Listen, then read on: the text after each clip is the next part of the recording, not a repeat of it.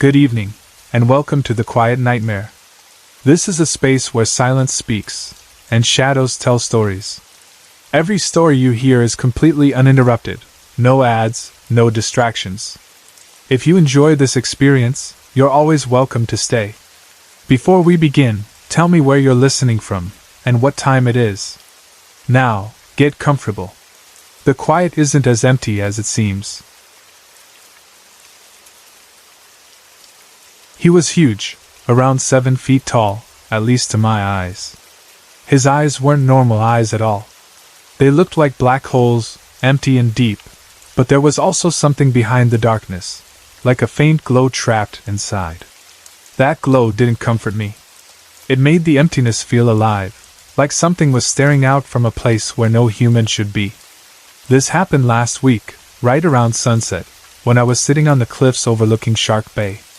I go out there sometimes when I need quiet. The cliffs are high enough that you can see a wide stretch of water, and the sound of the ocean usually clears my mind. It's not a soft, gentle shoreline.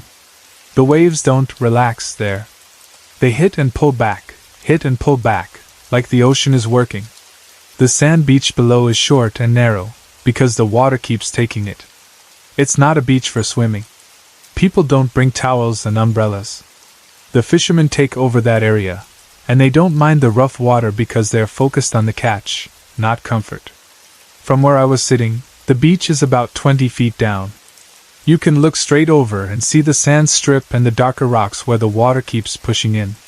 The air smelled like salt and wet stone. It was late enough that the sun was already dropping, and the light had that golden-orange look it gets right before it disappears. I was sitting there calm, not thinking about anything deep. Just listening. Just letting the day end. Then I saw movement below. At first it looked like a person walking along the beach, coming from one side where the rocks and sand curve. That didn't feel strange by itself. People do walk down there, especially fishermen. Sometimes they come and go with their gear. Sometimes they walk to another spot where the water hits different. But this figure was off. Even from that distance, the shape didn't move like an ordinary person. It was wavering, like the air around it was bending. It didn't step the way most people step. It drifted forward in a way that didn't match the slope of the sand. And the closer it got, the more I realized it wasn't someone I recognized, and it wasn't giving off the normal, human, feeling. I have a gift, and I know that word makes some people roll their eyes. I used to be careful with how I said it, because I learned early that not everyone understands. Some people think anything spiritual is fake. Some people think you're just dramatic. Some people think you're mentally unwell. I've heard every reaction you can imagine, so over time I stopped trying to convince anyone. But I know what I know. A part of my gift is discernment. That's the simplest way to explain it. I can sense what something is, especially when it isn't human anymore. Sometimes it comes like a sudden feeling in my chest. Sometimes it's like a pressure that drops over me like a blanket. Sometimes it's like information being poured into me without words. In an instant, I can know what they were in life. I don't have to sit there and guess. I don't have to see them clearly. They don't even need to be right next to me. I just know. It's not always pleasant. Sometimes it's heartbreaking, because you sense a soul that is confused or sad or trapped. Sometimes it's neutral, like someone passing through. But sometimes it's dark, and the darkness feels thick, like tar. That darkness is different than ordinary fear. It comes with a kind of sickening warning that makes your body tense for a reason. The moment I noticed that figure on the beach, I knew it was evil. Not creepy. Not weird. Evil. That may sound dramatic, but the feeling that hit me wasn't small. It was immediate and heavy, like my body recognized danger before my mind even had a chance to argue. I remember thinking, why is he showing himself to me? I've learned over the years that some entities don't reveal themselves to everyone. Some people can walk through a haunted place and feel nothing. Others can feel it instantly. Some entities hide, and some like to be seen. Some are drawn to people who can sense them, like it becomes a challenge or a game to them. I also knew something else. I was his target. I didn't panic. I didn't jump up and run right away. That might sound strange, but after everything I've experienced, not much shocks me the way it used to. I've been sought out before. I've been tested before. I've had things try to scare me before. When you've lived with this long enough, you learn that your reaction matters. So I sat back, watching him come closer, waiting for him to do his thing, whatever that was going to be. I wanted to see what kind of entity I was dealing with, even though I already felt the evil in him. The sun dropped completely below the horizon, and the last colors in the sky changed fast. The clouds that had been purple-blue turned into solid black shapes. There was no moon that night, not even a faint one. No trade winds either. No steady breeze. The air went still. It was the kind of stillness that makes you hear your own heartbeat. I remember thinking, these are perfect conditions for a spirit to make a move. Good or bad, this kind of darkness gives them cover. The ocean was still moving, of course, but the air felt paused. Even the usual noises from the trees and brush behind me seemed quiet. I'm used to being approached, so my first response isn't to scream or act wild. My first response is to prepare. That preparation has become almost automatic for me, like muscle memory. Prayer is my protection. It isn't a show for me. It isn't something I do because it sounds nice. It's something I do because I learned, a long time ago, that I can't handle this kind of thing on my own strength. I closed my eyes and prayed. I asked God to surround me. I asked for a shield of strength, a barrier that nothing evil could break through. I asked for calm in my body so I wouldn't feed fear into the situation. And I asked for help in leaving safely. I've learned that I can't fight these things like a person fights a person. This isn't about fists and weapons. This is about spiritual authority. If you don't understand that, you're vulnerable. And I learned that lesson long ago. When I opened my eyes, he was standing right in front of me. Not down on the beach anymore. Not walking toward me slowly. Right in front of me, close enough that I could see details as clear as if he were a living man. That jump in distance didn't make sense, and that's part of what makes these encounters so disturbing. With a human, you can track movement. You can see them approach. You can understand how they got from point A to point B. With an entity like this, distance doesn't always matter. They appear where they want. His eyes locked on mine, and that empty black look hit me like a punch. I could feel the stare, not just see it. It felt like he was trying to push into my mind, trying to get inside my fear, trying to take over the space. His face was covered in tattoos. At first, that detail scared me. Not because tattoos automatically mean evil, plenty of good people have tattoos, but because the tattoos on him looked harsh and heavy, like markings meant to intimidate. In the dim light, they seemed to shift slightly, like the shapes weren't stable. His skin didn't look warm or alive. It looked like something worn, like a mask stretched over a deeper truth. I stood up. For a moment, my body hesitated, but I forced myself to face him. I wasn't going to stay seated like prey. I wasn't going to curl up and act small. I stood and squared myself toward him, keeping my breathing controlled. And he backed away. That told me everything. A truly evil spirit expects fear. It expects you to crumble. It expects you to panic and give it energy. When it sees calm, or when it sees spiritual protection, it often changes its approach. Some get angrier. Some try harder. Some retreat. This one backed away, and I knew then, with full clarity, that he was very evil. He tried to look like a warrior. That was the image he was projecting. Big, tall, intimidating, tough. Like he wanted me to see strength and danger. But as he backed away, I watched his warrior look start to break. It was like his disguise couldn't hold. His face began to distort. The skin pulled tight in places, like it was shrinking over bone. His cheeks seemed to sink. His jawline looked sharper. For a second, he looked almost skull-like, like the truth of him was pushing through the mask he wore. And then I saw his true face behind the pretense. I saw what he looked like in life. He had been an ugly man. Not just unattractive, in the normal sense, but ugly in a way that felt connected to what he had done. There are people whose faces show hard lives, sure. There are people who age with pain. But this was different. This felt like the inside had shaped the outside, like the ugliness had been fed and fed until it became the person. It made me sad for a second, not because I felt sympathy for what he had become, but because it's tragic when someone's soul gets that twisted. It's tragic when greed and cruelty soak so deep into someone that it becomes their whole identity, even after death. And that's what I sensed from him, evil layered on evil. This entity had been a man once. But in his later days he had become obsessed with power and greed. He wanted control. He wanted to win at any cost. He had hurt people on his journey, not by accident, not because he was careless, but because he didn't care who he stepped on. And I knew, without needing proof, that he had gotten people killed. Some people will ask how I know things like that. I know because I can read them. It's hard to explain, but to me, a spirit isn't just a shape. They carry their life on them. Their choices leave marks. Their shame, their anger, their cruelty, their sorrow, it all clings. It's like reading words on a page. Each face and body projects a story. Sometimes it's clear and detailed, and sometimes it's more like a strong summary, but it's always there. Good, evil, happy, sad, greedy, loving, ashamed, it shows.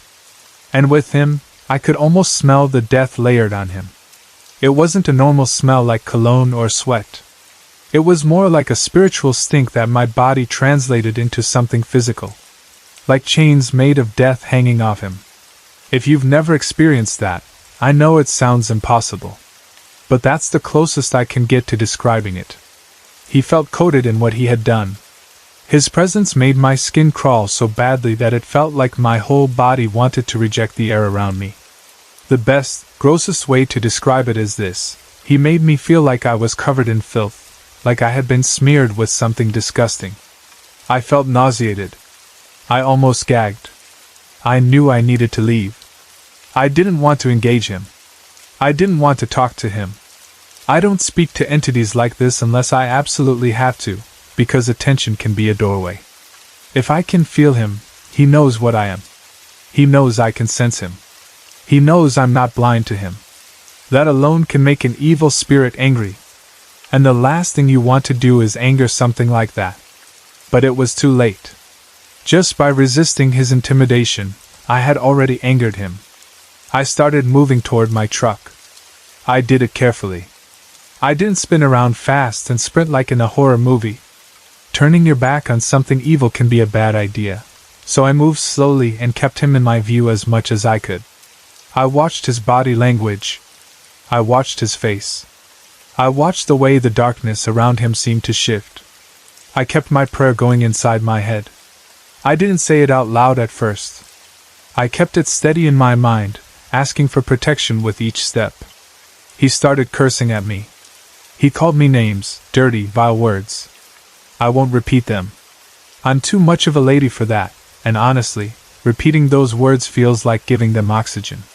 But the point is, he wasn't silent anymore. He was furious that I wasn't reacting the way he wanted. Then he tried to push at me with his energy.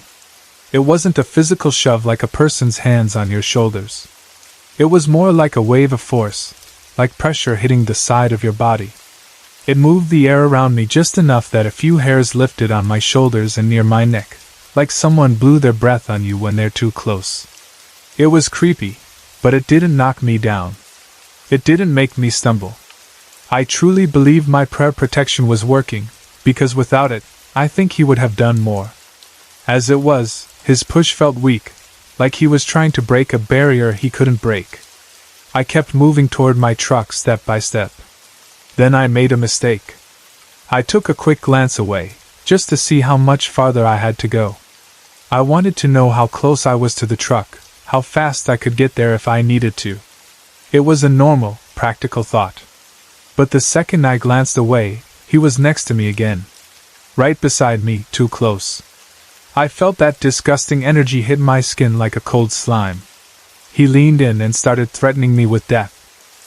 He didn't whisper it. He screamed it. And he screamed it with detail, graphic, nasty detail. The kind of threats meant to make you picture it.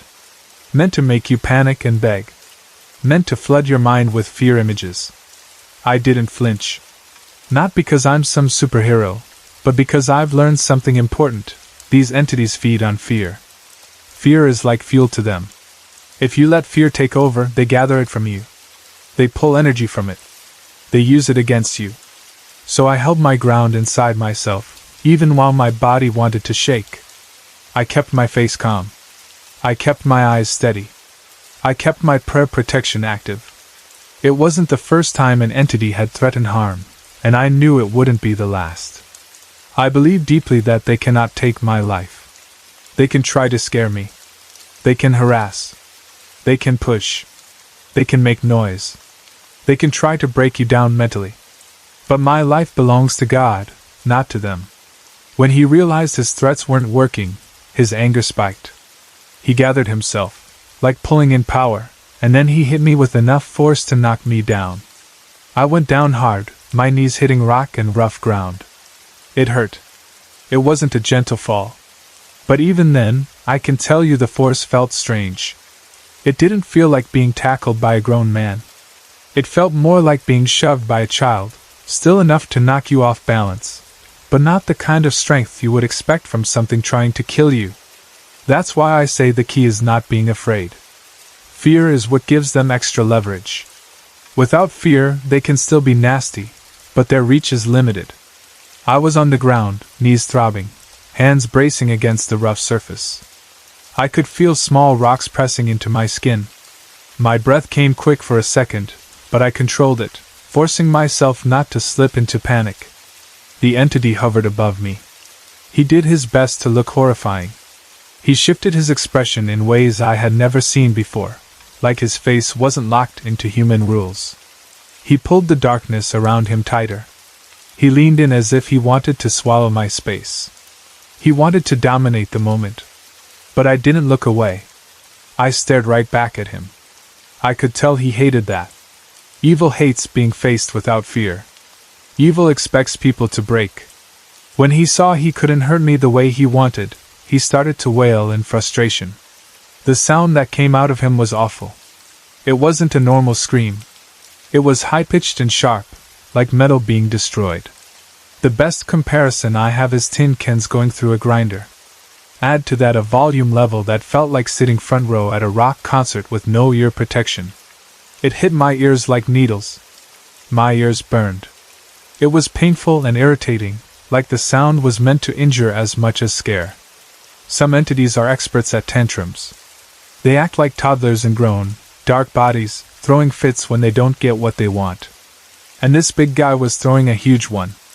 He was furious that his size and threats weren't controlling me. While he wailed, I sat up slowly. I rubbed my knees, wincing. I brushed little rocks off my skin and clothes. The pain made me angry, not fearful. There's a difference. Fear makes you small. Anger, when controlled, makes you firm. And I was getting mad. I was tired of being pushed, prodded, threatened. At my age, I don't put up with being messed with. I'm not some kid he can bully. I'm not going to let him act like he owns the space I'm standing in. So I told him. I raised my voice, not shaking, not pleading, commanding. Get away from me, evil one! You have no power over me! Go away! I yelled it with everything I had. Not because my voice itself is magic, but because words matter. Authority matters. Faith matters. When you speak with faith behind you, it lands differently in the spiritual world. My knees throbbed, and my body still felt sick from his nasty presence, but I didn't care. I was done being passive. The entity looked shocked. For a split second, he froze like he didn't expect resistance. Then, in a way that still surprises me when I remember it, he seemed to shrink. It wasn't like he folded in half physically. It was more like the intimidation field around him collapsed. The huge, towering presence started to reduce, like a balloon deflating. Suddenly I was staring closer to eye level, like he was no longer towering over me. His black eyes smoked with anger. That glow behind the darkness seemed to flicker like a coal. But even with that rage, I could see he was retreating. He backed away toward the edge of the cliffs. I stood fully now, steady on my feet again, and I pointed my words at him like arrows. God will take care of your kind one day, no matter what rock you hide under, I called out as he moved back. Sometimes, simply using the word God is enough to make them retreat. They hate that name. They hate that authority. It reminds them they are not the highest power in the world, no matter how much they pretend. This one didn't just retreat. He zipped away. In a blink, he darted across the sand below, moving so fast it looked like a shadow being yanked by a string. 1 second he was there, the next second he was tearing across the beach, and then he was gone like he had never existed. And thank goodness, he took his nasty smell with him. The air felt cleaner immediately. Not just physically, but spiritually, like a heavy pressure had lifted. My stomach settled. My skin stopped crawling. The quiet returned, and suddenly the sound of the ocean felt normal again instead of threatening. I didn't stay on the cliffs. I walked to my truck, still cautious, still alert, scanning the edges of my vision. I didn't want him to return with a surprise attack. I kept praying under my breath as I went. When I got into my truck, I shut the door and sat there for a minute, hands on the steering wheel, breathing slowly and letting my body come down from the adrenaline. Then I drove home.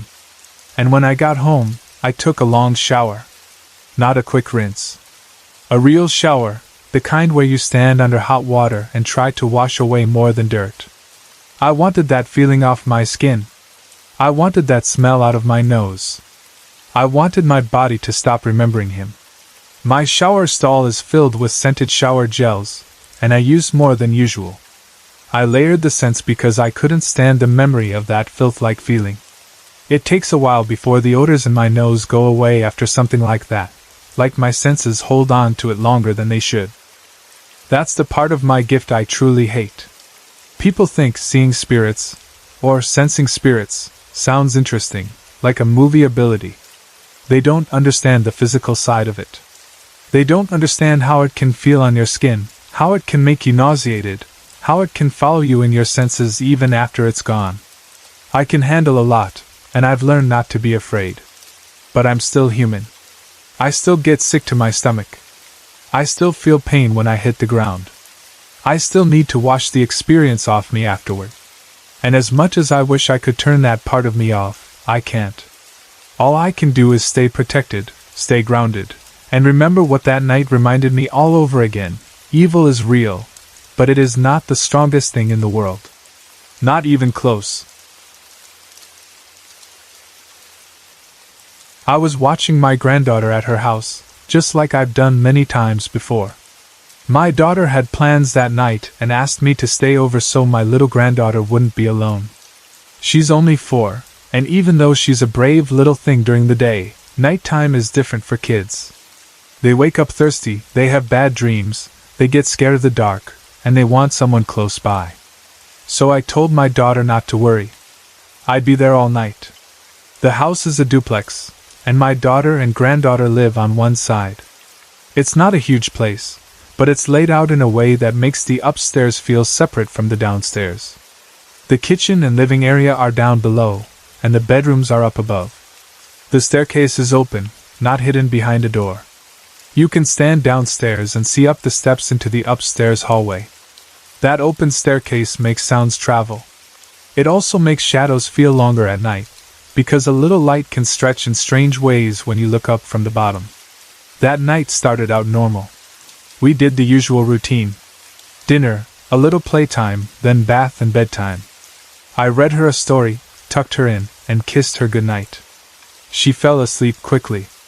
Her room was calm, the kind of calm that makes you feel grateful because you know some nights kids fight sleep like it's their job.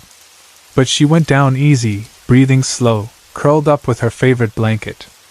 After she was asleep, I went downstairs to settle in. I checked the locks the way I always do. I turned off lights, leaving a few on low so the house wouldn't be completely dark. I sat for a while, listening to the quiet. I wasn't scared at first. I was just tired in that normal way people get at the end of a long day.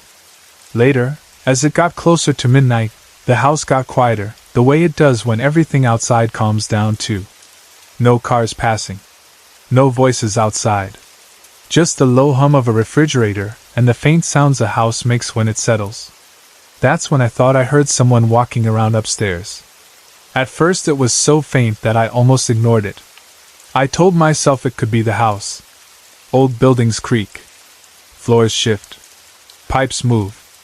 I've lived long enough to know houses can sound like they're alive sometimes, especially at night when everything else is quiet. But then I heard it again. It sounded like steps. Not a single creak, but the pattern of movement, like a person taking a few steps, pausing, then taking a few more. It wasn't loud stomping. It was light, but clear enough that my stomach tightened. My first thought was my granddaughter. Kids get up sometimes. They wander. They go to the bathroom. They get out of bed and forget where they are. So I looked at the clock and thought maybe she woke up. But then I remembered something important. My granddaughter was asleep in her room, and nobody else was upstairs. My daughter wasn't home yet. She had left earlier, and she wasn't due back for a while. I was the only adult in the house. The upstairs should have been empty except for a sleeping child. I got up and listened harder. I stood at the bottom of the stairs, looking up into the dark hallway, and for a second I didn't hear anything. That made me feel silly, like maybe I had imagined it. But then, just as I was about to sit back down, I heard it again, and this time it sounded closer to the staircase. I walked to the first step and looked up, trying to see if a small figure would appear, maybe my granddaughter rubbing her eyes. Nothing. I went back downstairs and told myself I was being too jumpy. Then I heard footsteps again, but this time they sounded like they were on the open staircase itself. That's what made my skin go cold. Stairs don't usually creak in a steady rhythm unless someone is actually stepping on them. I stood still, holding my breath, listening for the next sound. The steps sounded like they were coming down, one after the other, slow and careful. I waited for someone to appear at the top of the stairs. I waited for a head to come into view. I waited for a small voice to call for me. Nobody came. The staircase was empty. I remember standing there, staring up the steps, and feeling like I was stuck between two thoughts. One thought was, you're tired, you're hearing things, calm down. The other thought was, no, you're not crazy, you're hearing footsteps in a house where no one is walking. I didn't run upstairs right away. I didn't want to charge into the dark like that. I also didn't want to wake my granddaughter unless I absolutely had to. So I moved slowly, turned on another light downstairs, and stayed near the stairs for a bit, listening. After a while, the sound stopped. The quiet returned. But my body didn't relax. Once your nerves switch on like that, it takes time for them to switch off. Eventually I decided to go upstairs to go to bed. I told myself I was safer up there near my granddaughter. If she woke up, I'd hear her. If anything truly was going on, I didn't want to be far away from her. I also didn't want to sit downstairs and stare into the stairs all night like a nervous wreck. Before going to bed, I made one small choice that I always make when I'm watching a child. I left the upstairs bathroom light on. It's not bright like a full overhead light in a bedroom, but it gives enough light in the hallway that if my granddaughter wakes up and needs to go to the bathroom, she won't be stumbling through a dark hall. It's a simple safety thing. Then I went into my daughter's bedroom, the room I was going to sleep in. My granddaughter was already asleep in her room, so I didn't need to sleep in there. I shut my daughter's bedroom door. And then I did something I've never done in a normal house. I pushed a box in front of the bedroom door. It wasn't because I thought an intruder was going to break in. I wasn't thinking about a person. I was thinking about the footsteps, the way they sounded like they were on the stairs, and how empty everything looked when I checked. The feeling was hard to describe, but it was like the house didn't feel empty, even when it was. That box gave me comfort. It was something physical. It was like a little barrier, a little proof that if the door opened, I would know. If my granddaughter woke up and tried to come in, the box would scrape, and I'd wake up. If someone opened the door, I would hear it. It felt like a simple way to make myself feel more in control. I got into bed, pulled the covers up, and tried to sleep. I'm not sure how long I slept, but it wasn't deep. It was that half-sleep where your body rests, but your mind is still alert. Then I woke up after hearing a noise. At first I didn't know what woke me. I opened my eyes and stared into the dim room, listening. Then I noticed something that instantly made my heart pound. My bedroom door was open, and the box was pushed to the side of the door, like someone moved it out of the way. It wasn't leaning against the door anymore. It wasn't halfway blocking it. It was slid aside, the way you'd move something when you're trying to open a door without making too much noise. I sat up fast, my mouth going dry. My first thought, again, was my granddaughter. Maybe she woke up and came to the door. Maybe she tried to come in, saw the box, and moved it. But my granddaughter is 4.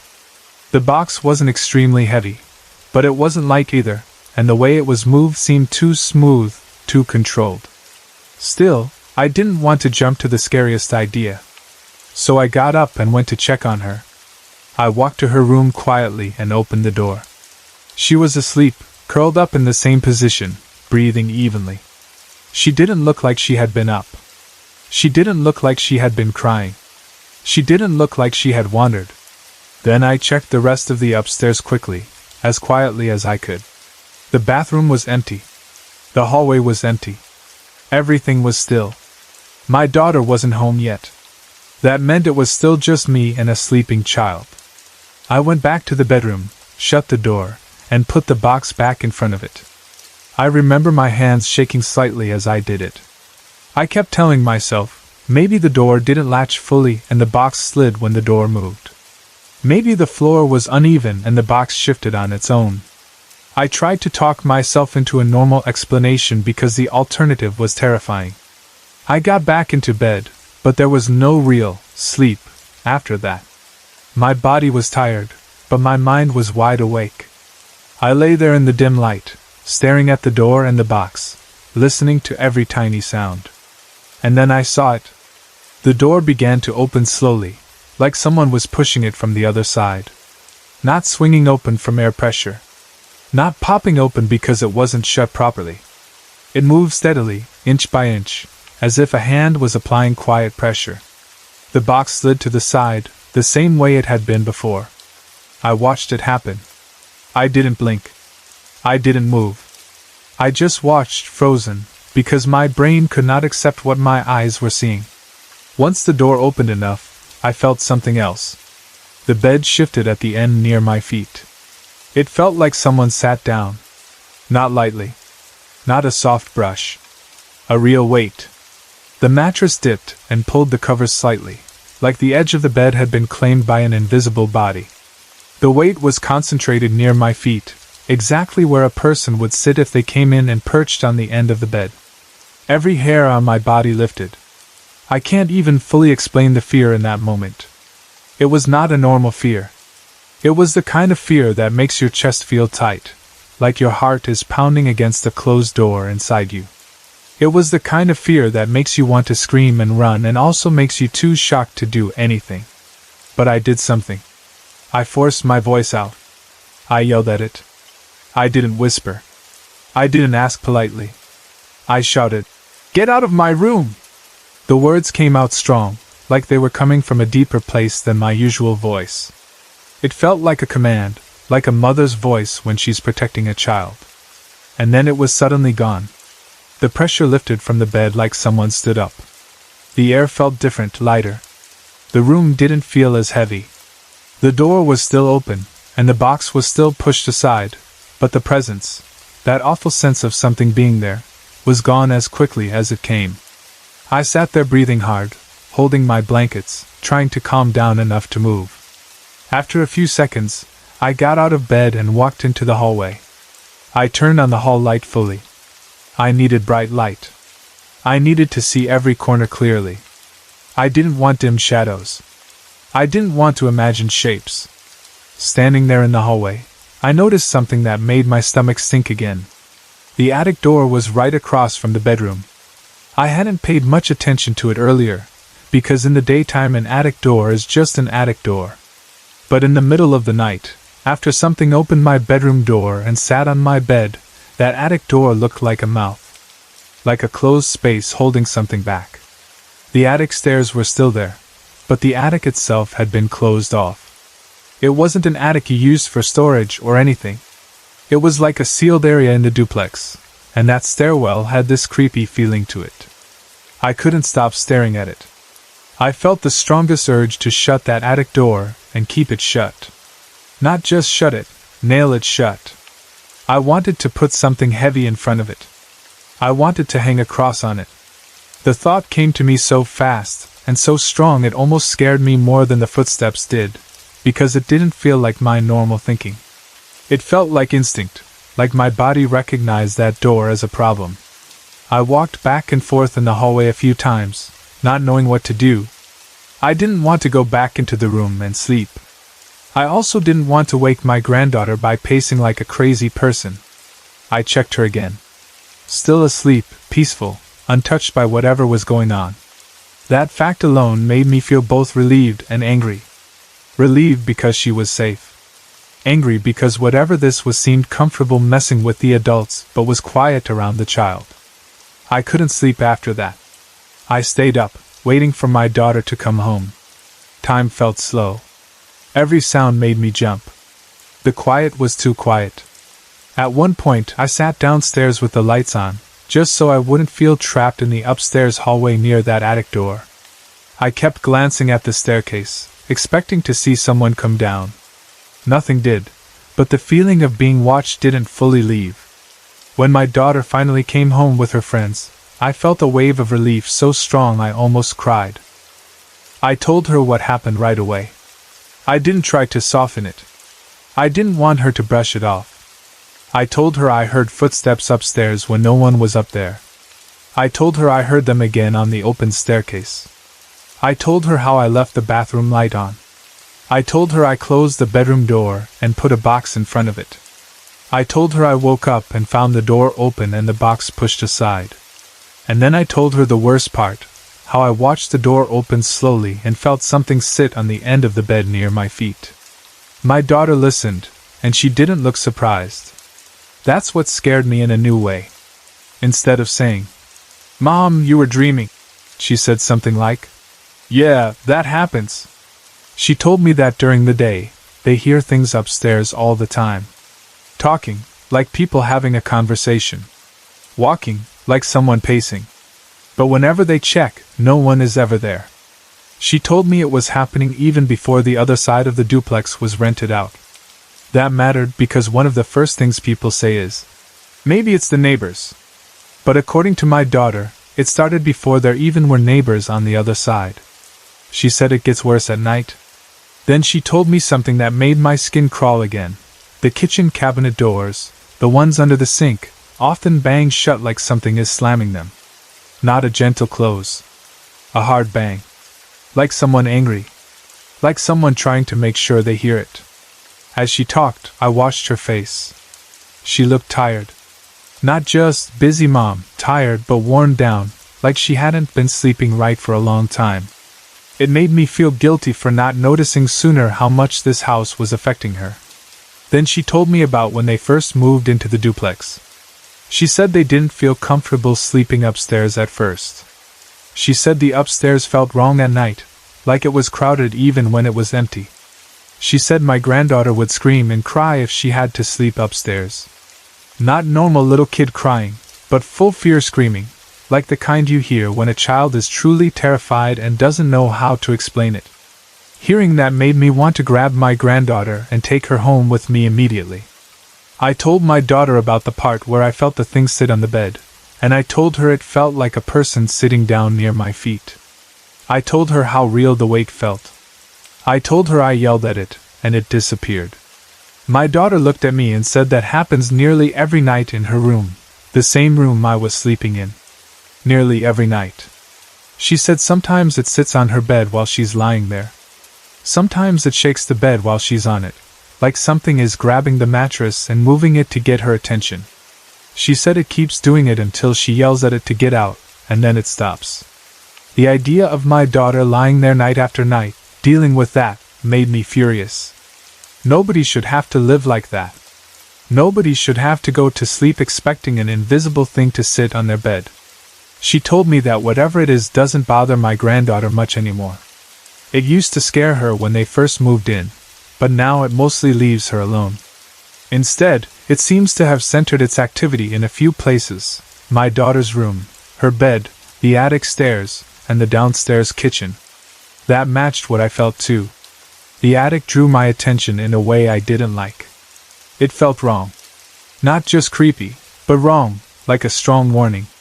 And yet I also felt drawn to it, like I wanted to shut it, seal it, protect it, and at the same time like I couldn't stop thinking about it. That mix of fear and pull is hard to explain. It's like standing near a dark doorway and feeling like you should run, but also feeling like something is behind it that you need to understand. I hated that feeling. I told my daughter plainly that I do not feel comfortable with this thing.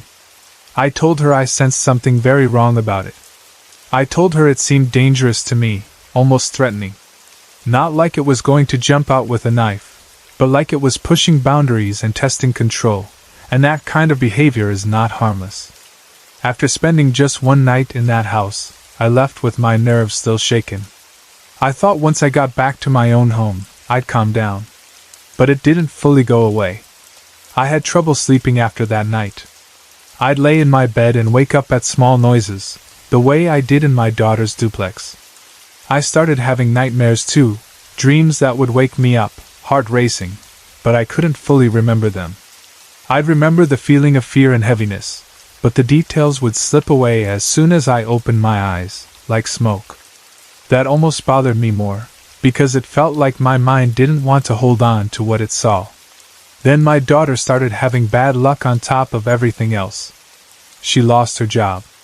It hit her hard, because she needs that income to care for my granddaughter and keep life stable. Then her car blew the heads, leaving her with no transportation. Suddenly she was stuck in that duplex, stuck without a job, stuck without a car, trying to figure out how to climb out of a hole while also living in a place that drains her at night. I can't say for sure that the bad luck is connected to what's happening in the duplex, but I can't ignore the timing either. When someone is already exhausted and stressed from not sleeping, everything else gets harder. Even normal problems feel impossible when your body is worn down. And when you add fear into the mix, real fear, night after night, it can break a person down. All I want is for my daughter to move out of that place. I want her to get my granddaughter away from it completely, even if it leaves her alone now. I don't trust something that can open doors, push objects, sit on beds, shake mattresses, and slam cabinets. I don't trust something that seems tied to an attic stairwell that feels wrong in my bones. But right now, my daughter is stuck there. She needs another job first. She needs money for deposits and moving costs. She needs a working car or some way to get to work. She's trying, but life is not making it easy. And as her mother, I feel helpless in a way I don't like. I can watch my granddaughter sometimes. I can help where I can. I can encourage my daughter. But I can't fix what's in that duplex with normal tools. I can't reason with it. I can't call the police on it. I can't lecture it like a person. All I know is what I experienced that night. Footsteps where no one was walking, a door opening when it should have stayed shut, a box sliding aside like something deliberately moved it, and a clear, heavy weight sitting on the end of the bed near my feet, followed by that strong, gut-level sense that the attic door across the hall is connected to something that does not feel right. I want her out of there as soon as possible. I want my granddaughter safe and sleeping peacefully without that house around her. And I want my daughter to be able to lie down at night without having to fight something unseen just to get through bedtime. But the feeling did not go away. If anything, it got stronger. It did not happen only at night. It began to happen in the middle of the day too. I would walk down the hallway to get a sweater from the bedroom, and the moment I turned the corner into that narrow space, the air would feel heavier, like someone was standing there already, invisible but present. Sometimes it felt like whoever or whatever it might be was right behind me, close enough to reach out and touch my back. Other times it felt like it was standing at the far end of the hallway, near the door of what will be the baby's room, watching silently as I passed. I do not see anything with my eyes. There are no shadows, no figures, no flashes of light. There are no sounds apart from the normal quiet noises of the house. But the feeling is there, constant. It is very odd. In all my life, with all my reading and obsession with paranormal stories, this particular feeling had never stayed with me so strongly. Yes, I had felt watched before, but always in a moment, for 1 or 2 seconds, then it was gone. This one returned every day, sometimes several times a day, and always in the same place, that hallway where all the rooms connect. Because of my ghost hunting show. Education. I wanted to rule out something simple, like an EMF source. We do not have any big electronic device in the hallway, so I did not think that was the cause, but I wanted to be sure. My husband knows I am interested in this stuff, and he is kind enough to listen, even if he does not always share my enthusiasm. We actually own a basic EMF detector, the kind you can buy online, because at one point a few years ago I thought it would be fun to have one, and we tried it out in a friend's old house. So one evening last week we took out the detector and walked around the hallway. We checked the walls. We checked the area near the doors. We checked the light bulb. I expected at least a small reading near the light, but it barely moved. The numbers stayed low, no sudden spikes, no hot spots where you would say, that's too high. That does not prove anything about ghosts, of course, but for me it removed one of the rational explanations I like to use to calm myself. The hallway is not full of strange electrical fields. It is just a regular hallway in a regular house, and yet I cannot shake the sense that I am not alone there. The strangest part of all of this, however, is not the feeling in the hallway. It is our washing machine. We have a fairly new washing machine, about 3 years old. It is not some ancient clunky thing that rattles and bangs all the time. It is in good condition, and until recently it worked normally. We use it like everyone else does. We put in clothes, detergent, close the lid, press the button, and let it run its cycle. It is in a little laundry area just off the kitchen, not far from the back door. A short time after I found out I was pregnant, maybe a few days later, I started noticing something odd. I would be in the living room or in the kitchen, and I would suddenly hear the washing machine start up. At first I thought, oh, I must have forgotten that I put a load in earlier and it is just restarting. Or, maybe my husband put something in. But when I went to check, there would not be any clothes in it. The lid would be closed. The machine would be making the noise it makes when it starts to fill with water, and then, just as quickly, it would stop, as if someone had pressed the button again to turn it off. The first few times, I thought I was mistaken.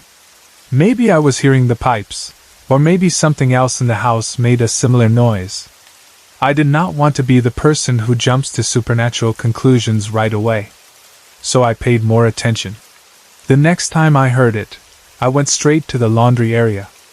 I saw the water begin to trickle into the drum, then stop, then start again, as if someone invisible was pressing the start button, then pressing it again a second later, then again.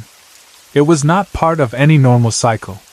It was like the machine was being turned on and off, repeatedly. I called my husband over. He listened, watched, and frowned. He is much more practical than I am. His first thought was not ghost, it was faulty button. He unplugged the machine, then plugged it back in.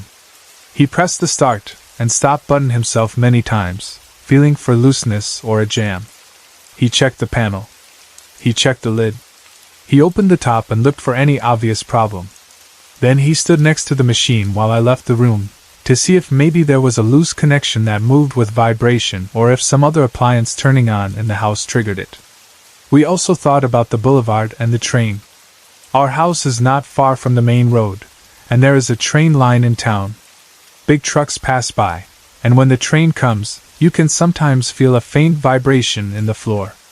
My husband wondered if maybe that vibration was just enough to make a loose button move, causing the machine to start and stop by itself. This would have been a very reasonable explanation. He even tried to recreate it, pushing on the machine, shaking it gently, bumping the side with his hip. The button stayed perfectly in place. The machine did not start. It did not react to the little shakes. When he pressed the button himself, it clicked normally under his finger. Not too soft, not too hard, not anything that felt broken. Yet, at other times, when no one was touching it, and there were no big trucks outside and no train passing, it would still start on its own.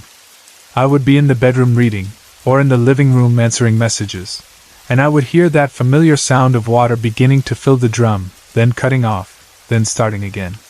We tried shutting off the water taps to see if the sound was coming from them, but even then we could hear the machine engage and disengage, like the motor was being told to start and stop. There were evenings when it did this several times in a row. We tried to pay attention to when, exactly, it happened. It did not seem connected to any specific time of day. It would happen in the afternoon, in the evening, and sometimes even late at night. I remember one night waking up around 2 in the morning to get a glass of water. The house was dark and quiet. As I walked past the kitchen, I heard the unmistakable sound of the washing machine beginning its cycle. I froze for a second, my hand on the counter. Then it stopped again. I turned on the kitchen light and went to look. There was nothing inside the machine. No one had touched it. The start button looked the same as ever. This is the part that really lingers in my mind. Before I knew I was pregnant, the washing machine never did this. It behaved normally. It did not start by itself. It did not stop mid-cycle without a reason. We never noticed any strange behavior from it. All of this, the feeling of being watched in the hallway and the odd behavior of the washing machine, began after I learned I was pregnant. The timing may be a coincidence, but it is hard not to connect the two in my head. On top of that, nothing else in the house acts strangely. The lights do not flicker. The television does not turn on by itself.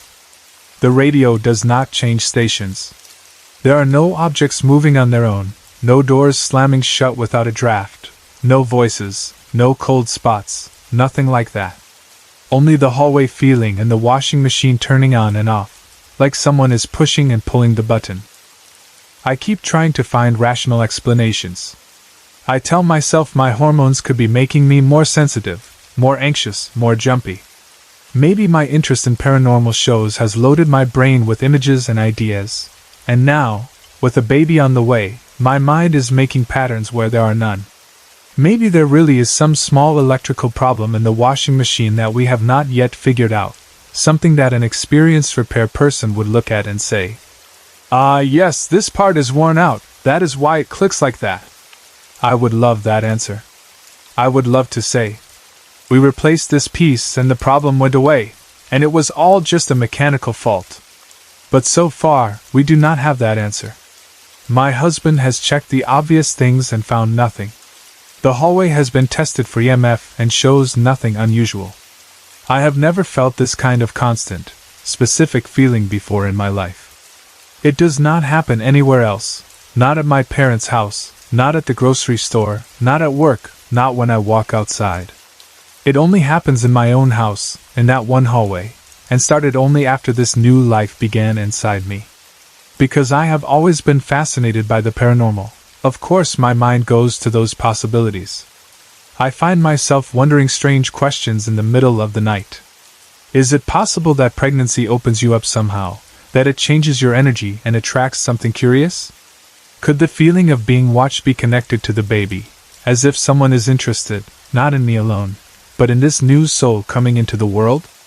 Is there some person who once lived here, or once knew me, who is now checking in during this important time?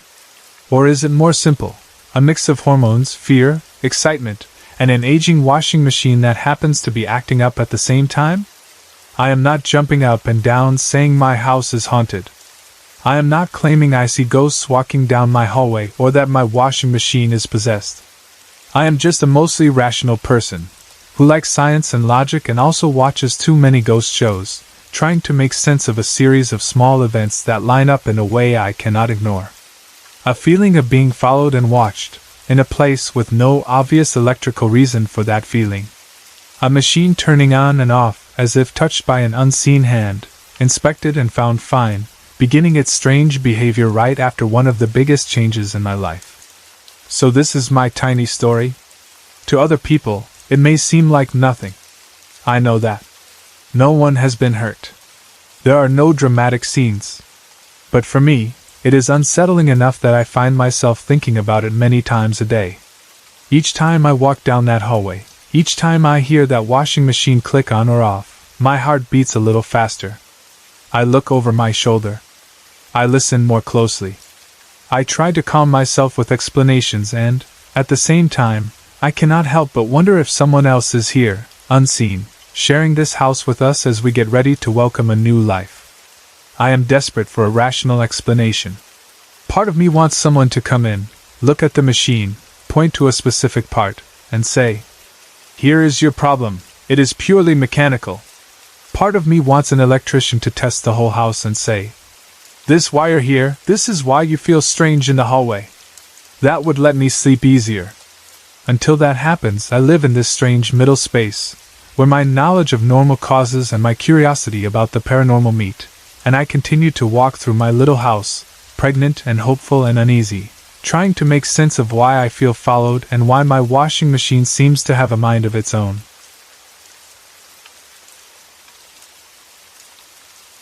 Strange things started happening to me when I was younger, long before I ever thought about ghosts or anything like that in a serious way. At the time, I was just a kid who wanted to sleep through the night like everyone else, but my nights never felt completely normal. Every now and then, out of nowhere, I would be jerked awake by something that felt exactly like a hard slap to my face. There was no gentle build-up, no dream leading into it. One second I was asleep, and the next second I was wide awake with my cheek stinging as if someone had just hit me as hard as they could with an open hand. The strange part was that it never felt like a dream. I did not wake up confused or wondering if I had imagined it. It felt sharp and real. My face would burn afterwards, hot and tingly, and that feeling would last for a good half hour or so, sometimes even longer, until I finally drifted back to sleep. I would lie there on my stomach, because that is the only way I sleep, with both of my arms tucked under my pillow the way I always do, my heart beating fast, trying to understand what had just happened. I would test my skin with the tips of my fingers, feeling the warmth in my cheek, but there was never a clear mark that I could see, just that lingering sting that reminded me I had not imagined it. This happened more than once. It was not something that occurred every single night, or even every month, but every so often, maybe twice a year, just as I would start to forget about the last time, it would happen again.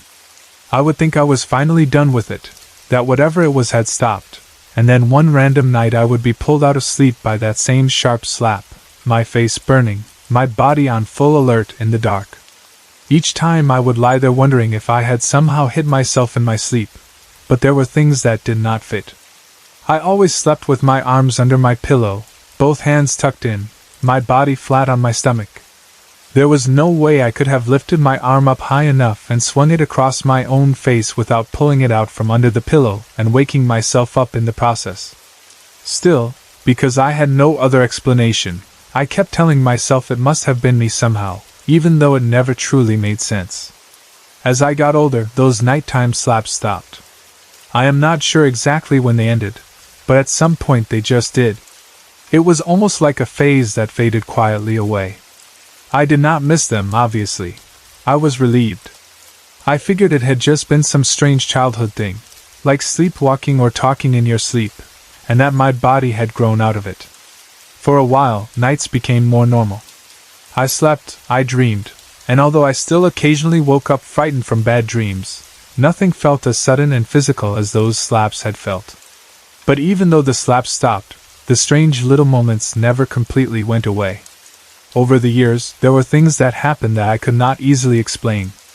I would be watching TV, completely relaxed, when the screen would suddenly go black and the sound would cut off as the television switched itself off. Sometimes I would be sure the remote had slipped or fallen, but it would be lying in the same place untouched. If someone else was in the room with me, they would say it was probably just the TV acting up, and we would turn it back on and keep watching. It was annoying more than anything else, but in the back of my mind it felt like one more odd thing to add to a small, quiet list. Even when nothing obvious was happening, I would sometimes have that feeling that almost everyone talks about at some point in their life, that sense of being watched. I would be alone in a room, or I would be walking down the stairs, or I would be standing at the sink washing dishes, and I would suddenly be very aware of my surroundings. The air would feel a little heavier, almost like something was paying attention to me. I would glance over my shoulder or scan the corners of the room, half expecting to see someone there. Of course there was never anyone, and after a minute or two the feeling would fade back into the background. I always told myself it was just nerves, or my imagination running wild, and kept going with whatever I was doing. Then my life changed in a more ordinary way. My boyfriend started staying over at my place every night. In the beginning, it was comforting. It felt good to have someone there with me, someone to talk to before falling asleep, someone whose breathing I could hear in the darkness beside me. For the first month or so, we were like any other couple, adjusting to sharing space, laughing a lot, staying up too late, going through our photos together and talking about little memories attached to them. One night during that first month, we were lying on my bed scrolling through the pictures on his phone. It was just a casual thing, checking out old selfies, photos with friends, random snapshots from parties and trips. We were laughing at his terrible angles and his expressions when we suddenly came across a picture that made both of us go quiet. On the screen was a strange image that neither of us could understand. It looked like the figure of a woman, but the photo was blurry and odd, and something about it made my stomach twist. Even though the picture was not crystal clear, the shape was obvious. It looked like a tall, naked woman with long black hair, standing in a way that suggested she was facing the camera, but the details of her face were impossible to make out. The image had a kind of smeared quality, as if the camera had moved while the picture was being taken, or as if the figure herself had been caught in motion. The background, however, was familiar in a way that made my skin crawl. The carpet in the picture was the same color and texture as the one in my basement. Just outside my bedroom downstairs I have a toy box in the hall, and that toy box was visible in the picture exactly where it would be if you stood outside my room and pointed the phone toward the open space. I remember staring at that photo, my mind racing. I recognized my own basement in those blurry shapes, and that was what made it worse. It was not some random picture taken who knows where. It was my house, my hallway, and a figure standing there that did not belong. My family is not tall. Most of us are on the shorter side, and we certainly do not have anyone in the house, or even in our close circle of friends, who is a tall, naked woman with long black hair. None of my friends look like that, and no one I know has hair that long and black. We do not walk around naked in the basement. The more I thought about it, the more wrong it felt. My boyfriend was just as confused. He kept swiping back and forth between the photos, trying to figure out when it had been taken. He did not remember taking that picture at all. He did not remember pointing his phone at the basement hallway. Usually, if you take a photo, you have at least a small memory of pressing the button, even if the photo turns out bad or you forget about it. But for this one, he came up blank. He insisted he had never seen it before in his gallery. It felt as though it had just appeared there. We kept looking at it, zooming in and zooming out, looking for some logical explanation. We told ourselves maybe it was some kind of reflection, or maybe someone had walked by quickly and the camera had warped the image. But no one in my house matched that shape. No one had been down there at night posing in front of his phone. The photo disturbed me enough that after we put the phone away, I found myself replaying it in my mind. The carpet. The toy box. The tall woman with long hair, blurred but clearly there. A few months after we discovered that picture, I had a dream that shook me up in a different way. It was one of those dreams that feels like more than just the random mixing of thoughts our brain does at night. In the dream, my house was possessed by a woman. I do not remember all the details, but I know that the dream took place in my bedroom downstairs. I remember the walls, the layout, the bed in the same place, the photos I keep pinned up on my wall of me and my boyfriend, me and my friends, little memories of happy moments. In the dream, I looked at those pictures on my wall, and they were not normal. The faces of the people in them looked wrong. Their eyes seemed empty or dark, their expressions twisted in strange ways. It was as if all the life had been drained out of the photos and replaced with something cold and dead.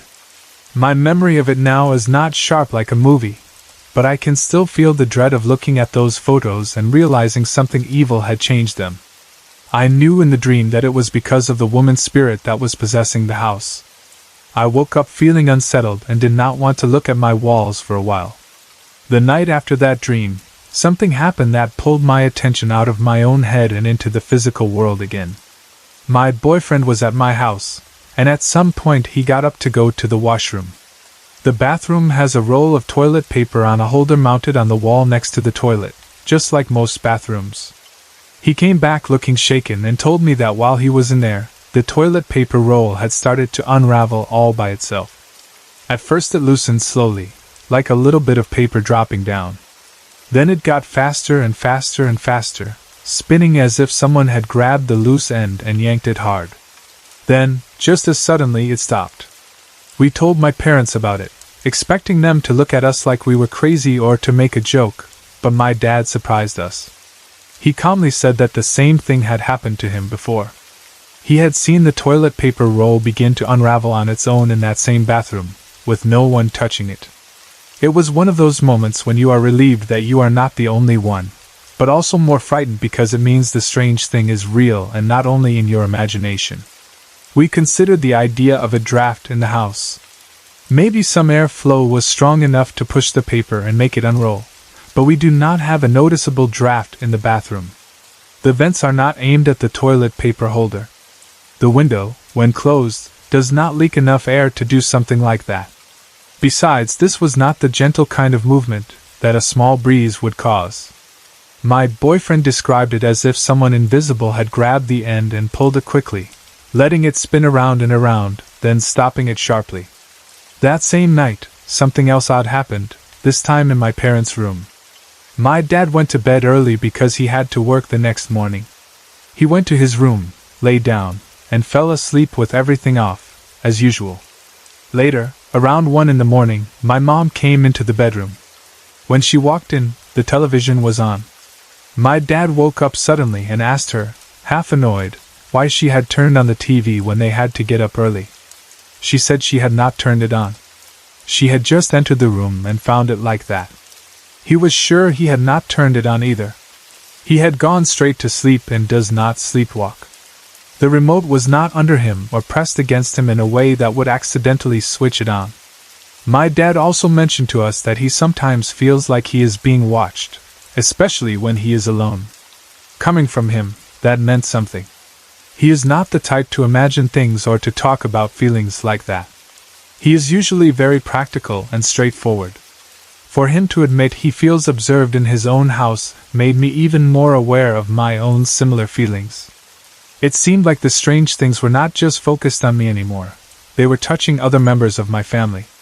As all these things began piling up, the weird slaps in my childhood, the TV turning off for no reason, the picture of the strange woman in the basement, the dream about the possessed house, the toilet paper roll unrolling by itself, the TV turning on in my parents' room, it became harder for me to relax at night.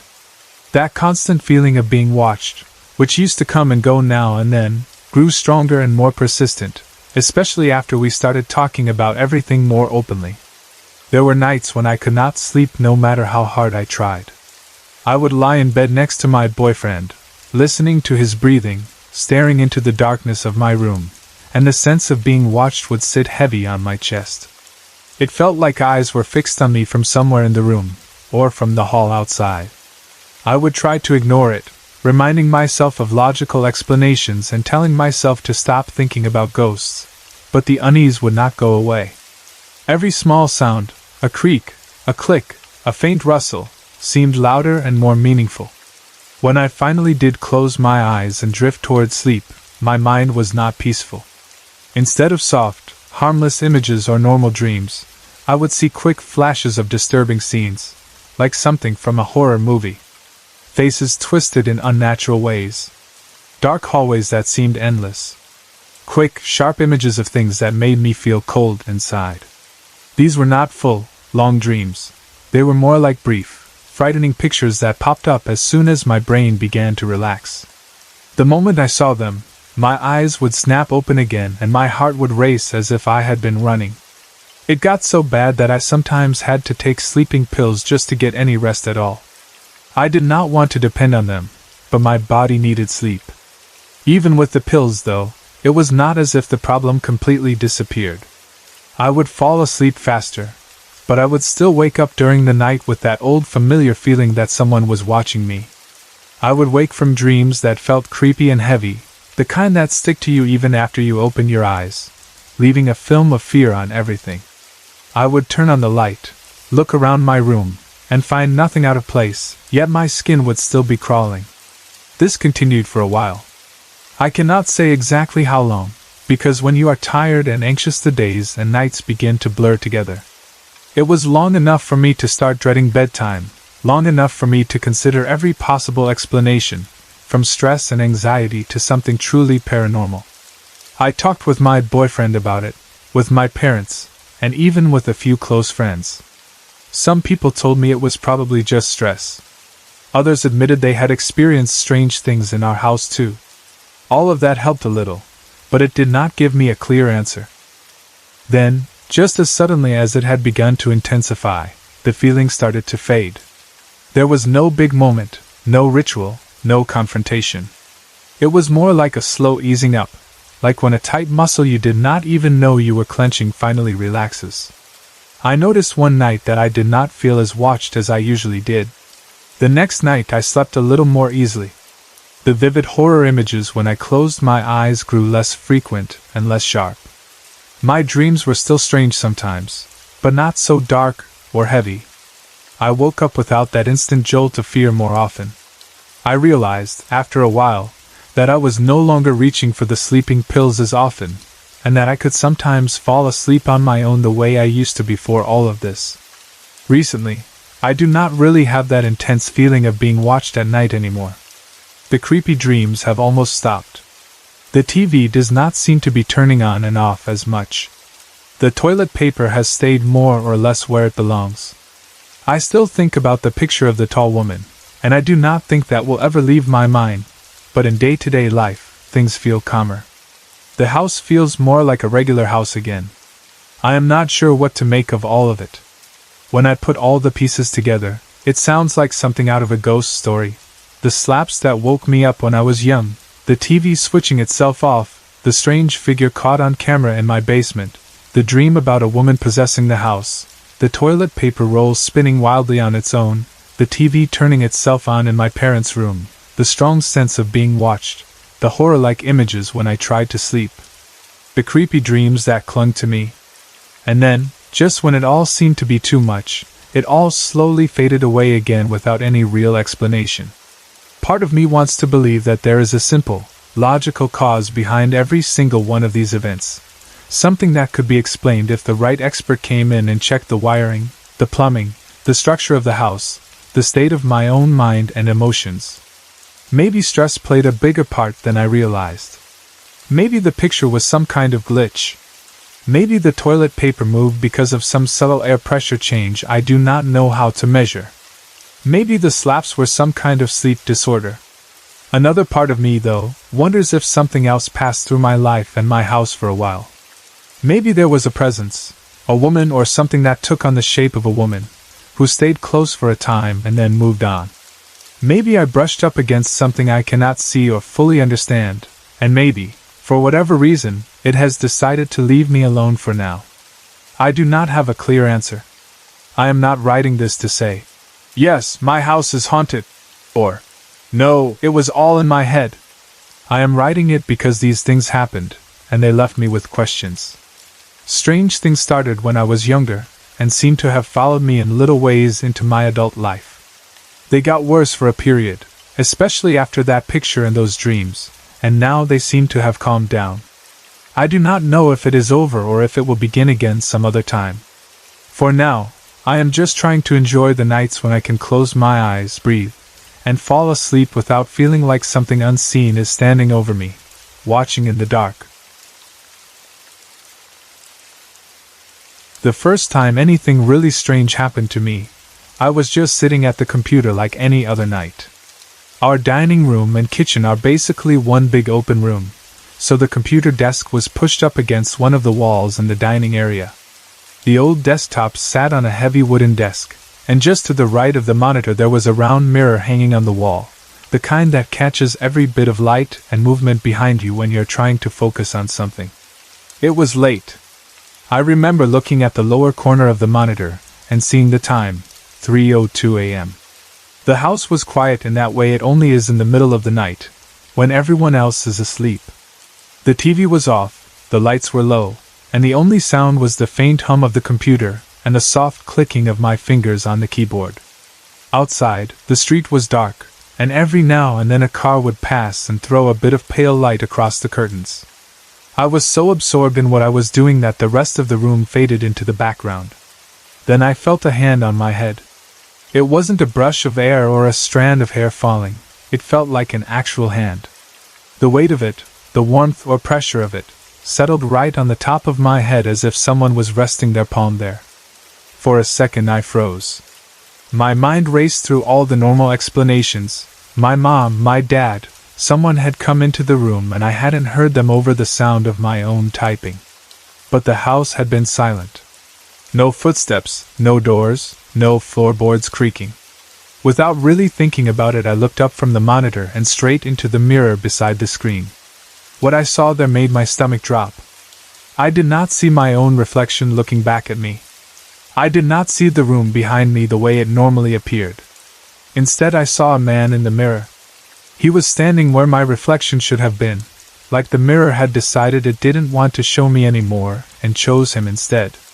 He had straight black hair that fell a little past his chin, hanging around his face in messy strands.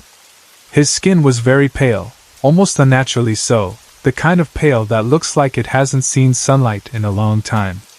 But what caught me hardest were his eyes. They were red. Not bloodshot or tired, but red, as if all the color that should have been in his skin had drained into his eyes instead. For a moment I couldn't move. I just stared at him, my own breath sounding too loud in my ears. There was no expression on his face at first. He didn't look angry or kind or anything in particular, just there, solid and real, staring back at me from the mirror where I should have been. My mind tried to explain it. Maybe it was a trick of the light. Maybe I was seeing my own face warped and twisted by shadows and imagination. Maybe I had been awake too long and my brain was playing games. I gasped, my lungs finally remembering what to do, and I turned my head sharply to the left, then to the right, then twisted around to look behind me. There was no one there. The room was empty. The dining table sat where it always did. The kitchen counters were clear except for a few dishes and the microwave. The doorway to the hall was open and dark. No man. No movement. Just me in the quiet, and the faint smell of whatever had been cooked earlier that evening. My heart was pounding so hard I could feel it in my throat. I sat very still for a moment, telling myself that I had imagined it, that my eyes had somehow combined shadows and reflections into something that wasn't really there. I took a deep breath, forcing myself to relax. It's just your eyes, I told myself. You've been staring at the screen too long. You're tired. That's all it is. Trying to shake it off, I pushed back my chair and got up. The house felt a little too silent now, the way it does after something startles you and your ears strain for any little sound. I walked into the kitchen area and over to the microwave. My stomach suddenly felt empty, and I decided to make a bag of popcorn. Something about the normal, boring act of putting popcorn in the microwave felt like a way to pull my mind back to reality. I grabbed a bag from the box in the cupboard, put it on the rotating plate inside, and shut the microwave door. As the door clicked closed and the glass front reflected the room behind me, I saw him again. This time he was not in the mirror on the wall. He was in the reflection of the microwave door, standing behind me. He looked exactly the same as before, black hair hanging around his pale face, red eyes fixed on me, but now he was smiling. It wasn't a warm, friendly smile. It was a small, knowing smile, the kind that makes it feel like the other person knows something you don't. I spun around so fast I almost stumbled, ready to confront whoever, or whatever, was standing there. Once again, there was nothing. Just the quiet kitchen. Just the same dim light over the stove. Just the same empty space between me and the dining room. No footsteps running away, no sound of a door closing, no rustle of clothing. 1 second he was there in the reflection, and the next second the room behind me was empty. I stood there for several long moments, breathing hard, my heart racing. A part of me wanted to scream or wake someone up. Another part of me was still clinging stubbornly to the idea that there had to be a normal explanation. I told myself again that it was my eyes, my imagination, the late hour, the glow of the computer screen, anything but what it actually looked like. I shrugged it off, at least on the surface, and tried to act like it was nothing. But something deep down knew it wasn't just a trick of the light. Something about how real he had looked, how solid, how detailed, stayed with me. At first I tried very hard to forget about it.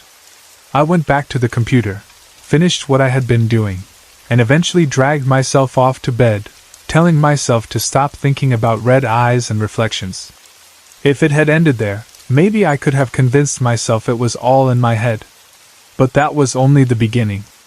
The more time went by, the more I realized that seeing him in the mirror had been the start of something bigger. The very next night, something else happened. At first, I told myself it was sleep paralysis. I had read about it before, about people waking up unable to move, feeling pressure on their bodies, seeing things that weren't really there because they were still halfway in a dream. It seemed like the most comforting explanation, so I tried to make it fit. But after a while, I started doubting that too. That night I went to bed like normal. I sleep on my stomach most of the time, my head turned to the side so I can breathe, my face toward the wall. I remember falling asleep facing the wall, my arms tucked under my pillow, the blankets pulled up over my shoulders. Everything felt usual and safe as I drifted off. I woke up to a pressure on my back. It wasn't a gentle weight, like a blanket shifting or a pillow sliding. It felt more like something, or someone, had pushed down on me from above. It was heavy enough that I noticed it immediately as I crossed from sleep into awareness. A hand, a knee, a body, I couldn't tell, only that my back suddenly felt pressed into the mattress more than it should have been. My first reaction was to ignore it. I was half asleep, and my mind tried to go for the easiest answer. Maybe I had just moved in my sleep and displaced the blankets. Maybe my muscles were tensing oddly. I told myself not to overreact. I let my eyes close again and slipped back into sleep. Seconds later, I woke up again. This time the pressure was stronger. It felt like whatever was on top of me had settled more of its weight down. I could feel my chest push into the mattress with the extra force, my ribs and lungs slightly compressed. I tried to move, to shift, to roll, but my limbs felt sluggish. Again, I forced myself back to sleep, because waking up and staying awake felt too frightening. This happened 2 or 3 more times. I would wake up, feel the weight on my back, tell myself it was nothing, and will myself back to sleep. Each time, the pressure felt a little heavier, a little more insistent. Finally, I woke up and did not drift off again. I was fully aware now, not just half dreaming. I could feel the mattress under me, the pillow under my face, the air in my room. And that pressure on my back was still there. Then I started to move, but it wasn't me moving myself. I could feel my body being rolled over. It was slow, like someone was carefully turning me from my stomach onto my side, but I was not the one making the effort. My muscles did not feel like they were obeying my mind. It was as if invisible hands had grabbed my shoulder and hip and were pushing and pulling until my body shifted. I did not feel in control. My heart hammered as I realized that I was being moved, not moving. It stopped when I was on my side. My face was no longer toward the wall. I was facing the open room. The pressure eased, and suddenly I was free to move on my own again. Instinct took over. I jumped up, stumbling out of bed so fast I almost tripped over my own feet and bolted out of the room. I do not think I have ever run that fast in my life. My whole body was shaking, my legs weak, my heart pounding so loudly it drowned out everything else. I ran down the hall to the computer again, as if that glowing screen was the only safe place in the house. I dropped into the chair and sat there, trembling, trying to catch my breath and make sense of what had happened. After a minute or two, I finally looked at the clock on the computer. The time was 2:50 a.m. I stared at those numbers, feeling a strange coldness in my chest. For several days after that, I kept waking up at exactly 2:50 a.m. I would roll over, look at the clock, and see those same numbers glowing back at me in the dark. Sometimes nothing happened other than the unease. Sometimes I would just lie there, listening, waiting, wondering if the pressure or the movement would return. It was like my body and whatever was happening to me were locked into that time. Another night, I woke up again facing the wall. It was becoming a familiar pattern: start asleep on my stomach, wake up partway through the night to some strange feeling. This time there was no pressure on my back, at least not at first. I turned over, maybe expecting to see nothing and calm myself down. Instead, I turned around and saw something crouched on my bed by my feet. I do not know what else to call it other than a thing. It was not a person, at least not in the usual sense. It was white and glowing, softly but clearly, like it was made of light instead of solid flesh. It sat hunched by my feet, its form bent, as if it were watching me or curling up on its own. I could see it clearly enough to know it wasn't a trick of my eyes adjusting to darkness. The glow around it made it stand out from the rest of the room. What struck me almost as much as its appearance was its lack of reaction. It did not seem to notice that I was awake and looking at it. It didn't turn its head toward me, didn't jump, didn't move at all in response to my gaze. It just crouched there, glowing softly, like some strange animal or person-shaped light resting at the end of my bed. I did not get the chance to study it. The instant my eyes registered what I was seeing, my body reacted before my mind could catch up. I did not decide to move. I did not think I should get out of here. My body simply jumped up on its own and bolted, my legs carrying me down the hallway the same way they had before, straight to the computer, as if that bright screen was a lighthouse in the dark. I sat down again, shaking, not even fully understanding how I had gotten there so fast.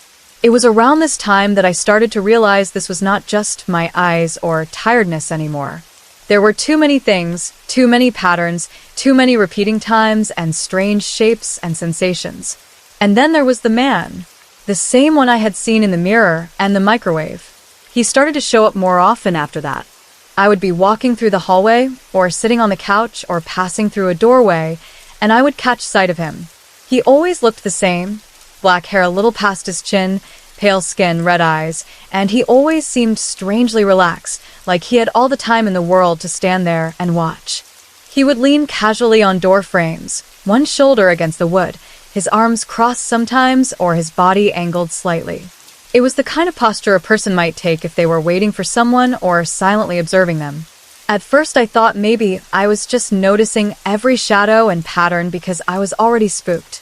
But he kept appearing in places where there shouldn't have been anything that resembled him. I might look up from the couch and see him leaning in the doorway to the hall. I would blink, and he'd be gone. I would walk past a room and catch him out of the corner of my eye, leaning against the frame. And when I turned back quickly, there would be nothing there but blank wood and empty space. He even followed me to school. Back then, I was in grade 7, and one day I stayed in the classroom at lunch with my friend Dina. The room was quiet because most of the students had gone outside or to the cafeteria. It was just the two of us sitting at our desks, chatting about random things, and enjoying the peace. The hallway outside the classroom was mostly empty too, the sounds of the rest of the school faint and distant. In the middle of our conversation, I heard something. It was laughter, a man's laughter, coming from the hallway just outside the door. It wasn't loud or wild. It was more like a low, amused sound, like someone chuckling at a private joke. It made the hairs on the back of my neck stand up. I stopped talking and looked at Dina. "Did you hear that?" I asked. "Yes," she said, looking unsettled. It was a relief to know it wasn't just in my head. If she had said no, I might have been able to brush it off as my imagination, but the fact that she heard it too made it real in a way that sent a chill through me. I tried to ignore it and went back to talking. I told myself it was just some kid in the hall, maybe someone we knew playing around. The sound had come from the corridor, after all. There were many other classes there. Then the door handle started shaking. The classroom door had a metal handle, and when someone tried to open it, it would clink and rattle. This time it wasn't a quick turn like someone coming in. It was a hard, noisy shaking, back and forth, enough to make both of us look at the door in alarm. The handle clattered against the lock for a few seconds, then stopped. Dina heard it too. We stared at each other. Again, I told myself it had to be some kid messing with us. Maybe they were playing a prank, trying to scare us by rattling the door and laughing outside. There were always a few who liked to do stuff like that. I tried to let my annoyance cover my unease. A couple of minutes later it happened again. The handle shook hard, metal knocking against metal, echoing in the quiet classroom. This time I was not content to sit and wonder. I turned my head toward the narrow glass window built into the door. It was a tall, thin pane that let you see a slice of the hallway outside. Through the glass I saw a shadow. It was shaped like a person standing close to the door, just out of full view, peering in. I could not see any features, just a dark human outline against the lighter hallway beyond. Something about the way it was standing there, right up against the door, made me angry more than scared in that moment. I jumped out of my chair, ran at the door, and yanked it open. The hallway was empty. There was no one in front of the door. No one down the corridor. No receding footsteps, no turnbacks, no one ducking into another classroom. It was silent and still, the lockers lined up along the walls, the fluorescent lights buzzing faintly overhead. I stepped out and looked both ways, my heart pounding. There was no sign of anyone having been there at all. I went back into the classroom feeling confused and unsettled. Dina looked shaken as well. We didn't really know what to say to each other after that. I think both of us wanted to pretend it hadn't happened. But deep down I knew that once again, something had been there, and then vanished the moment I tried to confront it. These were just some of the things that happened around that time. There are more, but one in particular stands out, because it happened somewhere completely different, in a house that wasn't even ours. It was Halloween night, the first Halloween I hadn't gone out trick-or-treating. Instead of walking the streets with a bag and a costume, I was at my mom's boyfriend's house. His name is Ben. My mom and Ben fell asleep together on the couch in the living room while the night went on outside. My aunt and uncle were staying over too, they had the spare room. I got Ben's room to sleep in. At some point during the night I woke up. The room was dark, lit only by whatever faint light drifted in from outside, maybe from streetlights or the moon. The bed felt unfamiliar under me, the smells and shapes of the room different from my own bedroom at home. I blinked and looked around, getting my bearings. Then I saw it. A black orb dashed toward the closet and disappeared inside. It was fast, just a quick movement, but clear enough for me to register it. A round, dark shape moving across the room at a speed nothing solid would move, shooting straight into the open closet and vanishing. My first instinct was the same as it had been with the mirror and the microwave and the other things. I told myself it was my eyes adjusting to the dark. I had woken up suddenly, my vision was probably weird, and I was probably just seeing afterimages or something like that. I closed my eyes and lay back down, determined not to let my mind run away with me. I told myself it was nothing. I tried to go back to sleep. Then, after I had closed my eyes, something inside me insisted that I open them again. It wasn't a voice exactly, not words I could hear, but it was a strong feeling, almost like a command, open your eyes. I obeyed it without really understanding why. When I opened my eyes, I saw a black shadow crawling up the wall. It started near the floor and moved up the wall quickly, clinging to the surface like some kind of insect or creature that could defy gravity. It was almost flat, like a shadow cast by something that wasn't there, but it moved with purpose, creeping across the wall and then onto the ceiling. The darkness of it was different from normal shadows. It wasn't just the absence of light, it felt like its own thing, as if the darkness had gathered itself into one shape and decided to move. I watched it crawl across the ceiling toward me. My whole body went cold. My eyes followed it as it reached the space above the bed and then began to drop. In the next instant, I felt a huge weight slam down onto my legs. I wasn't using any blankets. I remember that clearly, because sometimes people will say, "Maybe it was the blankets falling on you." But there were none. My legs were uncovered, the air cool against my skin. When the weight dropped down, it was heavy and sudden, as if something large had landed right on top of me. I looked down toward my legs and saw the shadow there, settled on them like a thick layer of blackness. Panic surged through me. I started wiggling around, trying to pull my legs up or roll over, anything to get away from the weight. The more I tried to move, the more terrified I felt, because for a few moments it didn't lift. It was like trying to fight your way out from under a heavy blanket that you can't grab, something you can feel but not hold. Then, as quickly as it had appeared, it vanished. The weight lifted, the pressure was gone, and the shadow was no longer on my legs. I did not wait around to see if it would come back. I jumped up, heart pounding, and ran out of the bedroom into the kitchen, where there was more light and the sense that other people were nearby, even if they were asleep.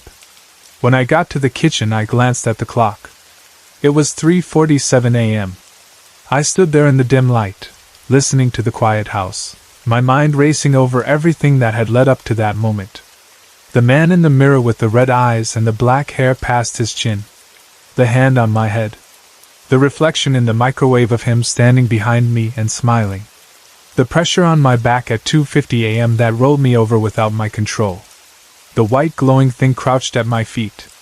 The same man leaning on door frames, following me from room to room and even to school.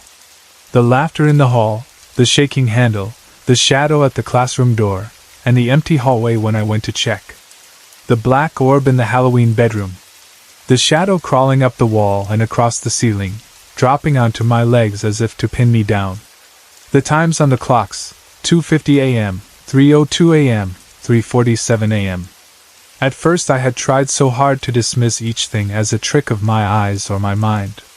I told myself I was tired, stressed, or imagining things. I told myself that it was normal to wake up at odd hours and feel strange. I tried to make every experience fit into some rational category: sleep paralysis, shadows, reflections, weird dreams. But as more and more things happened, one after another, it became harder and harder to keep pretending it was all in my head. Now, when I look back on those nights, I don't think it was just my eyes. I do not know exactly what it was, or why it chose to show itself to me in mirrors, reflections, hallways, and dark bedrooms. I do not know what the man with the red eyes wanted, or what that black shadow on the wall and ceiling was, or why the white glowing figure crouched at my feet. I only know that those things happened, and they changed the way I look at the dark, at mirrors, at that strange hour of the night when it feels like the world is holding its breath. And deep down, as much as I sometimes wish I could shrug it all off, I know this was something more than just imagination. The earliest time I can honestly say I remember something truly strange happening to me was when I was about 5 years old. It was right in the middle of a big change in my life. My mom and dad had just separated, and everything I knew as normal suddenly shifted. My mom, my little sister, and I moved out of my dad's place and into the house where my mom's new boyfriend lived. My sister was only about 2 at the time, still very small, still very attached to my mother in that way toddlers are. I was old enough to know that life felt different and that nothing was quite settled yet, but still young enough not to have words for everything I was feeling. At my dad's house, nothing strange had ever happened, at least nothing I would call paranormal. I don't remember ever being scared there for no reason. I slept just fine, walked around in the dark sometimes to get a drink of water, and never felt like the house itself was pushing me away. If I was scared, it was of normal things, the dark, bad dreams, or loud noises. That was it. When we moved into my mom's boyfriend's house, though, that changed, almost from the first day. The house itself wasn't huge. It was only 2 levels, a main floor and a basement. Because of that, there weren't enough bedrooms on the main floor for everyone, especially with my mom's boyfriend already living there. Someone had to be in the basement bedroom. My sister was still so young, and of course my mom wanted her close by at night, so the decision was made that I would get the basement room. My mom tried very hard to make it feel special, not like I was being pushed away or sent downstairs, because there was no other place for me. She got me a brand new bed just for that room. She did everything she could to make it feel like my own space, something exciting and grown up. She talked about how cool it would be to have a basement bedroom, how I would have my own little area away from everyone else. She did not want me to feel rejected or less loved just because my room wasn't right next to hers. At first, I was excited in that simple 5-year-old way. The idea of having a room all to myself felt fun. It sounded like a little den or a secret base, somewhere that was mine. Until the new bed was delivered and set up, I slept upstairs with my sister, in the top bunk of her bunk bed. Even then, everything felt fine. I liked the top bunk. I liked the safety of being upstairs near my mom. The basement was just this space I knew existed, but I hadn't really claimed as mine yet. The day my bed arrived, everything changed.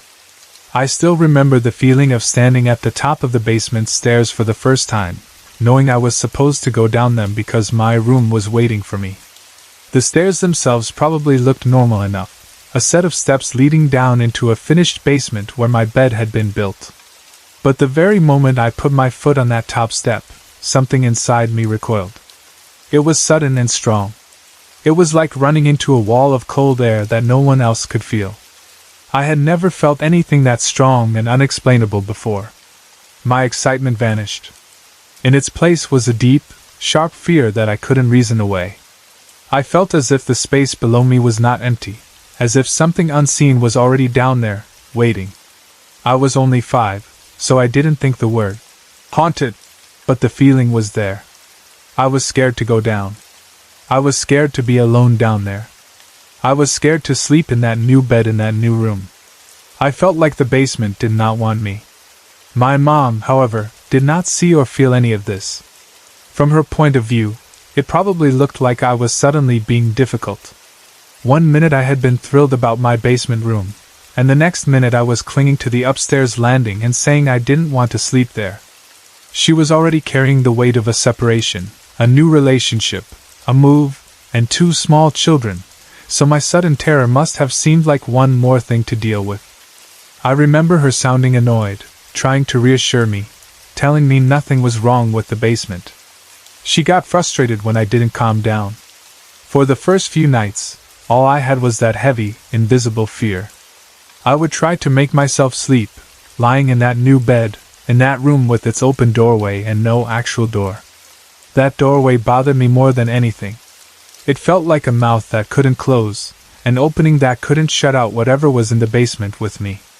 I would lie on my side facing the wall, pressing my back toward the open doorway, because looking at it made me feel exposed and watched.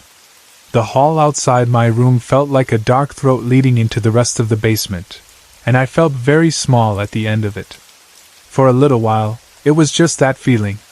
No sounds. No shapes. Just the heavy sense that I was not wanted down there, and that I was not alone. Then the orbs started appearing.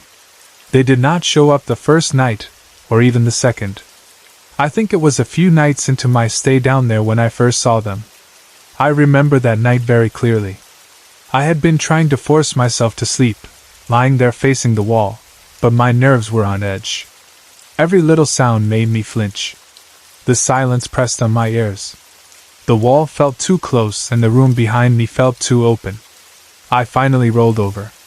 I was tired of trying to fall asleep in one position. I turned onto my other side so I was facing the open doorway. And that was when I saw them. 2 white orbs floated at the top of my doorframe. They weren't just faint patches of light.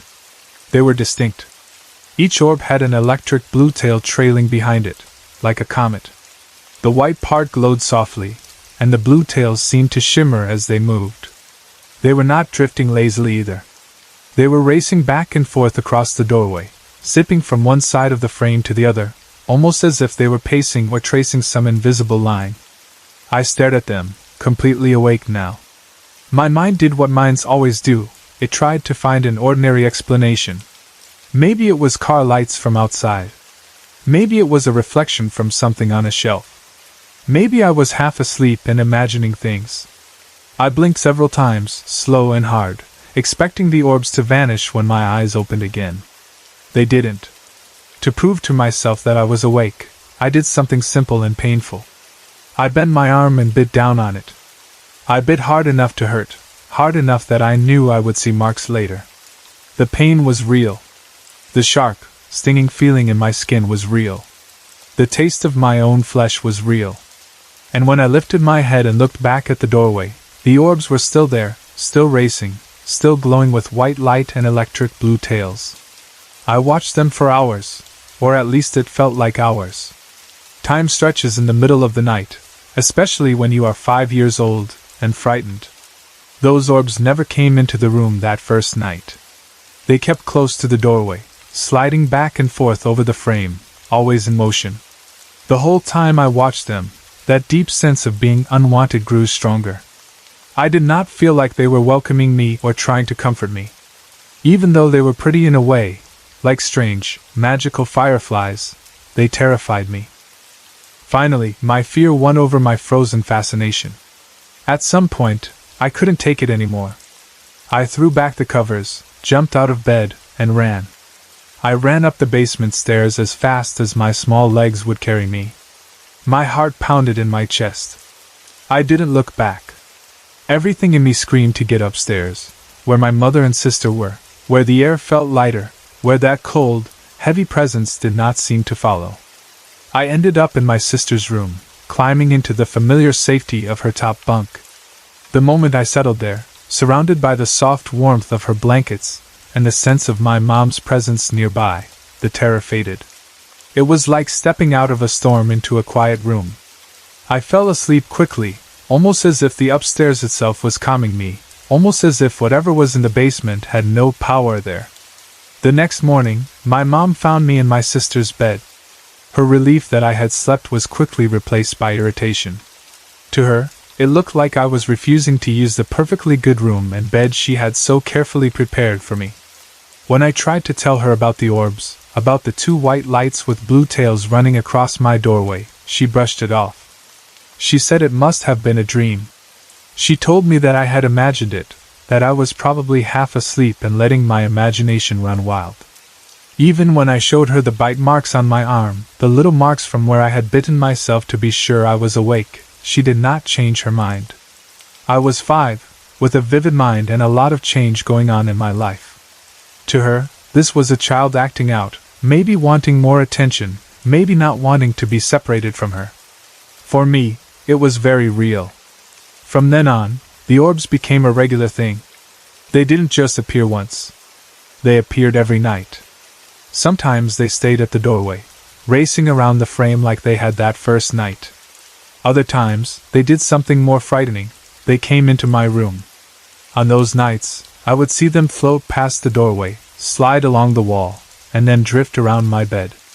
They would circle the room, their white centers glowing and their electric blue tails streaming behind them like light ribbons. They would move in slow loops and small darts, passing close enough that I felt like I could have reached out and touched them if I had dared. There was something almost beautiful about them.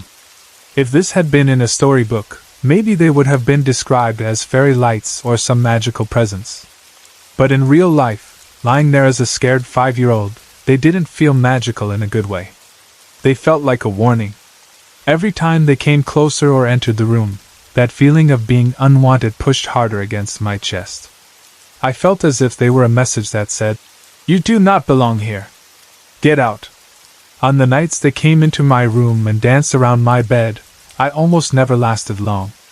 As soon as they crossed that invisible line between the doorway and my little space, my courage disappeared. I would bolt out of bed, run to the stairs, scramble up them, and head straight to my sister's room. That top bunk became my safe place, the spot where the fear could not quite reach me. Once I was up there, tucked in near her, I could finally fall asleep. No orbs, no blue tails, no heavy feeling pressing down on my chest. Every morning after I did this, my mom's patience thinned a little more. She was almost always upset when she found me in my sister's bed again.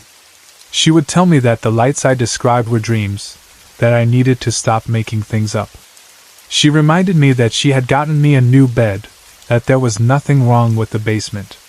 She said I was too old to be acting this way, even though I was only 5. I could see the frustration in her face and hear it in her voice, but no matter how much she tried to talk me into staying downstairs, the basement itself kept pushing me away. I lasted in that basement bedroom for about 3 months. That may not sound long, but for a child who is scared every single night, 3 months feels like forever. Night after night of seeing those orbs, of feeling watched, of running upstairs in terror, finally wore me down. I reached a point where I simply refused to sleep down there at all. From that moment onward, I stayed upstairs with my sister. I claimed her room as my own sleeping space. If my belongings were still downstairs, I didn't care. I wouldn't even go to the basement to get my toys to play with. The fear that had been focused on the doorway spread to the whole lower level. To me, the basement was not just uncomfortable, it was wrong. It felt heavy and dark even in the daytime. When it came time to move out of that house, I remember our last days there. My mom told me to pack my things, and of course some of them were still downstairs. I refused to go into the basement alone. I wouldn't even stand at the top of the stairs without her. I made my mom go down there with me, and even then I stayed right at her side. I wouldn't let her walk away, wouldn't let her move into another part of the basement, while I was even a few feet away. I followed her like a shadow as we gathered my belongings and packed them up. I had no interest in exploring or playing down there, not even one last time. I just wanted to be out. The strange thing is that, despite how much the basement frightened me, there was one part of that property that I truly loved: the backyard fountain. The backyard itself was beautiful in an old, slightly wild way. From what I later understood, that yard had been part of the first group of houses built in that community, back when it was its own small town before being swallowed up by the larger city. You could feel the age of it when you stood outside. Ivy crept up along the fence, covering sections with its green, tangled arms. In the middle of the yard stood a weeping willow tree, its long branches drooping toward the ground like a curtain of leaves. It should have been my favorite part of the yard, but I could never bring myself to go near it. Right up against the back wall of the house, there was an old stone fountain. It wasn't running anymore, no water flowed through it, but its shape was still clear. It curved in a horseshoe shape, maybe 4 feet across, about a foot deep. The stone was old and worn. Moss and mildew covered parts of it, giving it a soft, greenish coat that made it look even older and more mysterious. It looked like something from another time, something that belonged in a secret garden. I loved that little fountain. I don't know why exactly. Maybe it felt like a quiet, peaceful place in a yard that otherwise made me nervous. I liked to sit near it, run my fingers on the rough stone, and imagine what it had looked like when water still flowed from it. It felt like the kind of place where someone might make a wish. But even though I loved the fountain, I hated the yard as a whole. I would never, ever go outside alone. If I wanted to be in the yard, I would ask my mom to come with me or my little sister to be out there with me. I would hide my fear behind games or small talk, but inside I knew I didn't want to be there by myself. I could not bring myself to go near the weeping willow tree at all. Its drooping branches felt like a wall hiding something behind them. I would stay near the house, near the fountain, as if some invisible line was drawn there. The reason was simple. When I was alone in that yard, especially near the tree, I would see something out of the corner of my eye. It wasn't a solid shape like a person. It wasn't a flash of color. It was more like a white mist. It would appear just at the edge of my vision and move when I moved, as if it were following me. Sometimes it seemed to drift between me and the tree, sometimes between me and the fence. It was never anywhere else in the yard. The rest of the space would look normal. Only that mist felt out of place. The feeling that came with the mist was exactly the same as the feeling that came with the orbs, that heavy, unwanted feeling, as if something was trying to tell me I shouldn't be there. Whenever it happened, the hair on my arms would stand up and I would feel a tightness in my chest, like my body was telling me to go back inside. If my mom or sister was outside with me, the mist never appeared. It only showed itself when I was alone. Of course, when I told my mom about it, she had logical explanations ready. She told me it was just fog. She said that sometimes, in certain weather, mist could gather in one part of a yard. She pointed out that I was alone a lot and might be craving attention, since there were no kids my age in the neighborhood to play with. She wasn't trying to be cruel. She just didn't believe in any of this at the time. To her, all of it was imagination and mood and a little girl dealing with big changes. I love my mother. I truly do. And now, as an adult, I know she believes in the paranormal. She believes in spirits and ghosts. She even respects my tarot readings and takes them seriously. There was a moment later in her life when she had a palm reading done by a psychic, and something in that reading changed her mind. The skeptic in her softened. She began to accept that there might be more to the world than what we can see. But back then, she did not believe. Back then, she thought ghosts were nonsense, and because of that, she believed I was either dreaming or making things up. She did not think a 5-year-old could really be seeing spirits. She thought I had a big imagination and maybe a deep need for attention. From where I stand now, looking back, I know in my heart that it wasn't just imagination. A 5-year-old child just starting kindergarten does not invent that kind of deep, physical terror out of nowhere. Children might exaggerate when they want attention, but that feeling of cold heaviness, of being watched, of being pushed out of a space, is not something you choose. It happens to you. I also sometimes wonder now what those spirits or energies wanted. At the time, I was too little to think. Maybe they need help. I only knew that I was scared and wanted to get away from them. Now that I am older and have read more and learned more, I wonder if they really were trying to tell me something. Maybe they were attached to the land itself, to that yard, to that house. Maybe something of theirs was buried in the yard, a ring, a necklace, a piece of jewelry, or some other object they cared about. My mom never really owned any antiques for them to latch onto, so it doesn't feel like they were tied to our belongings. It feels more like they belong to the place. Sometimes I think about the old fountain, the ivy, the willow tree, and the old town that used to be there. I picture people from another time living in that house, walking in that yard, filling that fountain with water. Maybe they died before they were ready to leave. Maybe they were confused or angry about new people in their space. Maybe they didn't know how to ask for help in a way that wouldn't frighten a child. Or maybe they were just upset that someone else was living in what they still thought of as their home, and the orbs and the mist were simply their way of trying to push us away. I wish I could know for sure. I wish they hadn't tried to frighten me so much, because if I hadn't been so scared, maybe I could have somehow listened better or felt what they needed. But I was 5. I did the only thing I could. I ran. I don't think I'll ever really know the truth. That house is part of my past now, and those orbs and that mist belong to a time I can't go back to. All I have left are my memories, the cold weight of fear on my chest in the dark basement, the glow of white circles with blue tails racing across my doorway, the safety of my sister's bunk bed upstairs, the rough stone of the moss-covered fountain, the drooping arms of the willow tree I never dared to touch, and the thin white mist that followed me when I thought I was alone. Whatever they were, whoever they were, they left a mark on me that has never really gone away. Before last night, I had already gone through many episodes of sleep paralysis, but what happened this time was completely different, and by far the most terrifying experience of my life. I live in Edmonton, Alberta, Canada, and I had just recently turned 23. Not long ago I moved in with my girlfriend, which has been a big change for both of us.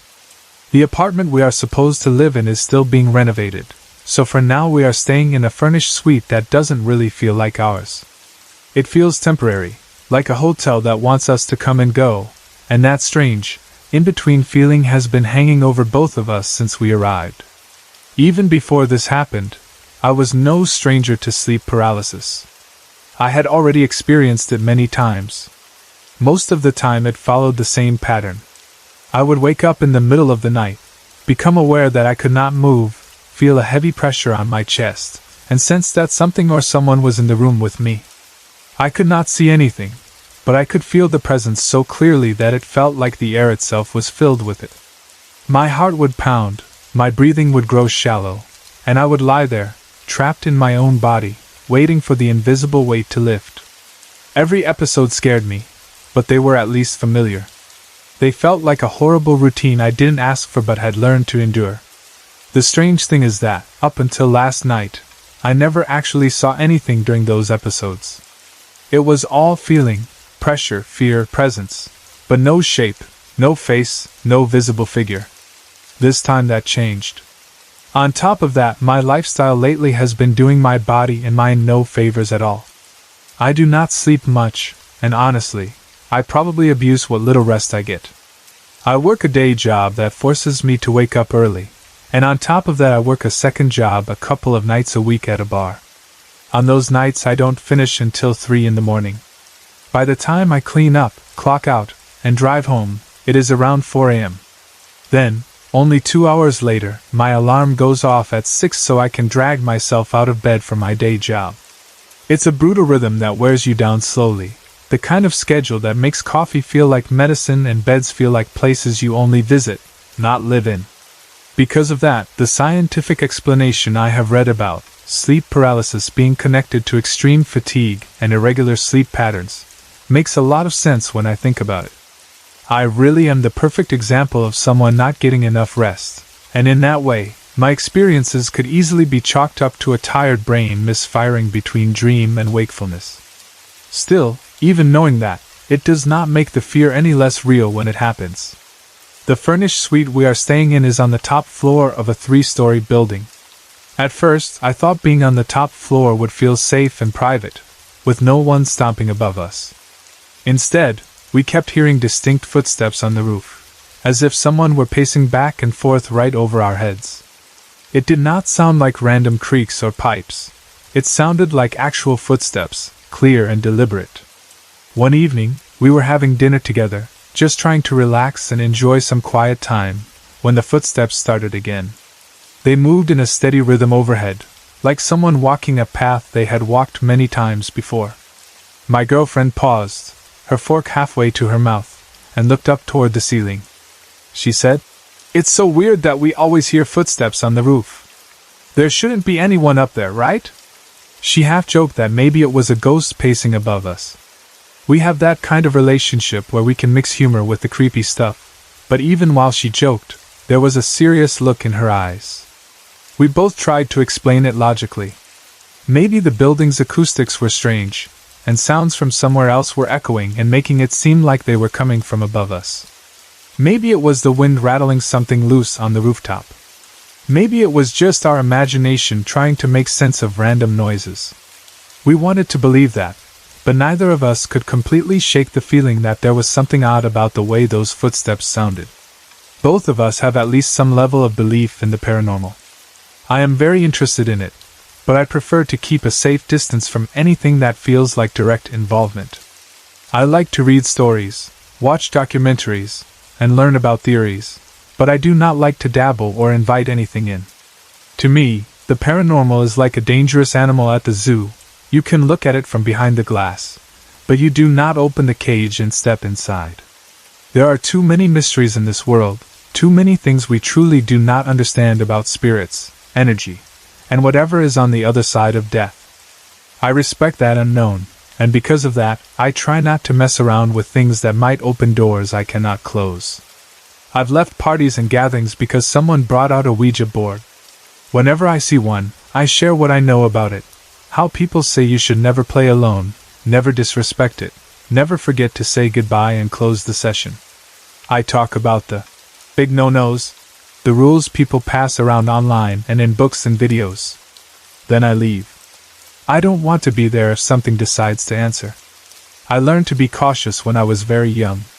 When I was about 8 years old, I was playing with a friend while his older brother and his brother's friends were hanging out in another room, doing something we weren't invited to join. Naturally, we got curious and went to see what they were up to. As we walked in, we saw that they had a Ouija board spread out in front of them. They weren't taking it seriously. They were laughing, messing around, treating the board like a toy. I remember staring at it. The board had letters, numbers, the words yes, no, and goodbye. And at the top there was a half face with one eye shown and no mouth. I had always wondered why it looked like that, and what the image meant. One of the older boys took out a lighter and, joking around, held the flame under the eye printed at the top of the board. He let the flame lick the cardboard right below that eye. I watched as the surface darkened and burned. Then, right in front of us, something happened that made all of us freeze in place. The printed eye seemed to blink. The burn mark vanished as if it had never been there. The cardboard looked new again, untouched. Every kid in that room went silent. That was not the kind of thing you can easily laugh off. The older boys suddenly did not think it was funny anymore. Panic replaced their bravado. They broke the board apart, snapping it into pieces, and ran outside.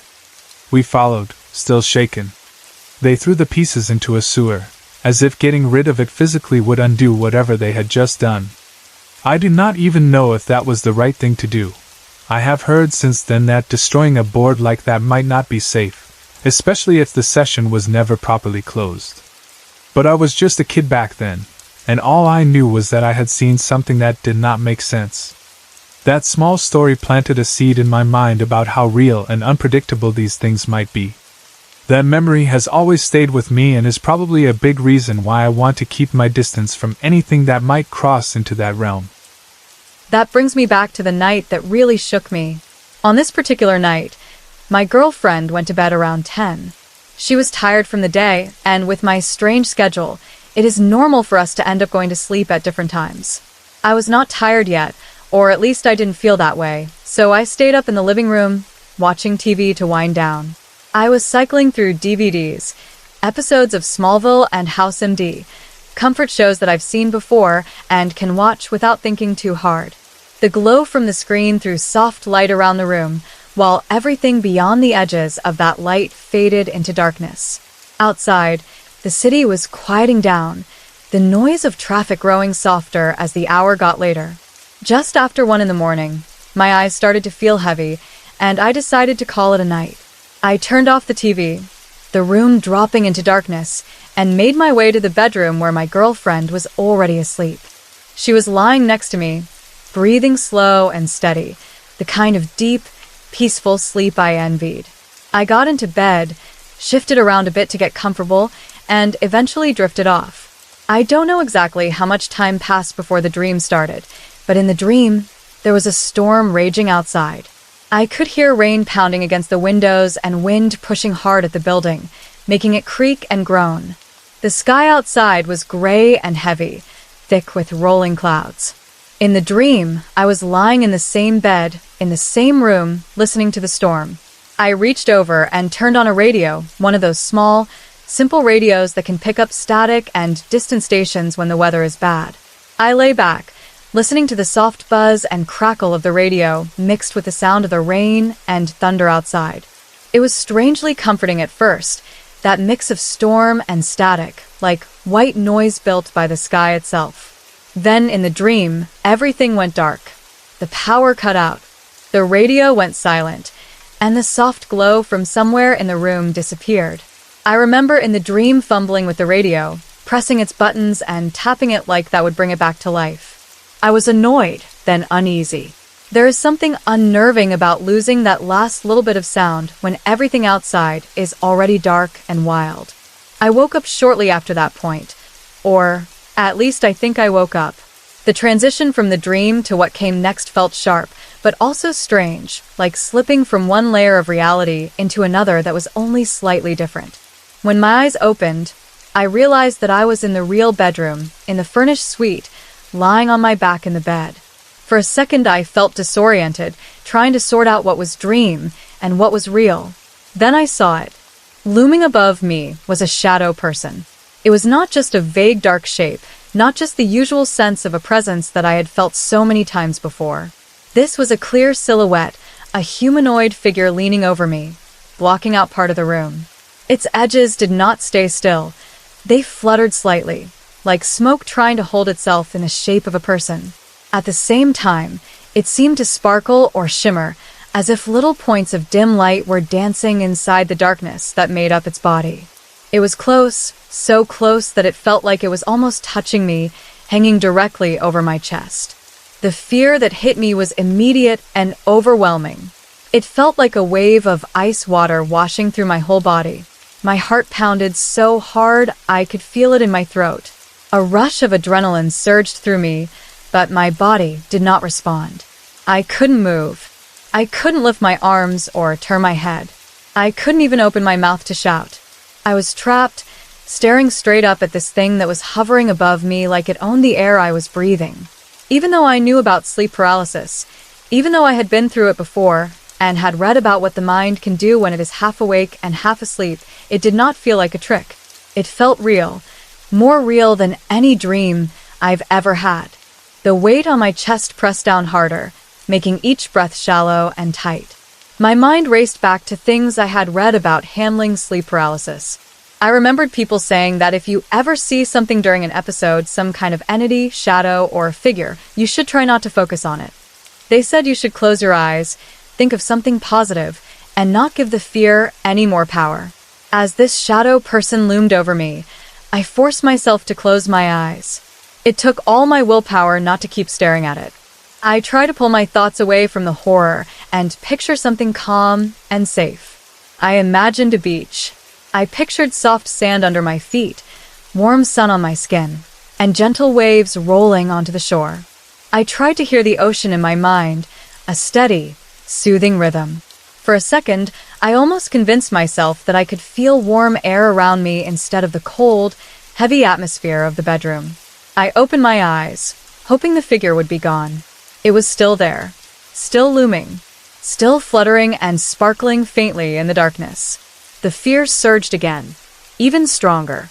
My chest tightened, and it felt like the air in the room had become thick and hard to breathe. I shut my eyes again, this time trying to think of something that made me feel strong instead of calm. I picture myself on the ice, playing hockey, skating fast, the sound of my blades cutting through the ice, the cold air filling my lungs in a way that felt clean and powerful. I imagined the exact moment of scoring a goal, the puck flying toward the net, that brief silent second before it hits, then the rush of victory when it goes in. I focused on that burst of energy, that feeling of strength and control. As I held on to that image, something suddenly shifted.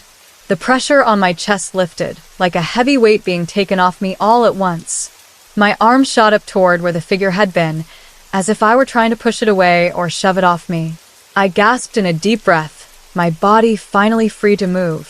For a moment, I just lay there, my arms still raised, my heart racing, trying to understand what had just happened. I turned my head slowly, testing each movement like I was waking up for the first time. The room looked normal again. The shadow person was gone.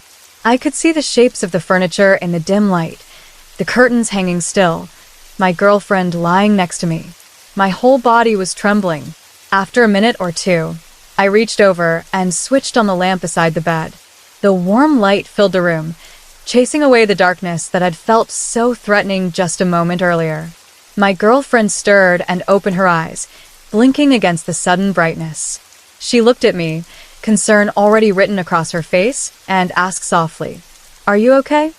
I took a breath, still a little shaky, and told her what had happened. I explained that I had woken up, seen a shadow figure above me, felt the pressure and couldn't move. I told her about trying to think of positive things, about the beach and the hockey goal, about how my arm finally moved on its own like I was forcing something away. As I spoke, she listened carefully, not laughing it off or treating it like some silly nightmare. She knows about my past experiences with sleep paralysis and about my interest in the paranormal, so she took me seriously. She sat up, put her hand on my shoulder, and comforted me. For about 10 minutes she stayed awake with me, talking softly to help ground me back in reality. She got up, went to the kitchen area, and brought me a glass of water. Then she dampened a cloth with cold water and gently pressed it against my back to help calm my body down. The coolness of the cloth, the weight of her hand, the sound of her voice, all of it helped pull me away from the edge of that panic. After I settled a bit, I glanced over at the clock. The red numbers glowed quietly in the dim room, 3:15 a.m. That time stuck with me immediately. I remembered reading somewhere that 3 in the morning is often called the witching hour, or the devil's hour, a time when paranormal activity is supposed to be more common. Whether that is true or just a story people repeat to scare themselves, I do not know. But seeing 3:15 on the clock right after what I had just experienced sent a chill down my spine. It felt like too much of a coincidence. Lying there with the lamp on, my girlfriend beside me, and the memory of that shadow still fresh in my mind, I could not help but think about everything that has been happening in my life lately. The footsteps on the roof. The move into a temporary place that does not quite feel like home. The lack of sleep. The stress of juggling 2 jobs. On top of all that, there has been some negative energy inside me lately, something heavy and unsettled. My girlfriend and I have had some friction here and there, which I guess is normal when 2 people live together for the first time. Even when you love each other, sharing space brings out things you didn't know were there. Habits, frustrations, insecurities. We argue sometimes, but we work it out. Still, that emotional tension lingers in the air at times, like static that hasn't discharged yet. I can't help but wonder if all of that, the stress, the sleep deprivation, the emotional ups and downs, made me more vulnerable that night. Maybe it allowed something to get closer, whether it was purely in my mind or something else entirely. Part of me wants to accept the rational explanation that my tired brain, stuck between dreaming and waking, created a vivid hallucination and locked my body in place. Another part of me, the part that remembers the blinking eye on the Ouija board and hears footsteps on the rooftop, cannot easily dismiss the idea that something from beyond our understanding might have taken advantage of my weakened state. Either way, the fear I felt was real. The figure I saw felt real. I keep thinking back to it, replaying those moments in my mind, trying to decide what I believe. What I do know for sure is that I cannot wait to move into the renovated apartment and leave this temporary suite behind. I hope with everything in me that this was a one-time experience in this place, something that will not follow us to our new home.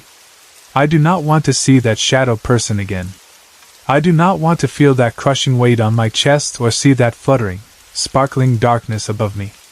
I want to sleep like a normal person, without fear of what might be waiting for me in that thin space between dreams and waking. Until then, I am trying to take better care of myself, to get more rest when I can, and to keep the energy between my girlfriend and me as positive as possible.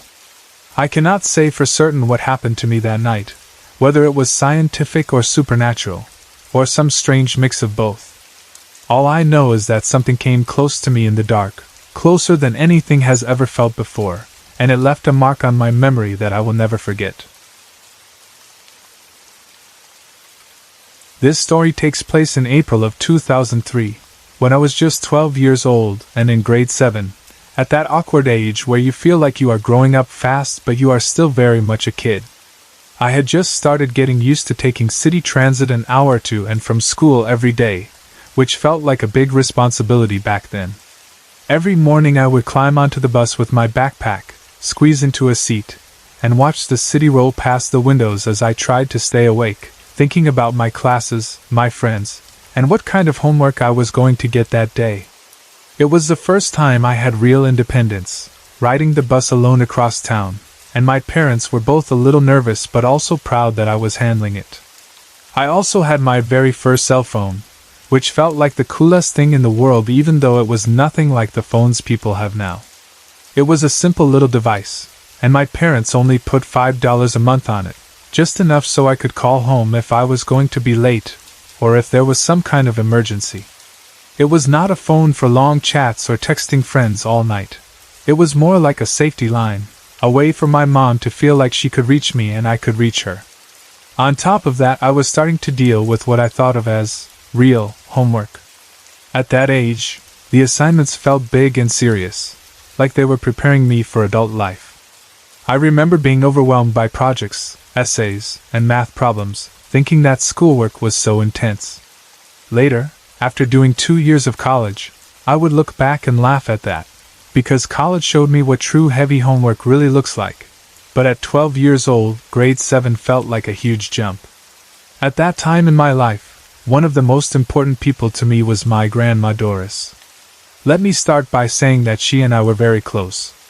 She was my mom's mother, and my sister and I were her favorite grandchildren without a doubt. She spoiled us in a way only grandmothers can get away with. If we wanted treats, she bought them. If we loved a certain toy, book, or piece of jewelry she owned, she would let us hold it, admire it, and sometimes even promise that one day it would be ours.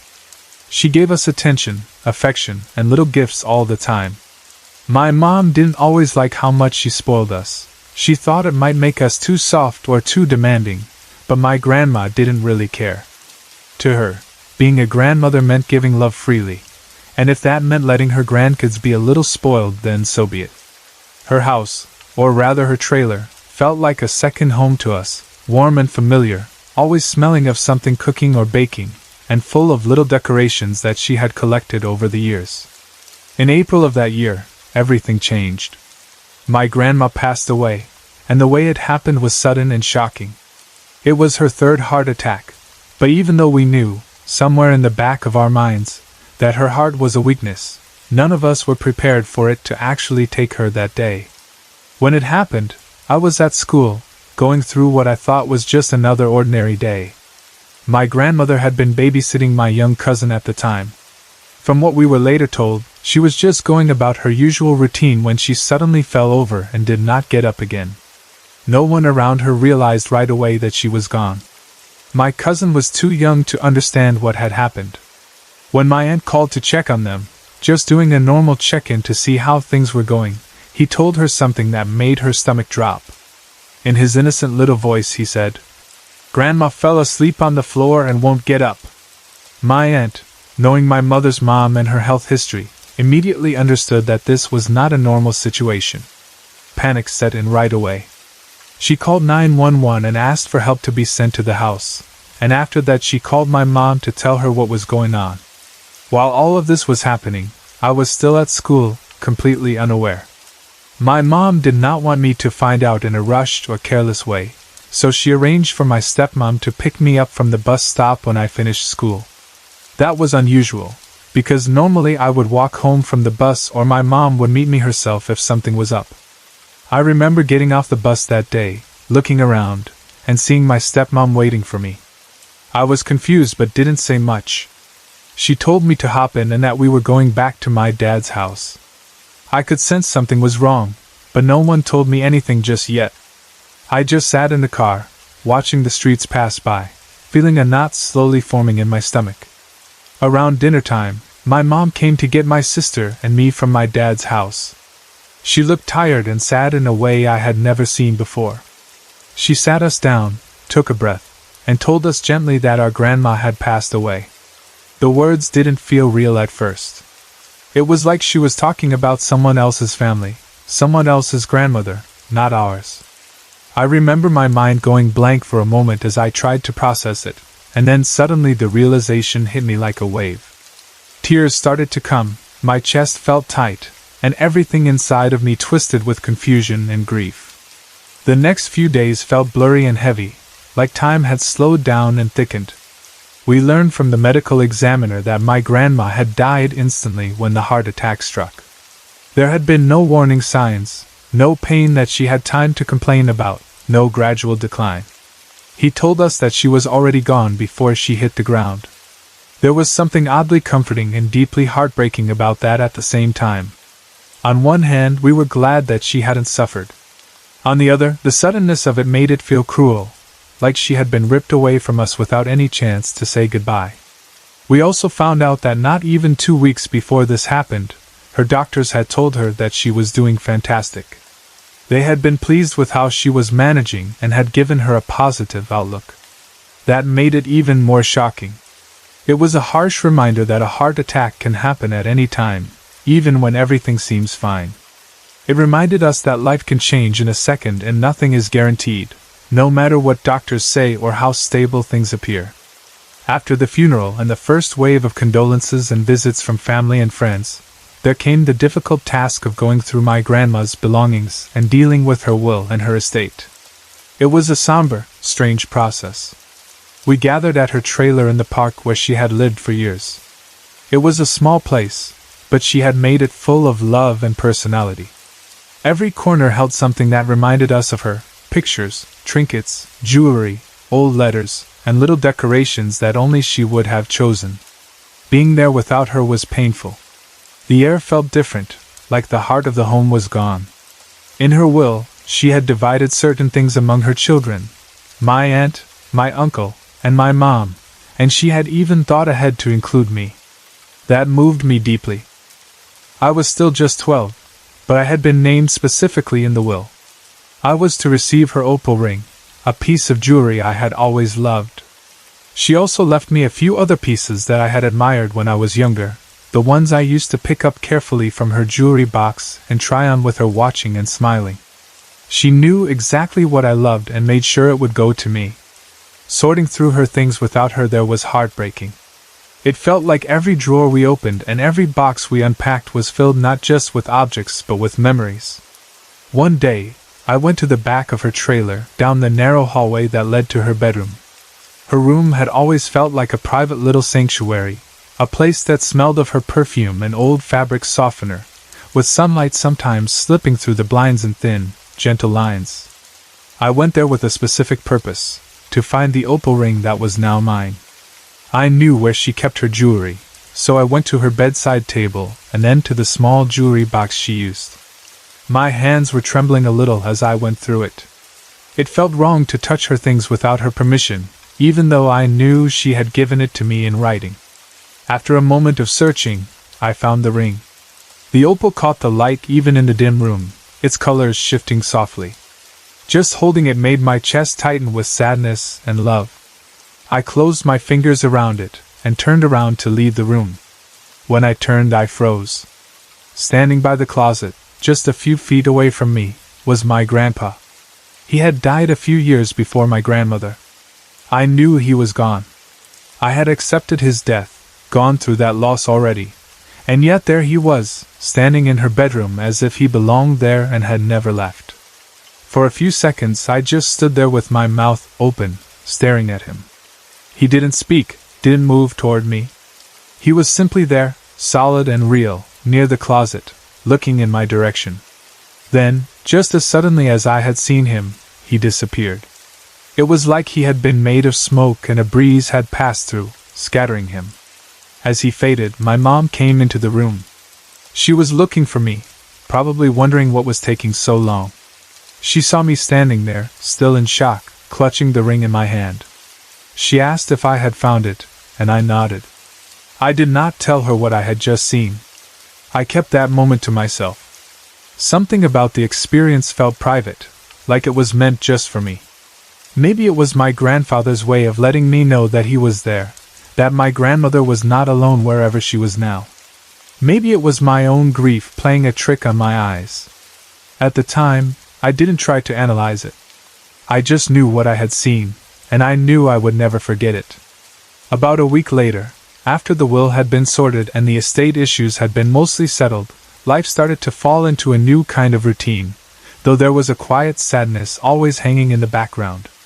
One evening, my mom was in the kitchen making dinner for my sister and me. The atmosphere in the house was heavy. Even when no one spoke about my grandmother, we could feel her absence like a missing piece that used to hold us all together. I was sitting at the kitchen table with my books open, working on homework. My back was to my mom as she moved around the kitchen, cooking in that focused but quiet way that people do when their minds are somewhere else. My sister was nearby, also quiet. None of us were really in the mood to talk. The house felt still. Suddenly, the phone rang.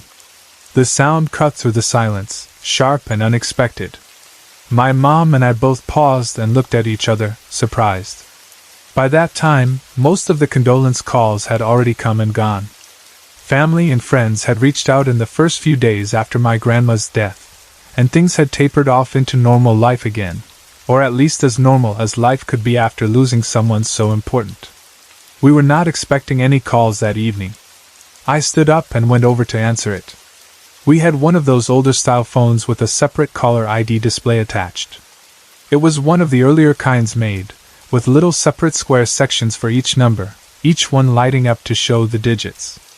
I glanced at the caller ID screen as it rang, expecting to see a familiar number or a name.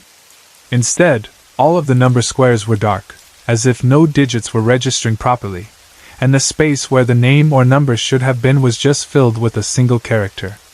1. No name, no number, nothing else. Just that lonely little 1. It didn't make sense. I felt a strange little chill at the base of my neck. I picked up the phone and handed it to my mom. She took it and lifted it to her ear, answering in the usual way, saying, "Hello?" There was nothing on the other end. No voice, no background noise, nothing at all. It was completely silent, like the line was open but nobody was there. My mom waited a moment, then said, "Hello?" again, a bit louder this time. Still nothing.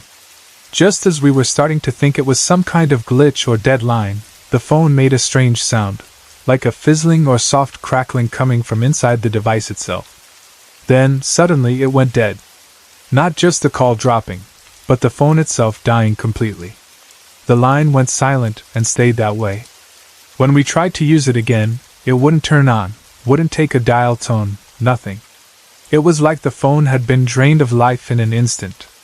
We realized pretty quickly that we were now without a working house phone, and would need to get a new one. There was another detail that made the whole situation feel even stranger. The phone that died had been a gift from my grandma. She had given it to us only about 2 years before she passed away. It was not that old, and it had worked perfectly fine up until that exact moment. There was no reason for it to suddenly fizzle out and die for good right after that silent call. My mom stared down at the phone in her hand, her face softening in a way I can still picture clearly. Instead of being annoyed that the phone had broken, she looked almost comforted. She turned to me, a small, gentle smile on her face, and said, "Well, I think that was your grandma, calling to say she made it to heaven." The idea settled into the room like a warm blanket. It made a strange kind of sense in an emotional way, even if it didn't make logical sense. We tried later to get the phone working again. We replaced batteries, checked connections, and even took the unit apart to look at the internal parts, but nothing seemed wrong. Everything inside looked normal. There were no burn marks, no broken pieces, nothing that should have stopped it from working. By all practical reasoning, it should have still functioned, but it refused to turn on or register any kind of signal. It was as if something had happened to it that we couldn't see, something that no small repair could fix. We eventually put the phone in a box and kept it. To this day, it still does not work, frozen in that state it was in right after that mysterious call. Sometimes I think about what my mom said, that maybe my grandma was trying to put so much energy into reaching out, into saying something to her daughter, that she ended up overloading the phone, accidentally destroying it in the process. That thought is strangely comforting. It is like imagining love and determination so strong that it pushes through whatever barrier separates this world from the next, even if the effort burns out the tools used to make contact. In the weeks that followed, little things around the house added to the feeling that my grandma was still present in some way. We had 2 cats that had always loved my grandmother. Whenever she visited, they would rub against her legs and jump into her lap, purring as she stroked their fur. After she died, we noticed that the cats started behaving oddly in certain parts of the house. They would sit in the middle of a room and stare at nothing visible, their eyes tracking something in the air that we could not see. Sometimes they would chatter softly, making those clicking, chirping noises cats make when they see a bird or something interesting. They did not seem scared at all. In fact, they seemed relaxed and even playful. They would bat at the walls or at empty spaces as if there was something there, invisible to us, like a toy dangling just out of sight. No lights were reflecting on the walls, no bugs were flying around, nothing that would explain their focus. We joked, half serious and half light-hearted, that they were talking to my grandma or playing with her spirit. The idea that she might be visiting them, the way she always used to when she came over, made us smile in the middle of our grief. The house did not feel haunted in a scary way. It felt watched over, as if someone who loved us was still stopping by to check in. My mom, even now, still believes that my grandma called us that night, using the phone she had given us to send one final message. To her, it was not just a broken phone and a strange coincidence. It was her mom reaching across the divide between life and death to say, "I'm okay. I made it. I'm still here in some way." Whether it was truly a call from beyond or not is something no one can prove, but in our hearts, that is what it felt like. Between seeing my grandpa in the bedroom by the closet, that strange call from the number 1 that killed the phone, and the cat staring and chatting at empty air, it is hard not to believe that my grandparents were close by for a while after they passed, making sure we knew they were at peace and that we were not alone in our grief. I remember the 70s as a time that always felt bright and sunny in my mind, at least during the day, when the light poured over the streets and yards and everything seemed safe and warm and simple. Days were for playing outside with the neighborhood kids, running up and down the sidewalks, inventing games out of thin air, jumping over cracks in the pavement as if they were rivers, and turning every backyard into a kingdom or a secret base. The world felt big but friendly back then. The air seemed clearer, and the summers felt longer. We made memories that were full of scraped knees, sticky fingers from melting popsicles, and laughter that carried across the lawns and into the open windows of every house on our block. Our house on Bannatyne was right in the middle of all of that daytime happiness, and to me, back then, it was just home. But as soon as the sun began to slip down behind the houses, as the sky shifted from blue to orange to deep purple and finally to black, something about that house changed. It was as if the walls themselves took a deep breath and woke up, and the shadows inside grew heavier and more aware. By nightfall, the house on Bannatyne seemed to take on a life of its own, and everyone in my family knew it. None of us would have put it into fancy words at the time, but we all understood, in our own way, that this house was not empty when the lights went out. Looking back now, with more years and more perspective behind me, I am almost certain that there were many spirits sharing that place with us. Some of them felt gentle and almost comforting, like they were just watching over us or passing through. Others, though, felt different, heavier, darker, carrying an edge that made the hair on the back of your neck stand up. We did not have to say it out loud to each other to know that there was something in the house. The atmosphere made it obvious. Everyone experienced something sooner or later. By everyone, I mean not just my immediate family but also my grandmother's family and her sister's family, because we all shared that huge old house together. It was big enough to hold 2 families and more than enough history to leave marks on everyone who lived there. I was very young then, surrounded by adults and cousins and relatives who moved through the rooms and hallways in a steady rhythm of everyday life, cooking, talking, arguing, laughing, cleaning, and looking after children. The house was always full, always alive with noise and motion. You would hear pots clanging from the kitchen, the TV murmuring from the living room, footsteps crossing the wooden floors, and voices floating through the walls. But underneath that normal family noise, especially at night, there was something else there, something quiet but powerful, like a presence watching just out of sight. I was only 4 years old when I saw my first ghost, and even though I was so young, that night burned itself into my memory so clearly that I can still see it now when I close my eyes. At 4 years old, I did not have a word like paranormal in my vocabulary. I just knew what felt normal and what did not. My mom had sent me off to bed that night the way she usually did. Some relatives were visiting for the weekend, and they were all just in the next room. Their voices, soft and low, drifted through the house as I got ready to sleep. We occupied the main floor of the house together with my grandma and step-grandfather, while my grandma's sister and her family lived upstairs. That meant there were always people going up and down the stairs, doors opening and closing, toilets flushing, and TV sounds coming from somewhere in the house. Even when you were alone in a room, you were never really alone, which for a child can be comforting during the day, but at night it can sometimes feel overwhelming. My grandma and my step-grandfather were both working the night shift that evening, so they were not home. Their absence added a different sort of emptiness to the house. My mom was there, though, along with the relatives, so I wasn't truly alone, but as a child I had become used to the steady presence of my grandparents, who usually formed the backbone of the household. My mom knew that I could get nervous at night, especially in a house like ours, so when she put me to bed, she left the bedroom door slightly open instead of closing it all the way. The door stayed ajar so that the light from the hallway could stream into the room and give me some comfort. I remember the glow from the hall light stretching across the floor and making a faint path up to the side of my bed. That soft spill of light was like a lifeline to the rest of the house, a reminder that the adults were just in the next room. I climbed into bed and lay down, turning onto my left side so that I was facing a chair that sat next to my bed. I am not sure why that chair was there or who had placed it there. Maybe someone had been using it earlier in the day, or maybe it was just one of those extra pieces of furniture that got moved around the house and happened to end up there for a while. At that moment, though, it was just a simple chair sitting there in the dim light, something my sleepy 4-year-old mind did not think much about. I pulled the covers up, trying to settle, listening to the muffled sound of voices and movement beyond the doorway. The house creaked the way old houses do, with little pops and sighs that you tell yourself are just the building settling, just wood and nails shifting as the temperature changes.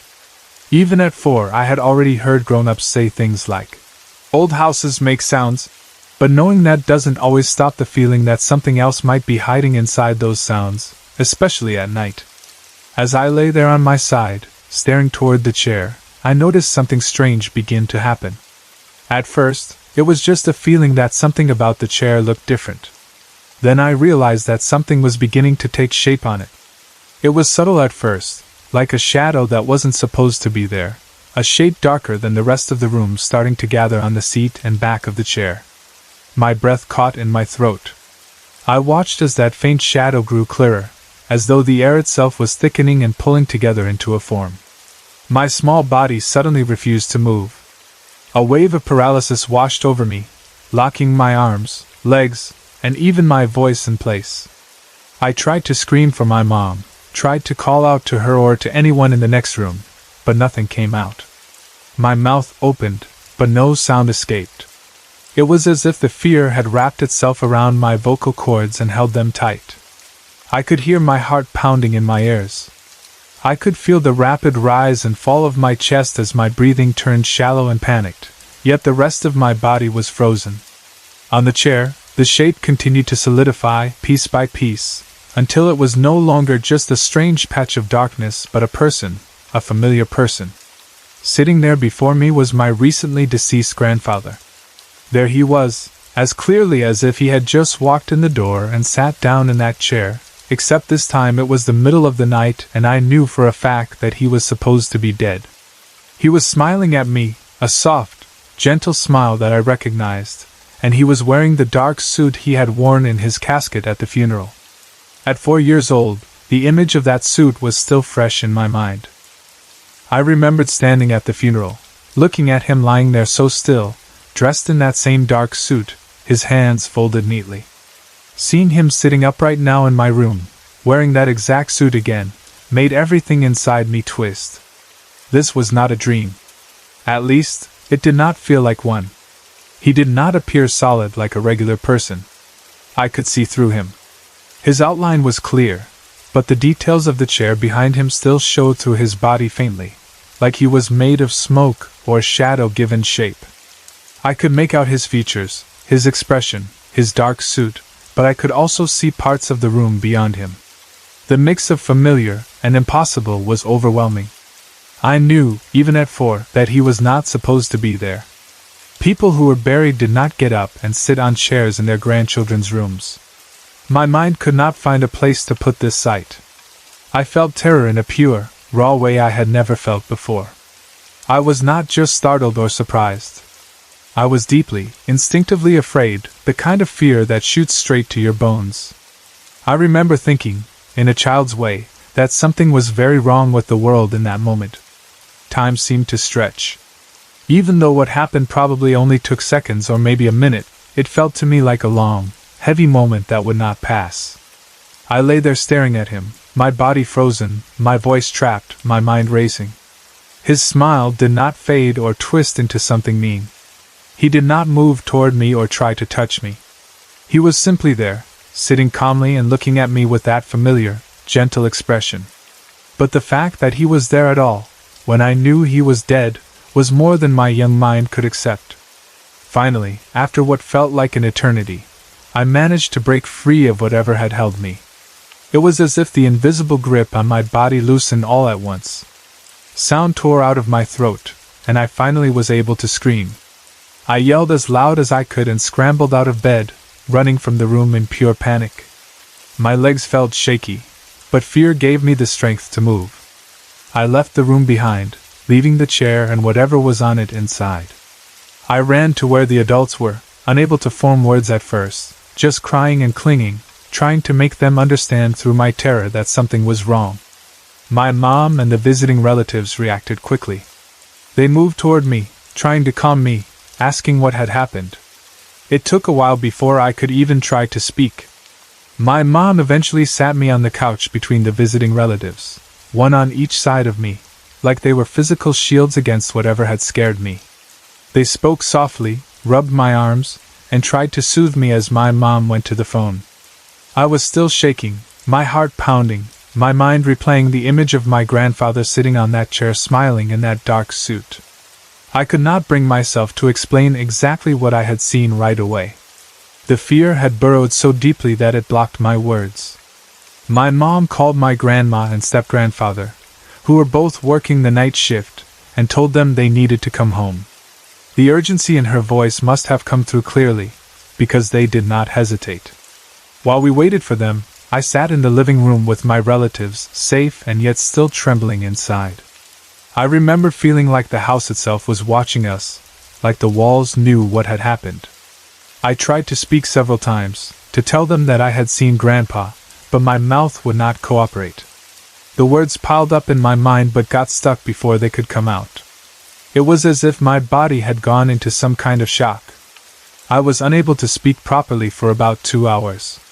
It was only after my grandma and step-grandfather finally arrived home from work, their faces lined with worry, that I began to slowly calm down.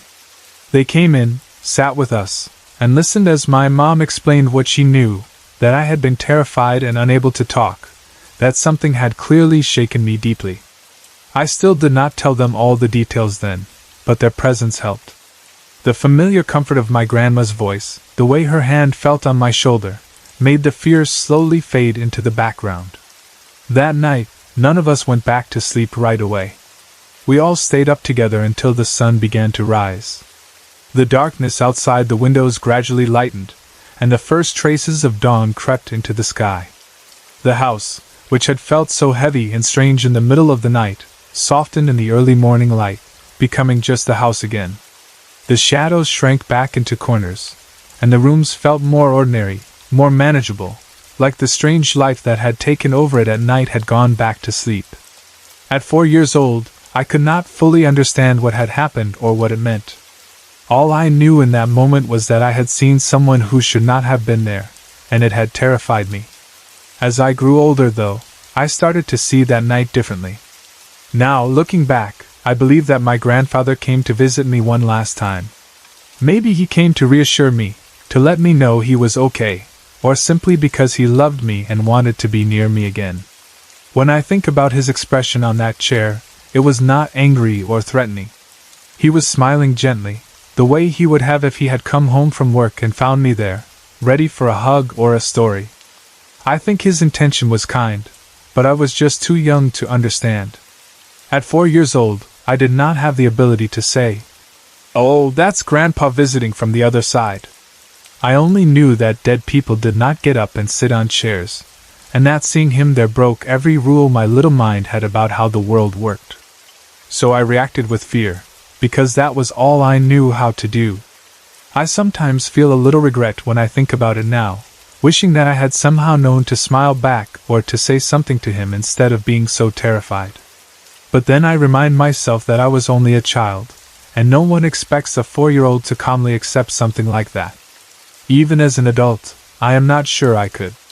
The truth is, even now, all these years later, it is still scary to hear, feel, or see anything that seems to come from beyond the normal, physical world.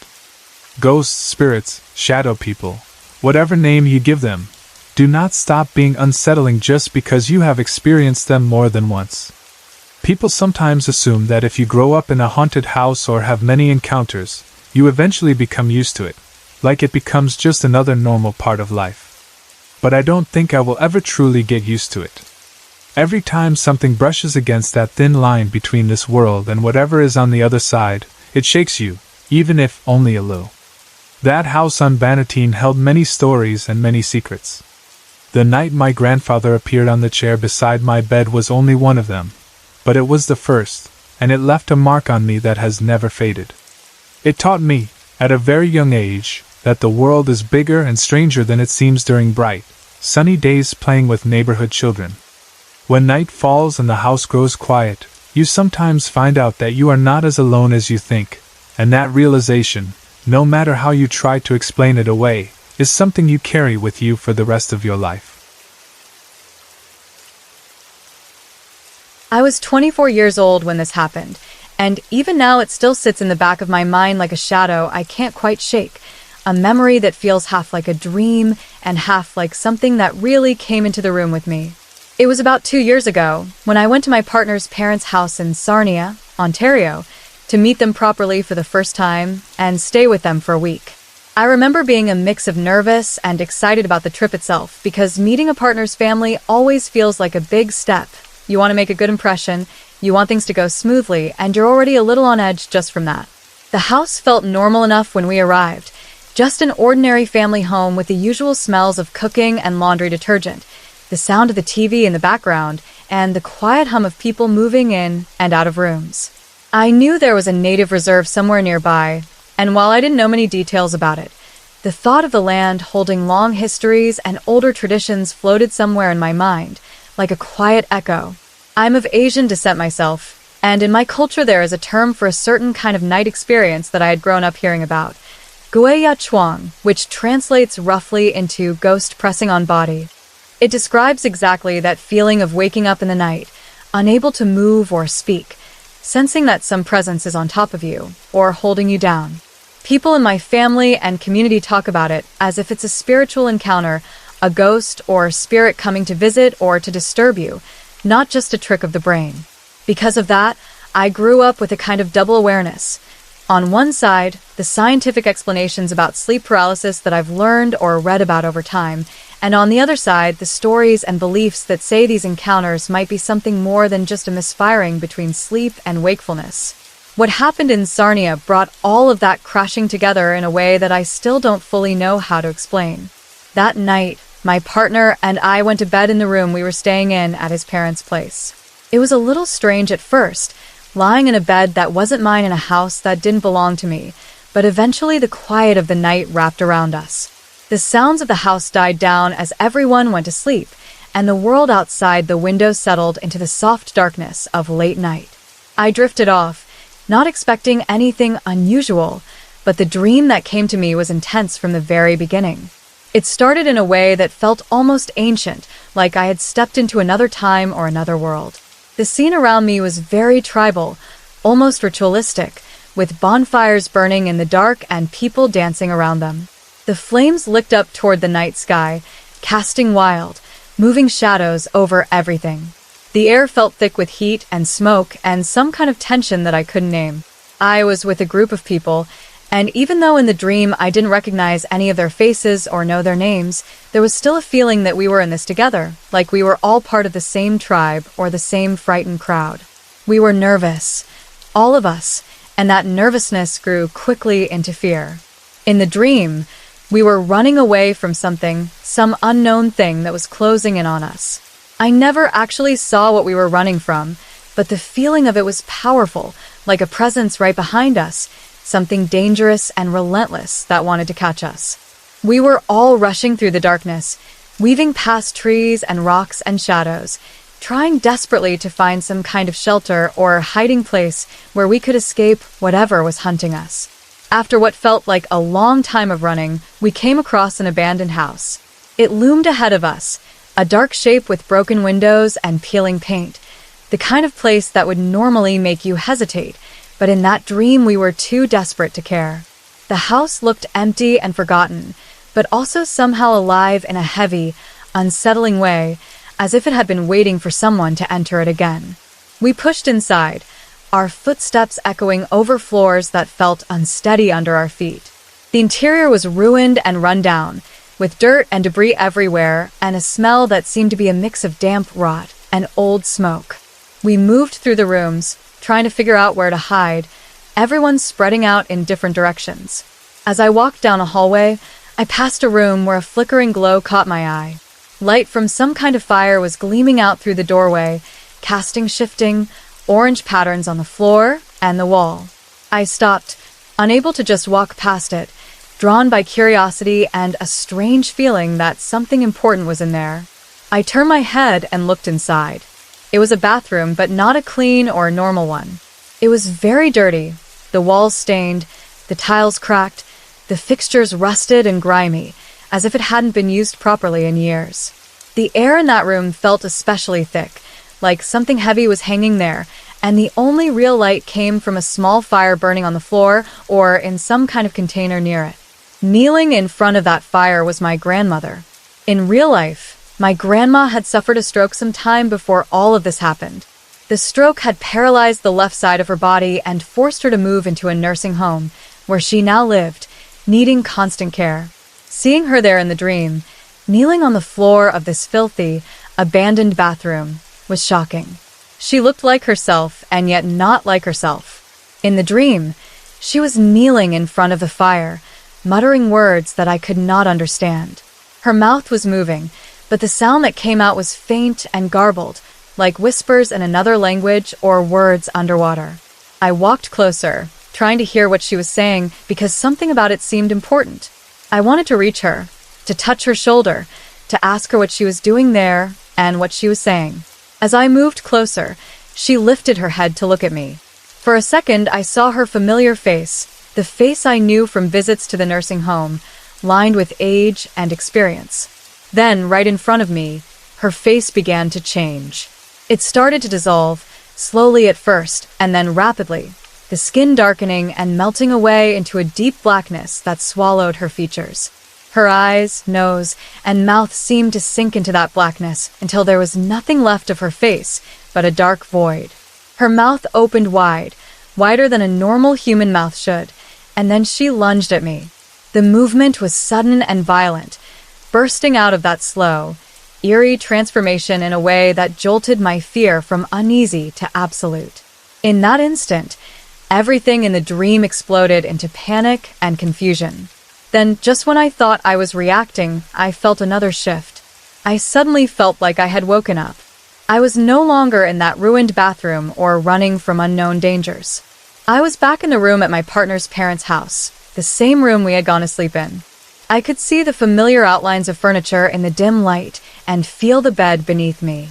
My partner was lying next to me, and for a moment, I felt a wave of relief. I wanted to move closer, to press against him, to cuddle for comfort and reassurance after that terrifying dream.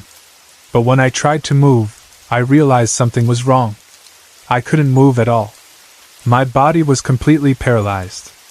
I was awake, at least I felt awake, but I was trapped inside my own body. I couldn't roll over, couldn't shift my legs, couldn't lift my head. Panic started to rise again, even sharper than in the dream, because now this wasn't some strange ritual scene or an abandoned house in my imagination. This was the real world, the bed I knew I was sleeping in, the person I loved right beside me, the ceiling above me, and yet I was frozen. As the panic built, I felt something else that made it worse. There was a sensation of something crawling up my body from the end of the bed, a feeling like weight and movement pressing onto my feet and slowly making its way upward. It didn't feel like a blanket being pulled or a normal shift of fabric. It felt like something alive, creeping and climbing. Fear screamed inside my chest, but my body refused to respond. I forced my eyes downward as far as I could, trying to see what was happening. That's when I saw it. The creature from my dream was on the bed with me, moving up my body. It was close enough that I could see its head in the faint light that slipped through the window. Its face was completely black, not just like dark skin, but like something glistening and formless, absorbing light instead of reflecting it. The blackness of its face shone slightly in the pale moonlight, giving it a wet, almost oily look. From its mouth, there seemed to be several long shapes reaching out, multiple tentacles or tongues, I couldn't tell which. They slithered or extended toward me in a way that made my stomach twist. Everything in me wanted to recoil, to push it away, to run, but my body lay there, heavy and locked. I remember, very clearly, trying to move my arms. I focused as hard as I could, using everything inside me, all my willpower, to send a message to my arms and hands. In my mind, I kept repeating the same thing over and over: move, please move, move, move. It felt like pushing against an invisible wall, like trying to break through thick ice. For a long moment nothing happened, and the creature kept crawling closer, its head rising toward my face. Then, suddenly, my arms responded. It was as if something snapped, and my hands and arms came back under my control all at once. With all the strength I had, I raised my hands and pushed down on the creature's head, trying to force it away from me. I could feel resistance, like I was holding something down, preventing it from reaching my face. My heart was pounding, my breathing shallow and rapid. I was in full panic, fighting with everything I had. I tried to scream for help, desperate for my partner to wake up and see what was happening. I could see him lying there next to me, still sleeping, oblivious to the struggle happening inches away from him. I opened my mouth, but the words got stuck. My throat felt tight and constrained, as if unseen hands were gripping it, making it almost impossible to force out sound. I pushed and pushed, trying to make any kind of noise, any sound that would wake him. What came out at first were only broken, strangled sounds, like someone trying to speak underwater. I kept forcing my voice, my fear pouring out through the effort. Finally, those noises must have broken through to him, because I saw him stir and then turn over toward me. He looked annoyed and half asleep, and in that moment he told me to shut up, probably thinking I was talking in my sleep or playing around, not understanding at all what I was experiencing. From his point of view, I must have looked like I was just mumbling and moving in a weird way in the middle of the night.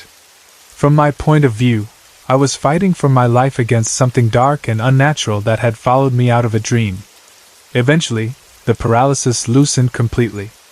My body fully returned to me and the creature was gone, as if it had never been there. I lay there gasping, my chest heaving, my heart still racing uncontrollably. Once I could breathe normally and move freely, I turned to my partner and told him what had just happened, as calmly as I could manage through the leftover shock. I explained the dream about the tribal scene and the bonfires, the abandoned house, my grandmother in the dirty bathroom kneeling in front of the fire, her face turning black and lunging at me. I told him about waking up in the bed, being paralyzed, feeling something crawl up my body, seeing the dark-faced creature with tentacle-like or tongue-like things coming out of its mouth, and how I had fought to move my arms and push it away. My partner listened, and for a moment he didn't say anything. Then he got off the bed without a word, went over to the light switch, and turned on the light. The room filled with warm brightness, pushing the shadows into the corners and under the furniture. He came back to the bed, crawled in beside me again, and then he told me that he had also had a dream, one where he was being attacked as well, by a shadowed figure. Hearing that sent a fresh chill through me. The idea that we had both experienced some form of attack in our dreams, on the same night, in the same bed, made everything feel heavier and stranger. It was not just me alone with something in my mind. It felt like whatever it was had touched both of us in different ways. After that, we didn't feel comfortable turning the light off again.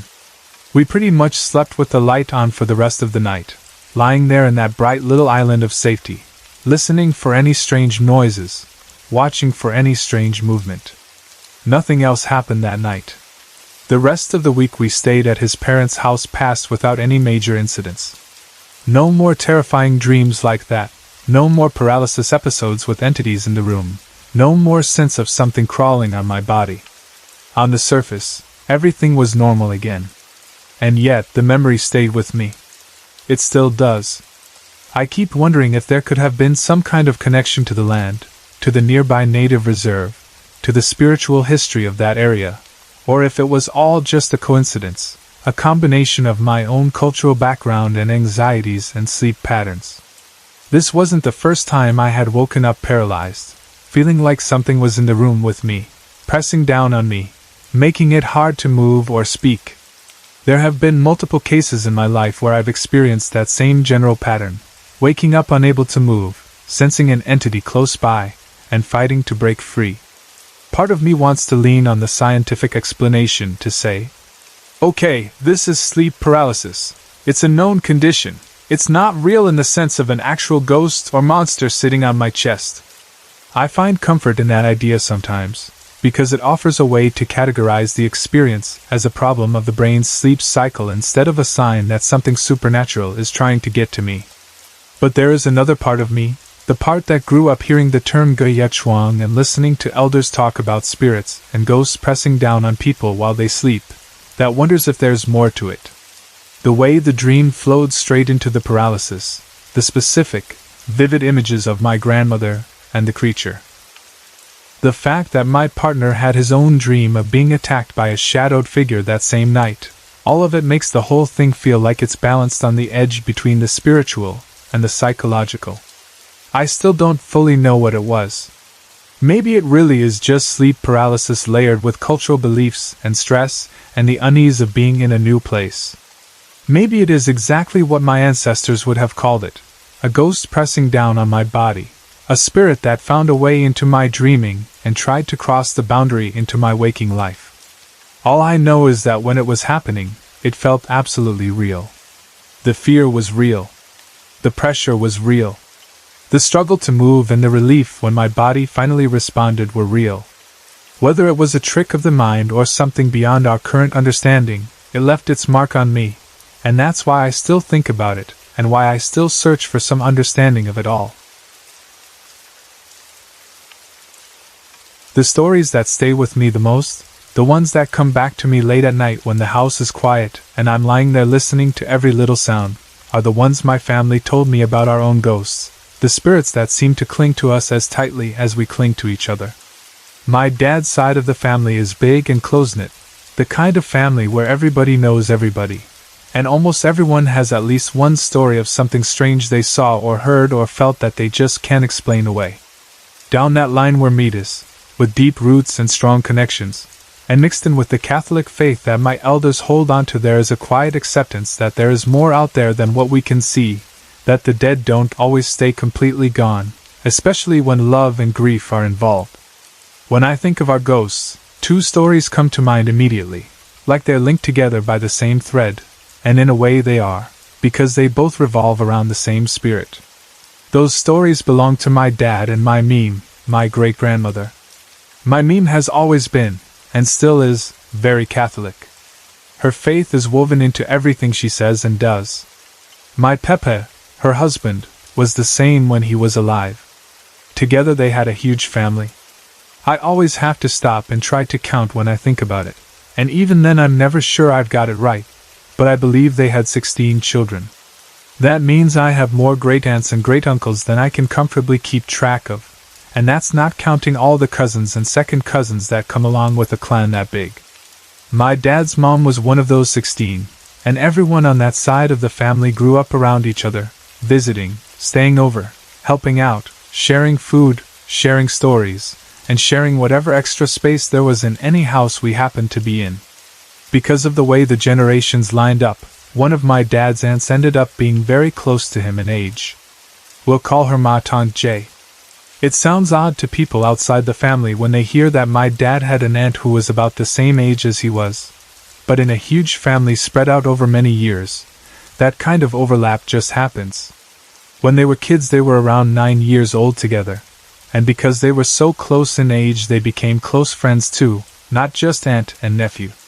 They spent a lot of time together, playing like cousins or siblings might, sharing secrets, teasing each other, and forming the kind of bond you have when you grow up side by side.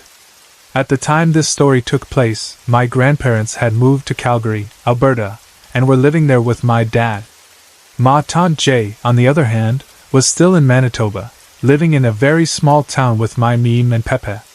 And when I say small town, I really mean it.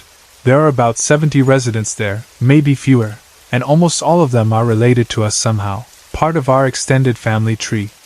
It's the kind of place where every second house belongs to someone you call aunt or uncle or cousin, and the cemetery is filled with familiar last names. One night, after dark, my Meme and Pepe were driving with Ma Tante Jay and another of their daughters, another tante, heading back home from somewhere. It was just supposed to be a normal drive, one of many they had made over the years, nothing special or remarkable. But as they went through an intersection, another car came out of nowhere. It was driven by a drunk driver, and he T-boned their vehicle hard.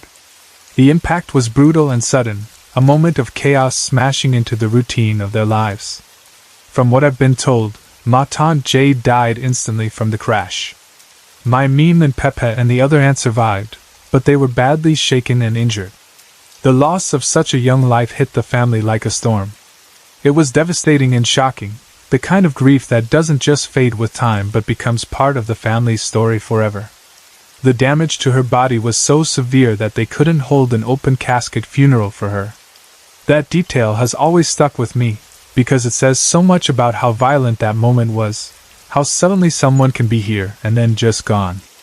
The night she died, my dad was in his room in Calgary, asleep, unaware of what had happened hundreds of miles away in Manitoba. Sometime in the night, he woke up suddenly. There was no noise that he could point to, nothing obvious that should have pulled him out of sleep. He just woke up and lay there, puzzled about why he was awake. For a few moments, he looked around his room, trying to figure out what felt off. That was when he saw it. In one corner of the room, up near the ceiling, there was a face floating there, faintly lit in the darkness. At first, he thought his eyes were playing tricks on him. He rubbed them, blinked, looked again, but the face was still there. It was the face of Ma Tante Jay. She looked just like she had in life, except now she was hovering in the air instead of standing on the ground. My dad told me that, even though he was startled, he didn't feel overwhelmed with fear in that moment. It was more like he was confused but strangely calm. Still half thinking that he might be dreaming, he looked at the face and quietly said, "Ma Tante?" As soon as he spoke, the face slowly began to fade, becoming more and more transparent until it disappeared completely. After that, the room was just a normal bedroom again, dim and still. My dad lay there for a while, letting the calm feeling settle in, but deep down he understood what the visit meant. He knew, without anyone telling him yet, that she must have passed away. He went back to sleep with that knowledge resting quietly inside him. The next day, my Meme called my grandma, crying. Through her tears she told my grandma about the accident and about Ma Tante Jay's passing. The news confirmed what my dad had already sensed from that nighttime visit. The family gathered in grief, held the funeral, and did what families do in the face of loss. They tried to go on somehow. About a week after the funeral, while my Meme and Pepe were still healing from their injuries and the shock of everything that had happened, something else began to occur. At night, when the house was quiet and they were asleep, my Meme would be woken up by the sound of small, quick footsteps rushing up to her bedside. They were the kind of light, running footsteps you hear when a child hurries across the floor, and they were so clear that she instinctively knew they were coming to her side of the bed. Each time she woke to those sounds, she would open her eyes, and right beside the bed she would see a pale, white figure standing there. It was a version of Ma Tante Jay, small and childlike, with her hands cupped around where her eyes would be, as if she were peering in closely. It was a gesture she used to do all the time when she was alive, especially when she had a bad dream and wanted to go sleep in her parents' room. She would toddle over to their bed, cup her hands around her face, and stare at them until they woke up and let her climb in. The strange thing was that, in the apparition my Meme saw, there was no clear face. The body and the posture were there, the familiar cupped hands and the pale shape, but the face was blank, as though the features were missing or hidden. Still, my Meme recognized her. Even without details, she knew it was her. These visits continued for about a month. Some nights she would wake to those little running footsteps and see the ghostly version of her granddaughter standing there by the bed, and then after a few moments the figure would fade away. My Meme believes, with all her heart, that it really was the spirit of Ma Tante Jay coming back to check on them, to make sure her grandparents were okay after the accident that had taken her life. Interestingly, the visits stopped around the time my meme and Pepe had more or less recovered from their injuries. Once they were healing and able to function more normally again, the little footsteps and pale figure no longer appeared at their bedside. It was as if she had finished her last task of love and could finally rest. To this day, I still go to visit my meme, who is getting close to 90 now. My Pepe has passed on, but his presence is woven into the house as strongly as ever. When we visit, my dad, my stepmom, my sisters, and I usually stay in the basement of my meme's house. It's become a familiar sleeping place for us, a kind of temporary home within her home. Even so, I never feel entirely alone there. At night, when the house above us gets very quiet and everyone has gone to bed, I often hear footsteps upstairs. They come from the room that my grandma used to share with Ma Tante Jay when they were younger. The odd thing is that I sometimes hear those footsteps when I know for a fact that every living person in the house is already in bed. I'm usually one of the last to go to sleep, often up late with my dad, and we both know when the others have turned in. Still, the footsteps come. Sometimes they sound like small, childlike pattering, light and quick, the way a kid might walk or run across the floor. Other times, they sound heavier, more like the firm tread of an adult. It's not the kind of old house creaking that you can easily brush off. It really sounds like feet moving from one part of the room to another. Before I knew the full story about Ma Tante Jay, I once tried sleeping in that upstairs room, the one my grandma and aunt had shared. I thought it would just be another room, maybe a little old-fashioned, but nothing out of the ordinary. I did not last long. As soon as the lights were out and the house settled into silence, I started to feel very uneasy. I got chills that wouldn't go away, the kind that crawls slowly up your spine and make you want to pull the blanket tighter. I saw shifting shadows moving in corners where nothing should have been moving. Every sound felt amplified, and the darkness in that room felt heavier than normal darkness, as if it had a weight of its own. Eventually I gave up and moved back downstairs. Only later, when I heard more about Ma Tante Jay and my Pepe, did I start to think that maybe they were sharing that room now, waiting for my meme to join them when her time comes. The idea makes me feel both sad and comforted. Sad because it reminds me that my meme won't be here forever, and comforted because it suggests she won't be alone when she goes. There are other parts of the house that unsettle me, too. My Pepe was a carpenter, and in the basement there is a spare room where he used to keep his tools and materials, a kind of work room that was his personal space. In life, he did not like people going in there without a reason. It was his domain, the place where he shaped wood and built things with his hands. The rumor in the family is that he hated people poking around in his workroom. To this day, that room still feels like it belongs more to him than to anyone else. Sometimes the lights in that room will go on and off by themselves, without anyone touching the switch.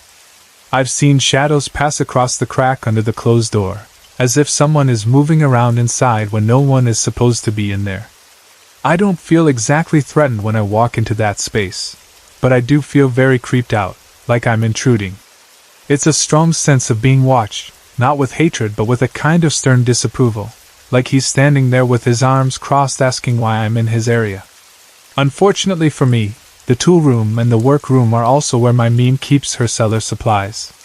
When she's cooking, she often sends me down there to fetch jars or ingredients she needs. Every time she does, I feel a little twist of dread. I'll go down the stairs, walk through the basement, and try to keep my eyes on the floor or on the shelves where the jars are lined up, but it's hard not to glance toward the workroom door. On several occasions, I've seen a full-body shadow figure, clearly male in outline, walk into the tool room right before the light in my Pepe's workroom flicks on by itself. A few seconds later, I start seeing shadows moving under the door, pacing or shifting as if someone is inside walking around. Whenever that happens, I don't stick around to analyze it. I grab whatever my meme sent me for and head back upstairs as quickly and calmly as I can manage, my heart thumping a little faster than usual. I always feel a bit guilty, like I'm failing some test of bravery, but I also think it's okay to admit that certain things just make you uncomfortable. I sometimes joke that I'm the worst semi-medium ever, because I seem to pick up on these things but I don't have the nerves to hang around and study them the way some people might. My family has other stories, too, not just centered around my mess house. One quick but memorable one comes from one of my dad's uncles, Lucien. He swears that his bathroom is haunted, and he's not the only one who thinks so. Other relatives and visitors who have stayed at his house or used that bathroom have said the same thing. The main sign is the garbage can. It sits in front of the toilet, a simple little container you'd think would just stay put where it's placed. But in that bathroom, it doesn't always behave like a normal object. Many people in my family claim to have seen the garbage can suddenly shoot across the bathroom, sliding rapidly to the other side of the room as if someone had kicked it hard. Sometimes, if the door is open, the garbage can has even been seen flying or sliding out of the bathroom entirely, landing in the hallway beyond the doorway. This isn't a gentle little nudge. It's a clear, deliberate movement, the kind that makes you freeze and stare and question what you just witnessed. Strangely enough, I seem to be one of the only family members who has not yet witnessed this particular phenomenon. Everyone else tells the story with the same kind of baffled certainty, and I find myself actually wanting to take a trip out to Manitoba just so I can sit there quietly and see if the garbage can decides to move in front of me, too. It's a strange thing, wanting to see something that you know will probably scare you, but curiosity is powerful, especially when it runs in the blood. Another story that has become part of our family's ghost lore involves my grandpa on my dad's side, his dad, and a rocking chair that seems to have absorbed some of the last moments of a life. The story begins with the passing of my grandpa's father, my great-grandpa Dancero, sometime back in the 1940s or 1950s. The details are a bit fuzzy now, having been told and retold over years, but the important parts have stayed clear. Back then, my great-grandparents had an old-fashioned stove, the big iron kind that dominated the kitchen and needed wood constantly fed into it to keep it burning hot. Cooking on it was a chore in itself, and because the stove's chimneys didn't go all the way through the house, smoke would often fill the room. The chimneys only rose about 3 or 4 feet above the top of the stove, which meant that a lot of smoke stayed inside instead of being pulled fully outside. As a result, the ceilings in the kitchen would gather layers of oil and soot over time, darkening and staining the surface. From what I've been told, women back then would climb up on chairs around the holidays, especially before Christmas, and scrub the ceiling clean in preparation for family gatherings. It was part of the ritual of making the house nice for visitors, cleaning away the smoke stains so the place looked fresh and bright. One day, around Christmas time, my great-grandma Dee was doing exactly that.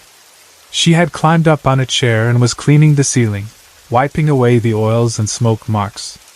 My great-grandpa was sitting nearby in his rocking chair, watching her work. That same rocking chair now sits in my grandpa's living room, worn smooth by the passing years. As she scrubbed and moved around above him, he suddenly frowned and said something strange. He told her, "I hate when you clean the ceiling. It reminds me of death." It was a weird comment to make out of nowhere, especially about something so ordinary. My great-grandma turned to ask him what he meant, probably surprised and a little confused by his words, but when she looked back at him, he wasn't frowning anymore. He was slumped over in the chair, his body unnaturally still. He had died of cardiac arrest right there, in that rocking chair, at about 30 or 40 years of age, with no previous symptoms or warning signs. One moment he was making an odd remark about death, the next he was gone. That chair, the one my grandpa has kept all these years, seems to have kept a trace of him along with its physical form. The strange thing about the rocking chair is the way it behaves when someone sits in it and begins to rock. At first, it feels like any normal rocking chair, moving back and forth gently under you. But as you continue to rock, something subtle starts to happen. The chair begins to shift its position on the floor, very slowly, in tiny increments that you might not notice right away. Over time, it will rock itself gradually across the room toward the window. It doesn't lurch or slide in big jumps. It just steadily inches its way over, guided by each rocking motion, as though it has a quiet destination it wants to reach. The house is level. The chair is not warped. I've checked this myself, and others have too. There's no uneven slope that would explain the movement, no looseness in the legs that would naturally make it drift. Yet still, If someone sits in it and rocks long enough, the chair will end up closer to the window than where it started, as if my great-grandpa's spirit still prefers to sit where he can look out over the front yard. There have also been times when my grandparents woke up in the middle of the night to the sound of a faint squeaking coming from the front room. Curious and a little uneasy, they would go to see what was making the noise, and there the rocking chair would be, moving back and forth on its own in the dim light, creaking softly as if someone invisible were sitting in it. Sometimes it would also be found several feet away from where they had left it before going to bed, as though it had taken a little walk in the dark while nobody was watching. You can imagine how unsettling it is to walk into a room and see a chair that should be still slowly rocking as if occupied by someone you can't see. The last story that comes to mind right now belongs to my stepmom's mom, Lori. She lives in a ground-floor apartment in a complex that looks, at first glance, completely ordinary. But according to her, and to my two youngest sisters who have stayed with her, something about that place is not quite right. They all insist that the apartment is haunted. One of the main things that happens there has to do with candles on the kitchen or dining table. During the day, Lori will sometimes light the candles, let them burn for a while, and then blow them out or have the girls blow them out if they're around. The candles are simple, solid-colored ones, the kind you might use for a bit of ambience. Once they're extinguished, everyone goes about their day, and eventually they all go to bed at night. Then, in the early hours of the morning, around 5 or 6 a.m., Lori will wake up and get up to use the bathroom. On her way through the apartment, she'll glance at the table and see something that makes her stop. The candles are lit again. The flames burn steadily on the wicks, casting a gentle glow in the dim early morning. The unsettling part is that everyone in the house has been asleep for hours. No one got up to light them. There's no one else there who would have a reason to. It's not just once, either. It has happened multiple times. When she or the girls try to blow the candles out at that hour, the flames sometimes refuse to go out. They remain burning, unmoved by their breath. Looking closely at the candles while they're burning at that strange hour, they notice that the wax appears solid and unmelted, still opaque the way it looks when a candle has cooled completely after being extinguished. It's as if the flame is there but not affecting the wax at all. Shocked by this, Lori or the girls will usually give up after a moment, unsettled by the sight, and go back to bed. When they wake up again later in the morning, closer to 8 or 9, the candles are out. The wax is rock hard and ice cold to the touch, and the wicks look untouched, like they have never been burned at all. It's even stranger when this happens with brand new candles that have never been lit before. They'll see them burning in the middle of the night, then find them later with pristine, untouched wicks, as if the whole experience was a visual trick that left no physical trace. Even knowing that, the memory of the flames is hard to just dismiss. For me personally, there are certain parts of Lori's apartment that I avoid as much as possible. I don't like going into her bedroom. It gives off a feeling I can't quite describe, something heavy and wrong that makes the hairs on my arms rise. I also get a bad vibe from her china cabinet. It's just a piece of furniture filled with dishes and decorations, but when I'm near it, I feel watched in a way that makes me uncomfortable. Lori eventually had the apartment blessed. After that, according to her, nothing much has happened for a while. The candles stay out when they're blown out, and the strange nighttime flames have stopped appearing. Even so, I still don't like her room or that cabinet. Some spaces just never feel completely cleared, no matter what you do. There's a feeling that something is still there, waiting and watching quietly. I've tried to look up the history of the land in my city, to find out what might have been there before it became what it is today. I've wondered if something about the past might explain the strange things that happen, not just in Lori's apartment but in my dad's house and other places connected to my family. So far, I haven't been very successful. It's hard to dig back past the modern records and find out what stood there before, who walked that ground, what stories and lives and deaths unfolded long before we arrived. I feel a bit frustrated with myself sometimes, like I should be better at uncovering the secrets beneath our feet. But research isn't always easy, and the deeper you go, the more resistance you sometimes find. Lori wants answers about her place, and I want answers about both her home and my dad's and my me mess. I want to know why our family seems to collect these experiences. Why so many of us have seen and heard and felt things that don't fit neatly into ordinary explanations. Maybe some of it is because we're open to it, because we believe, or at least we don't completely shut the door on the possibility that the dead stay close. Maybe some of it is because love and grief leave marks that echo through places and objects and bloodlines. Or maybe it's just that the world is full of thin places, and for whatever reason, those thin places seem to find us again and again. Whatever the reason, these stories are part of who we are now. They've been passed down from my dad, his uncles, my grandma, my stepmom's mom, and others in the family.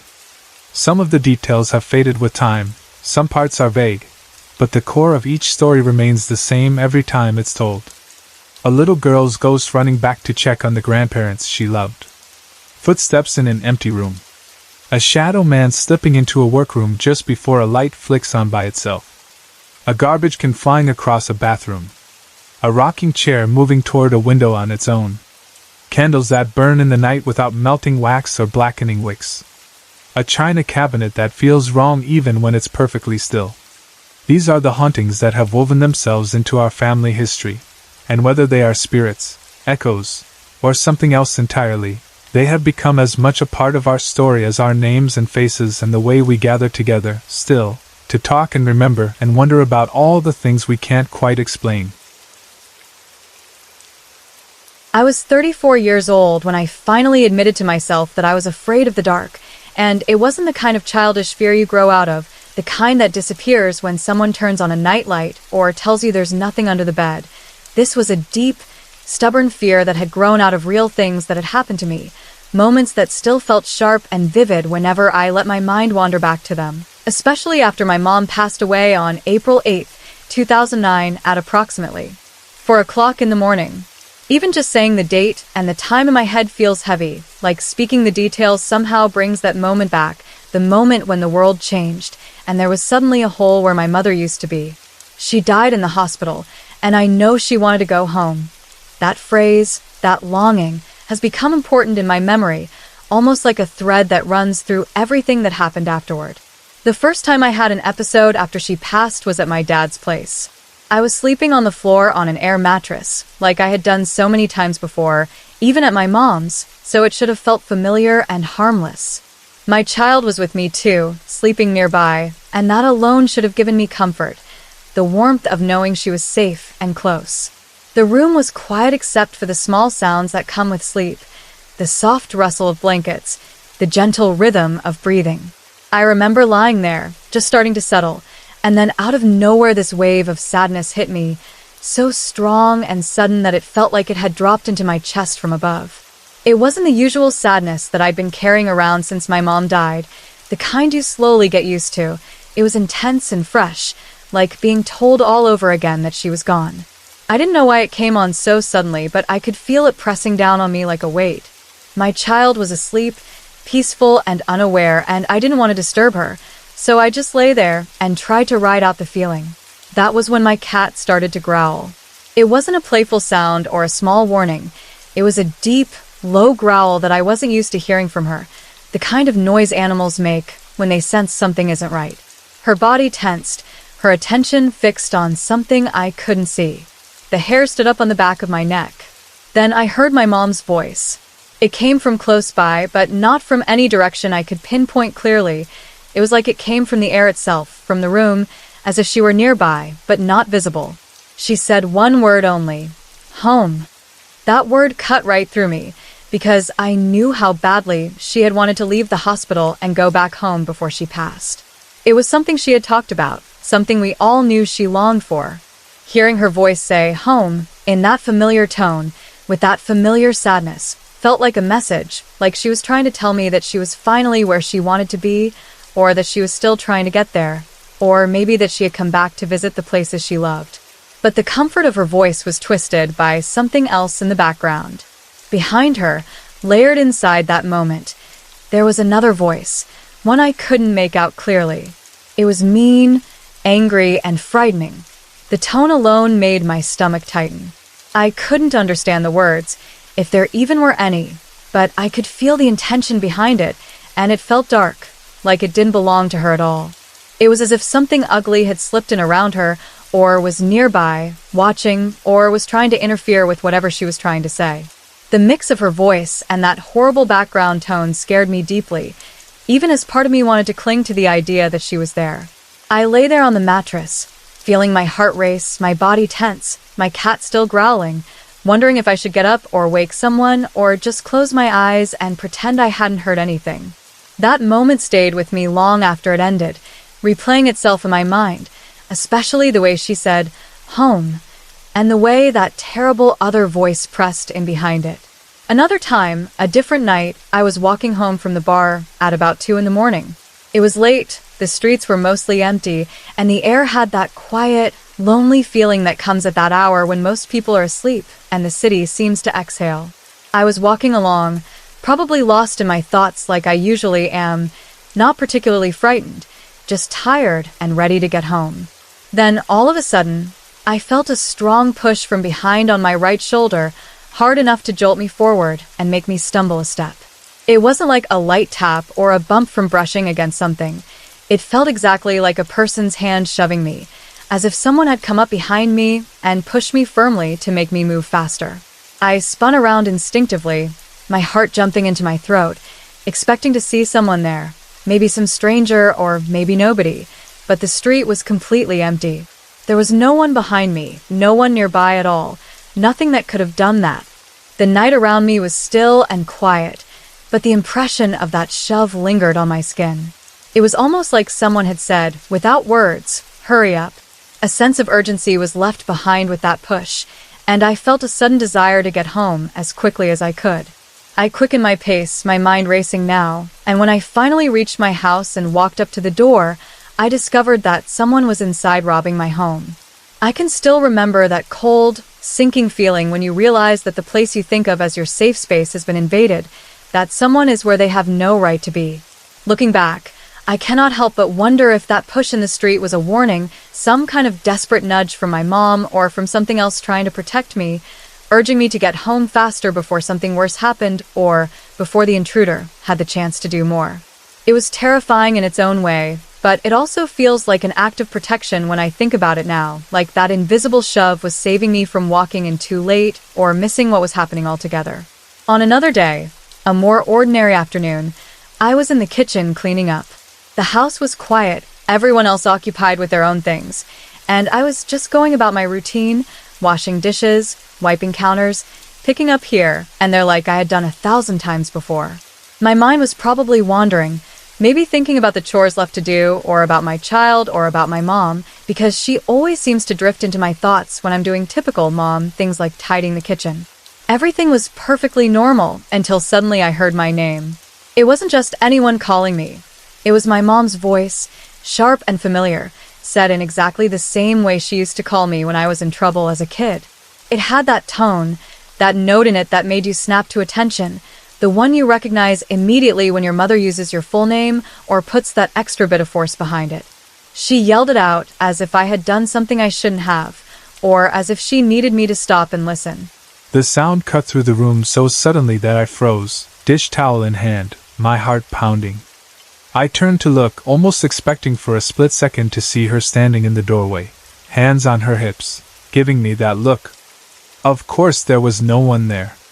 The room was empty except for me.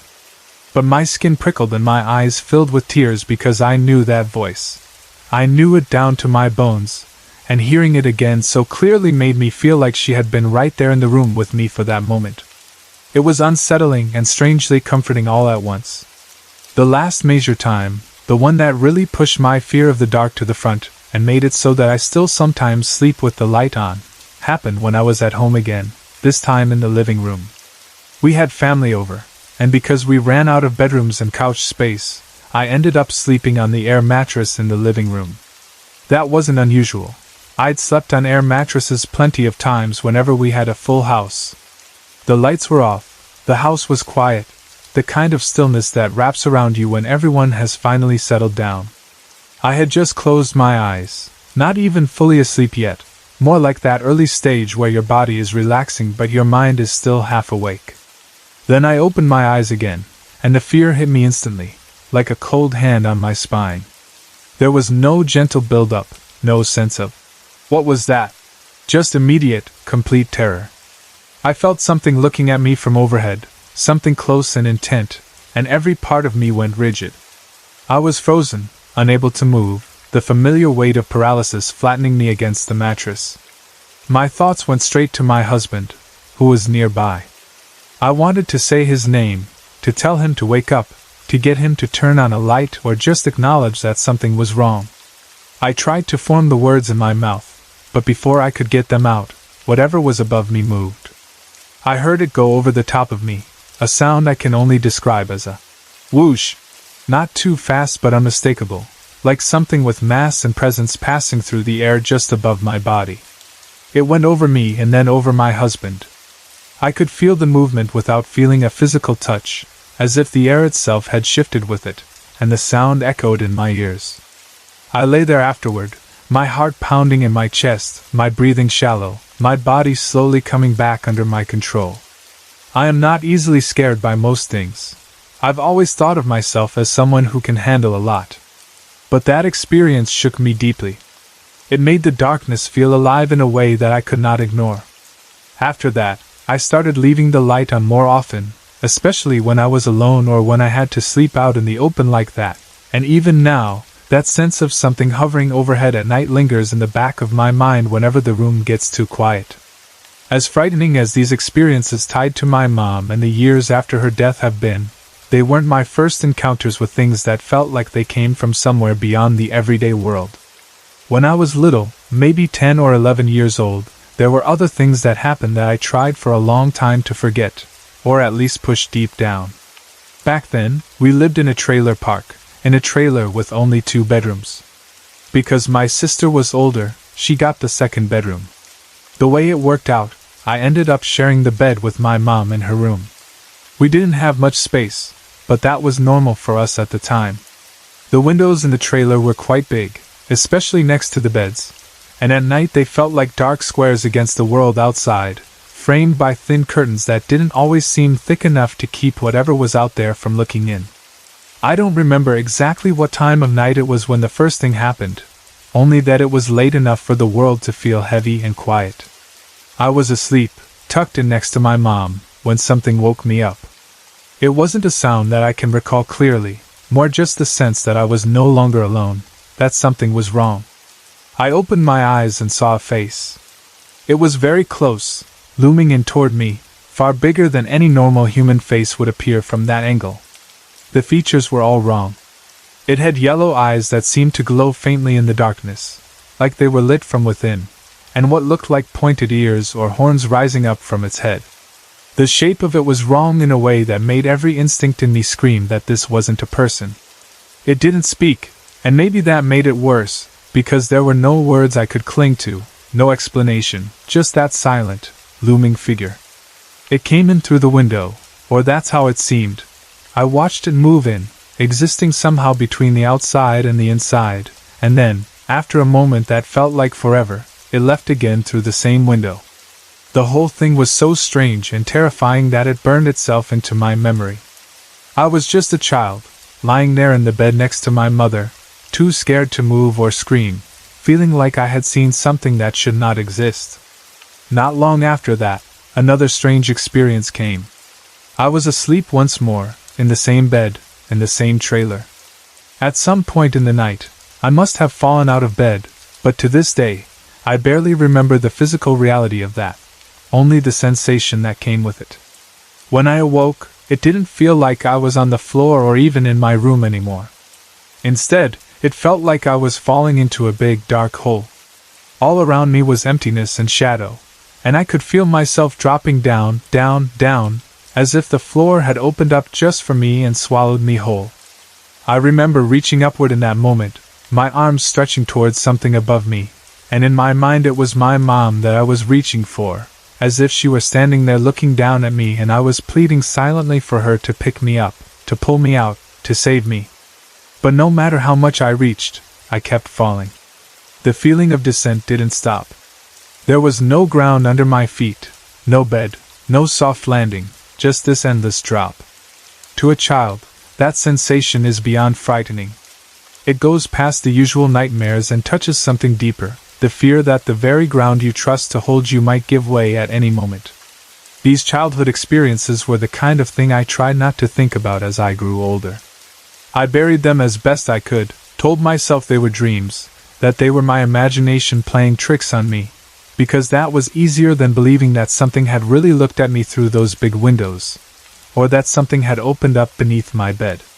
But as more things happened over the years, especially after my mom died, it became harder not to see a pattern, harder not to feel like I had always been a little too close to whatever it is that bumps in the night.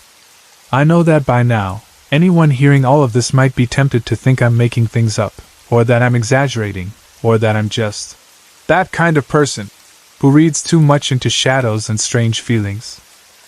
I get that reaction. I've even thought it about myself sometimes. Part of me wishes I could just write everything off as bad dreams or stress or tricks of the mind. It would be so much easier to tell myself that none of it really happened, that it was all in my head. But I know what I've felt, and I know what I've heard and seen, and these memories do not feel like ordinary dreams that fade and blur. They feel fixed and solid, lined with detail and emotion that doesn't wash away. I wish none of it were true, honestly. I wish I could be one of those people who can tell their kids with complete honesty that there is nothing in the dark, that when the lights go out the only things in their room are the toys and clothes and furniture they see during the day. Instead, I find myself in a strange position. I have to tell my child not to be afraid of the dark, to reassure her that everything is okay, that it's just her imagination, even though deep inside I don't fully believe that there is nothing there. I am lying to her, in a way, but I do it because I want to protect her, because I don't want her to carry this same heavy fear that sits in my chest. The reality I've come to accept is that, at least in my life, there really are things that bump in the night, voices that speak when no one is there, hands that shove when the street is empty, shapes that move through windows and over beds and down hallways. Some of them feel like love trying to reach across a divide, like my mom's voice saying, "Home," or calling my name. Others feel like warnings, like pushes to move faster, and still others feel like something darker and harder to understand, things with yellow eyes and horns and horrible whispers in the background. I don't claim to have all the answers about what they are or why they come, but I know that they have been with me, in different forms, since I was a child, and that knowledge is what makes the darkness feel so alive. A few years after I retired from the fashion industry, I realized something about myself that I didn't expect. I got tired of being retired. People laugh when I say that, but I know some of you understand exactly what I mean. When you've spent most of your life moving fast, thinking fast, juggling schedules, meeting deadlines, solving problems before anyone else even notices they exist, quiet starts to feel less like peace and more like emptiness. For over 30 years I worked non-stop. 7 days a week most of the time, and when I wasn't physically at work, my mind was still working. I didn't just have one project going at once. I usually had 2 or 3, and I liked it that way. I ran businesses, I handled clients, I managed creative chaos, and I raised my 3 children at the same time. My husband supported that world in the way a strong partner does, not by standing in front of me, but by holding things steady behind me so I could run. I'll always give him credit for that. Nobody does that kind of life alone, no matter how independent they think they are. I've never been shy about admitting I'm a type A person. Even now I still am, just with a little more control. When you're type A, you don't only like things done, you like them done correctly, and quickly, and in a way that makes sense. You don't enjoy waiting. You don't enjoy mess. You don't enjoy the feeling of falling behind. You're the kind of person who sees a problem and fixes it before anyone else even recognizes it as a problem. That personality type can be useful in business, but it can be exhausting everywhere else. Retirement forced me to face that exhaustion. At first, I tried to enjoy it the way people tell you to enjoy it. Sleep in, relax, read books, go to lunches, take little trips. Treat yourself. I tried. But I kept feeling restless, like my body was sitting still while my mind paced back and forth in circles. I'd wake up and feel like I should be doing something, and when I had nothing pressing to do, I'd start creating things in my head to worry about just so I could feel busy again. One of the first real lessons retirement taught me was this: things don't have to be perfect. That sounds like something simple you tell yourself, like a motivational quote, but for someone like me it wasn't simple at all. I had to learn it slowly. I had to practice letting small things go. I had to allow a room to stay slightly messy without feeling like it was a personal failure. I had to stop measuring my worth by how much I could accomplish in a day. It took time. It took effort. It took a lot of quiet self-talk. But once I started learning that lesson, my life honestly improved. I became more relaxed. I became less reactive. I learned how to step back from my own emotions and observe them instead of letting them drive me. And that shift, believe it or not, helped me more than anything when it came to dealing with my paranormal experiences. Because the paranormal, for me, has never been a once-in-a-while curiosity. It's been part of my life for as long as I can remember. There were times I hated it. There were times I wished I could shut it off like a light. There were times I felt like it was a burden instead of a gift. But over the years I learned something important. Fear makes everything worse. If you panic, you lose control. If you feed fear, you feed the energy of the situation. If you let your emotions run wild, you become vulnerable, and you also become less helpful to anyone, living or dead. So I trained myself. That probably sounds strange, but it's the truth. I taught myself how to stay calm in the middle of things that would make most people scream. I taught myself how to focus. I used subliminal tapes back when those were popular, the kind that help you relax your body and quiet your mind. I use prayer always. I use soft music, new age music, the kind people either love or roll their eyes at. Some of it worked better than others, but the point wasn't the genre. The point was that music gave my nervous system something steady to hold on to. The more relaxed I became, the more I noticed something else. My calm state seemed to attract spiritual activity. It didn't matter if I wanted it to or not. When I was sitting on the floor in my living room, calm, quiet, breathing slowly, with music drifting through the room, it was like I became easier to find. It was like my energy smoothed out and created a clear signal, and apparitions, spirits, souls, whatever word you prefer, would slip into the space more easily. I've thought a lot about why that might be. I believe it's a combination of things. When I'm relaxed, I'm more open. My senses are sharper. My fear is lower. My mind isn't racing. And the music seems to thin the air in a way I can't fully explain. It creates a kind of ethereal mood, and I think it helps spirits move, or at least helps me notice them. I'm not saying I invited them on purpose. Sometimes I did not want company at all. But it happened enough that I couldn't ignore the pattern. Calm plus music often meant visitation. Now, that's a whole story by itself, but I promised I'd get to the point. Eventually, retirement stopped feeling like rest and started feeling like a cage, so I did what everyone who knows me should have expected.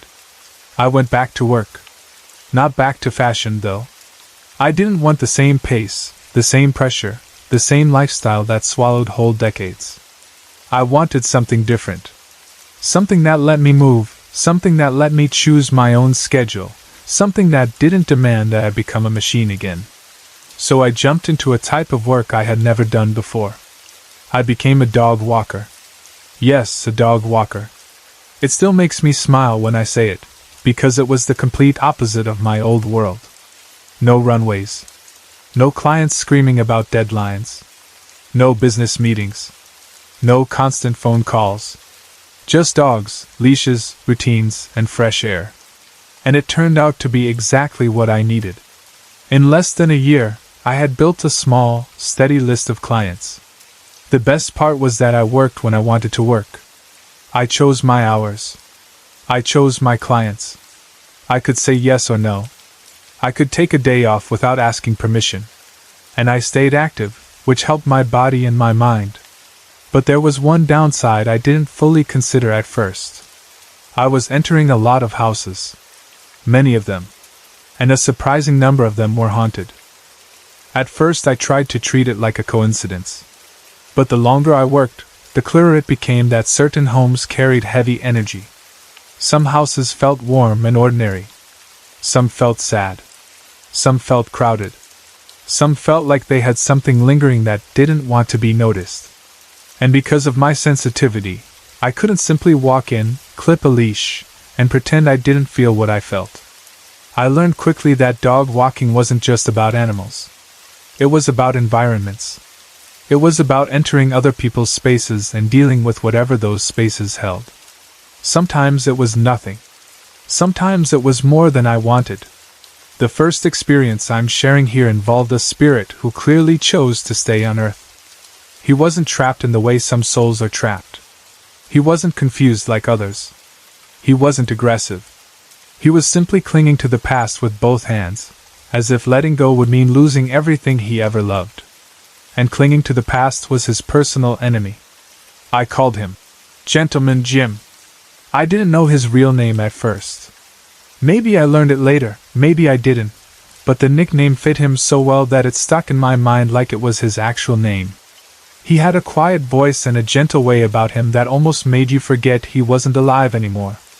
The first time I walked into the house, I got the feeling immediately that someone was there, but it wasn't a threatening feeling.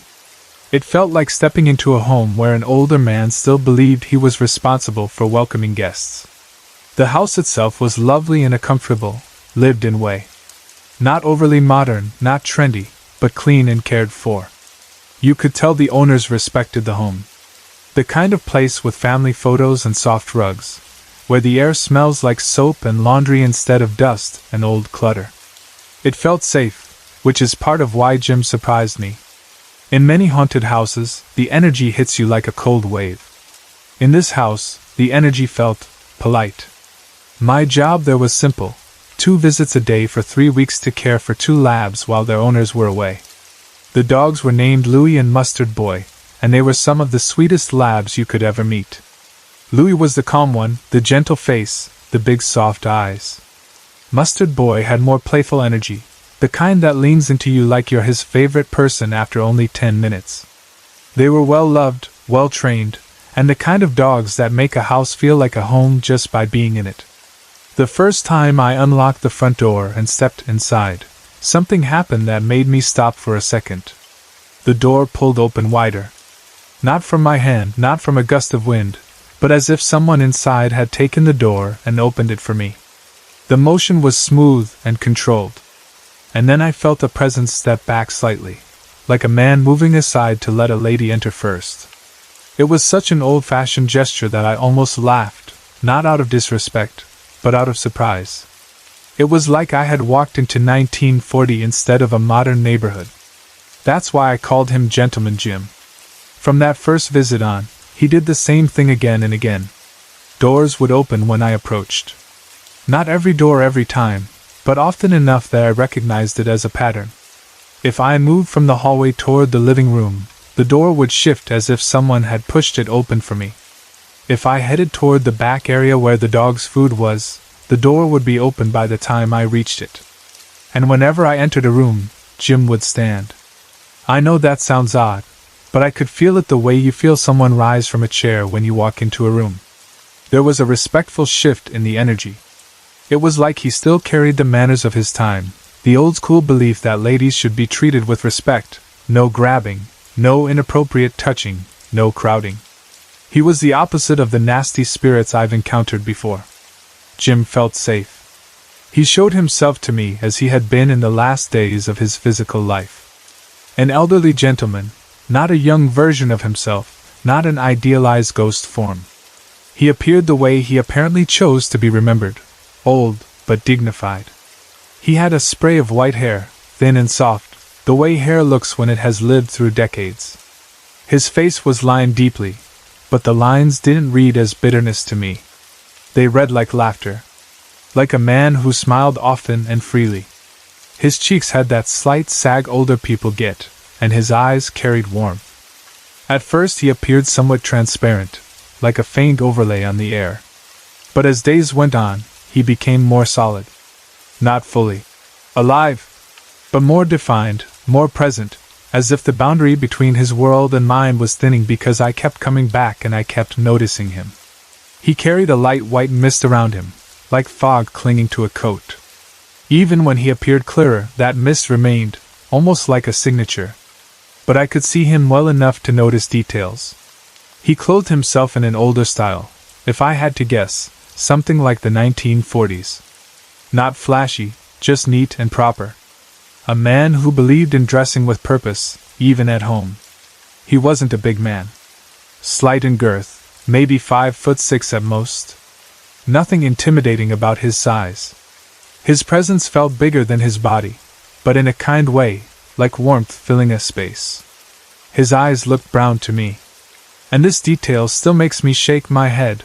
I think he wore dentures in life. The reason I think that is because I kept noticing him fussing with his mouth. He'd adjust his lips. He'd touch his face as if checking his teeth. He'd try not to smile too widely, and when he did smile, he'd sometimes lift a hand like he was covering his mouth out of habit. It felt like a memory carried over from the physical world, a small insecurity that stayed with him even after death. The dogs knew he was there. That was one of the reasons I trusted my own sense about him. Louie and Mustard Boy reacted to Jim like they reacted to a friendly person. They didn't bark at corners. They didn't growl or hide. They would wag their tails in a certain direction. Sometimes they would look up as if someone was standing there. Sometimes Mustard Boy would trot a few steps as if following an invisible companion. There was no fear in them, only familiarity and interest. And I'll be honest, I felt cared for in that house. Not smothered. Not watched in a creepy way. More like accompanied. Like I wasn't just a hired worker walking dogs. I was a guest being looked after by someone who still saw the home as his responsibility. But from the very first day, I also had one strong thought: Jim didn't deserve to be stuck there. He seemed content, yes, but contentment isn't always healthy. Some spirits cling because it's comfortable, not because it's right. He had lived into his 90s. He had already completed a long life. He had already given what he was going to give in this world. And yet he stayed. I didn't understand why. Maybe the house was everything to him. Maybe it held decades of memories. Maybe he didn't want to leave because leaving felt like losing. Maybe he didn't know he could leave. Or maybe he was waiting for someone. Over the 3 weeks, I saw more of his personality. He didn't speak all the time. Mostly he watched, opened doors, stood politely, followed at a respectful distance. But when he did speak, when he spoke, it felt like stepping into another era. I would be playing with the labs in the living room, tossing a toy, rubbing their ears, laughing when Mustard Boy flopped onto his back dramatically for attention. And Jim would linger near me and begin telling stories, quietly, gently, like a man reminiscing on a porch at sunset. He told me about his life. Not every detail, not like reading a biography, but enough to paint a picture. The biggest part of his story was his marriage. He had been married for 32 years to a woman he loved deeply. When he spoke of her, his whole face changed. His eyes brightened. That white mist around him seemed lighter. His voice softened even more. He called her the love of my heart and soul. Her name was Edna Rayan. Even now, when I repeat her name, I can feel the way he said it, slowly, with respect, like her name was a prayer. Whenever he spoke of Edna, his eyes sparkled, and for a moment he didn't look like a lonely old spirit. He looked like a man who still carried love like a torch. That's what made his staying behind so sad. If he loved her that much, why wasn't he with her? I didn't rush him. You can't shove a spirit toward the light the way you shove a person out a door. Each one is different. Each one hears what they're ready to hear, when they're ready. Some react with anger. Some react with fear. Some pretend they didn't hear you at all. And some, rare and beautiful, are simply waiting for someone to tell them it's okay to go. I sensed that Jim might be one of those. As the days counted down, I could feel the deadline approaching. I knew my 3-week job would end. I knew I would stop coming to that house. And I worried that if I didn't help him before I left, he would remain there, opening doors for strangers who never noticed, standing politely in empty rooms, telling his love story to no one. So in the final days, I began guiding the conversation more gently toward Edna. I encouraged him to talk about her. I asked questions quietly in my mind and listened for what came back. I watched his expression closely, the way you watch a living person when you're about to say something important. I saw loneliness in him, even when he tried to hide it. He missed her. That was clear. The longing was there like a soft ache in his energy. And so, in a soft voice, with as much kindness as I could hold, I told him what he needed to hear. I told him he needed to go to her. I expected resistance. I expected denial. I expected fear. Instead, Jim looked genuinely surprised, like the thought had never fully occurred to him. He had been in that house for so long. Part of a half-century, at least. The place had become his anchor. His identity. His routine. His purpose. Leaving it may have felt impossible, even if it was what he truly wanted deep down. But once the idea landed, I could see something shift in him. Like a man remembering that life is bigger than one address. Like a man realizing that love doesn't live in walls, it lives in the people you loved. Jim was ready. I can't explain exactly how I knew, but I knew. The air around him changed. The heaviness lifted. His mist seemed to swirl and loosen, as if something in him had finally stopped gripping the world so tightly. The process of helping a spirit cross over can be long or short. With some, it's a long journey. With others, it happens like a door opening. But one thing is always true for me: I can't do it on my own. I'm not the power. I'm not the authority. I'm not the light. I'm an instrument, nothing more. I waited, as I always do, for that sense of energy to move through me. It feels like warmth mixed with clarity, like a current of strength that doesn't belong to my normal body. It arrives when it arrives. I can't force it. I can only prepare myself with prayer and love and calm. So I prayed. Quietly, sincerely, asking for help, not for myself, but for him. Asking that he be guided safely. Asking that he be reunited with Edna if that was what was meant. Asking that he not be afraid. And then it happened. Jim began to fade, not in a scary way, not like disappearing into nothing, but like stepping into a brighter room. For a moment I felt that familiar shift, like the air becomes softer and the space opens. The dogs looked toward him, tails wagging gently, and Mustard Boy made a small happy sound in his throat as if he sensed something good. Jim's face looked peaceful. Not just polite peaceful, but deeply relieved. Like a man finally taking off a heavy coat he didn't realize he'd been wearing. Then he was gone. Just gone. And the house felt different immediately. Not colder, not empty in a sad way, but quiet in a natural way. The kind of quiet you feel when something is complete. The strange part was that I felt a sense of loss. I wasn't afraid of him. I had liked him. I had grown used to his presence, his manners, his gentle companionship while I worked. I was going to miss him. That surprised me, but it's true. When you become involved with someone's spirit, you carry a piece of them with you afterward. Not like baggage, more like a memory that lives in your heart. His warm nature stayed with me. His respect. His love for Edna. His quiet dignity. I finished my last visits with Louie and Mustard Boy, and those dogs stayed sweet as always, happy and safe, as if nothing had changed. But I knew something had changed, even if they didn't miss Jim the way I did. When I locked the door for the final time at the end of that 3-week job, I stood for a moment with my hand on the knob and whispered a small goodbye. Not to the house. To him. Because I truly believe his story didn't end with that house. I believe his real home, his true home, was with the love of his heart and soul. And if my small part in it helped him remember that, then I'm grateful. I'm sure our paths will cross again someday. But not in this world. I honestly think the best place to go ghost hunting isn't some abandoned asylum, or an old cemetery. For me, it's my college campus. I know that sounds weird, because you picture colleges as bright places full of people, traffic, and noise. But this campus has a reputation, and it earned it. There are pockets of paranormal activity that are so strong you can feel them even in the middle of the day. While students are walking to class, teachers are heading to offices, and cars are passing by on the nearby roads.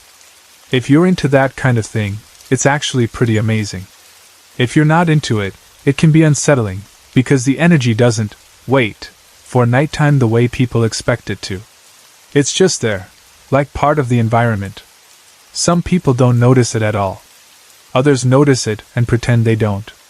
And then there are people like some of my friends, who can walk through certain parts of campus and immediately know when something is watching them. The best example I have of how haunted it can be is a ghost hunt my friends and I did the night before Halloween this year, October 30th. We didn't do it on Halloween itself because campus gets too loud and crowded that night. People run around in costumes, there are parties, security is more active, and it turns into more of a social event than an actual hunt. The night before Halloween is quieter, and the atmosphere is still spooky, but there's less chaos. We started at 10:30 p.m. There were 4 of us, me, my boyfriend, Jane, and John. Those aren't their real names, obviously. I'm switching names for privacy, because this is a college campus and people talk, and I don't want anyone getting singled out for this. I should explain our group a little, because we weren't all at the same level when it came to the paranormal. I'm not very tuned to it. I'll admit that straight up. I'm open-minded, and I believe in it, but I'm not the kind of person who sees full bodies walking through hallways or hears voices clearly. My experiences are smaller. Sometimes I pick up a smell out of nowhere. Sometimes I hear a sound that doesn't belong. Sometimes I feel the hair on my arms rise like something is close. But I'm mostly an observer. My boyfriend is the opposite. He's much more active, and honestly, sometimes it causes him trouble. He can sense heat and cold changes right away. He can feel when a space is full, even if it looks empty. And there's this other thing about him that is hard to explain unless you've seen it. He seems to generate a lot of spiritual energy without trying. It's like spirits notice him more than they notice most people. He attracts activity. We'll walk into a place and nothing seems to happen, and then he steps into the same spot and suddenly something shifts. Cold air, pressure, movement, strange feelings. It's like flipping a switch. Jane is different from both of us. She has a way of getting residual memories. She describes it like picking up old recordings from the air. Not necessarily a full conversation with a spirit, but flashes of what happened in a place, what emotions were present, how old someone was, sometimes even names or dates. She can connect with a spirit and get impressions that feel like someone's life bleeding into her thoughts. When that happens, she can't always control what comes through. Sometimes it's calm. Sometimes it hits her hard. John was basically like me. An open-minded observer. He didn't claim to have strong abilities. He didn't come with a big ego. He was just interested and willing to go with us, and he wanted to see if anything would happen. In a way that made him valuable, because when someone with no strong expectations experiences something, it feels more convincing. That night, our destination was Holmdene, which is known as the most haunted building on campus. People tell stories about it all the time. Even students who don't believe in ghosts will admit that Holmdene has a vibe, especially after dark. It's not just creepy old building. It's the feeling of being watched. It's the way certain hallways feel colder. It's the way your instincts tell you not to linger in certain areas for no logical reason. Holmdene isn't the only haunted spot on campus, but it's the one that gets the most attention. It's also the place where the stories don't feel like simple rumors. Too many people have had too many similar experiences there, even people who don't normally talk about paranormal things. We met up near it and started walking toward it together. It was late enough that the campus was quiet, but not completely empty. You'd still see occasional students crossing the paths, maybe someone coming back from studying with friends, maybe someone walking fast with their head down, hood up, trying to get back to a dorm before the cold seeped in. The air felt like late October, damp, chilly, and sharp. The leaves were mostly down already, and the ones that remained on the branches looked dark against the night sky. The building itself looked even more intense at night. Old stone, tall windows, shadows sitting in places where light didn't reach. Holmdene has this presence, like it doesn't care if you're brave or skeptical. It just stands there, and you either feel it or you don't. We weren't carrying a lot of fancy equipment. We've tried different methods before, but that night we mostly relied on sensitivity and one simple tool, a pendulum. We didn't have an actual pendulum, so we used my car keys on a chain. It might sound silly, but it worked for us before. You hold the keys steady, ask yes/no questions, and watch the movement.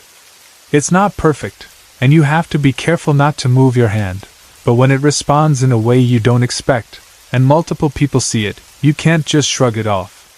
That night we sensed 5 spirits, maybe 6 if you count the terrier. The terrier was the first one we picked up, and it was honestly one of the strangest things to sense because you don't expect animals to show up the same way people do. But Jane stopped near the front area of Holmdene and got this quick impression of a small dog. My boyfriend felt something low and fast moving near our legs, like a dart of energy close to the ground. It didn't feel threatening at all. If anything, it felt curious, almost playful, like the energy of a dog checking you out and then bouncing away. We joked about it at first, because it's easier to joke than to stand there in silence and admit something invisible might be circling your ankles. But the more we stood there, the more it felt real.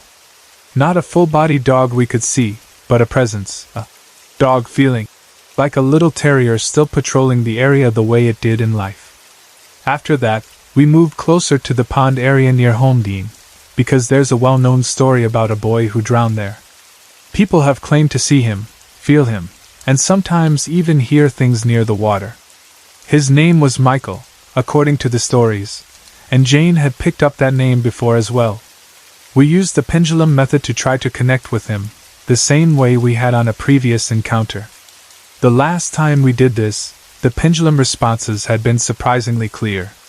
That was part of why we were willing to try again.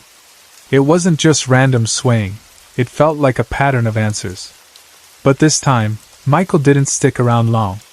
We asked a couple questions, basic ones, trying to confirm it was him, trying to keep it respectful. The pendulum moved at first, faintly, like someone was there but hesitant. Then, after the first couple questions, the feeling dropped away. It was like someone backing up fast. Jane said it felt like he ran. My boyfriend said the cold near the pond faded quickly, like the connection snapped. Looking back, that moment feels important. At the time, we just shrugged and assumed maybe he didn't want to talk that night. But now, thinking about everything that followed, it feels almost like a warning. Like he sensed something else nearby and didn't want to be involved. Or like he knew we were about to walk into something heavier, and he wanted to be away from it. After the pond, Jane started being pulled toward the side of Holmdene. That's another thing about Jane. When she says she's being pulled, she doesn't mean her body is dragged physically. It's more like an internal tug. Her attention locks onto a direction, and she feels a strong urge to go there, almost like someone is guiding her by the shoulders.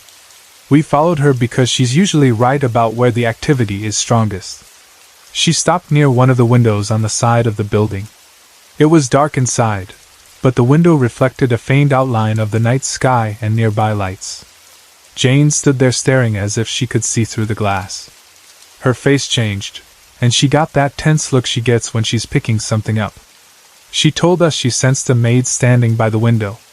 Not a modern maid, not a casual cleaning person, more like an old-fashioned maid, the kind you associate with older estates, someone who worked in a household when class lines were sharper and servants had strict roles. Jane said the maid was scared. Not slightly uneasy, but genuinely afraid. Jane described it like this: it was as if something bad was happening past the window, deeper inside the building, in a meeting room. And the maid was frightened of what the outcome would be. Like she knew something was going wrong in that room, and she was standing near the window as if she didn't know what to do, or as if she wanted to run but couldn't. Right as Jane said that, my boyfriend got a chill. He didn't just say, "It's cold." He physically reacted, shoulders tightening, breath catching slightly, that involuntary response when cold air hits you suddenly.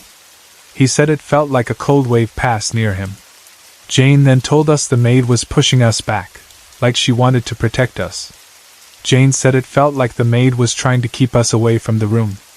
Not because the maid was angry at us, but because she was worried about what was going on inside. Like she didn't want us to walk into something dangerous. That moment was unsettling, because it wasn't just, "A ghost is here." It was a ghost acting like a warning sign. So we listened.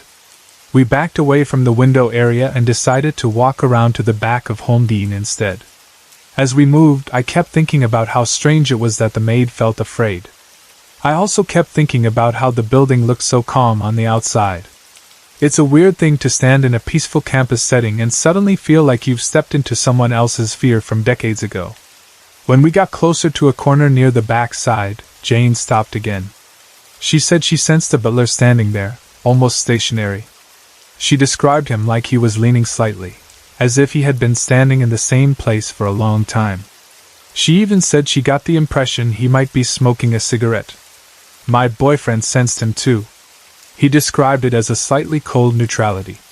Not friendly, not hostile. Just there. Like the butler didn't care about us. Like we were background noise. Jane agreed. She said the butler wasn't interested in interacting and didn't have strong emotions aimed at us. He felt like a worker still in work mode, standing in his assigned place, waiting for something that had already happened long ago. While this was happening, I noticed something that didn't seem important at the time but later became one of the scariest parts of the entire night. I heard faint music. It sounded distant and soft, like it was coming from somewhere inside the building or maybe around the building itself. At first I assumed it was just college students playing music loudly somewhere nearby. That happens all the time, especially around Halloween when people are in a party mood. But this didn't sound like modern music. It sounded old-fashioned, like early 1900s music. Almost waltz-like. And when I say old-fashioned, I don't mean it sounded like someone playing an old playlist on their phone. It sounded like it was coming from a record player.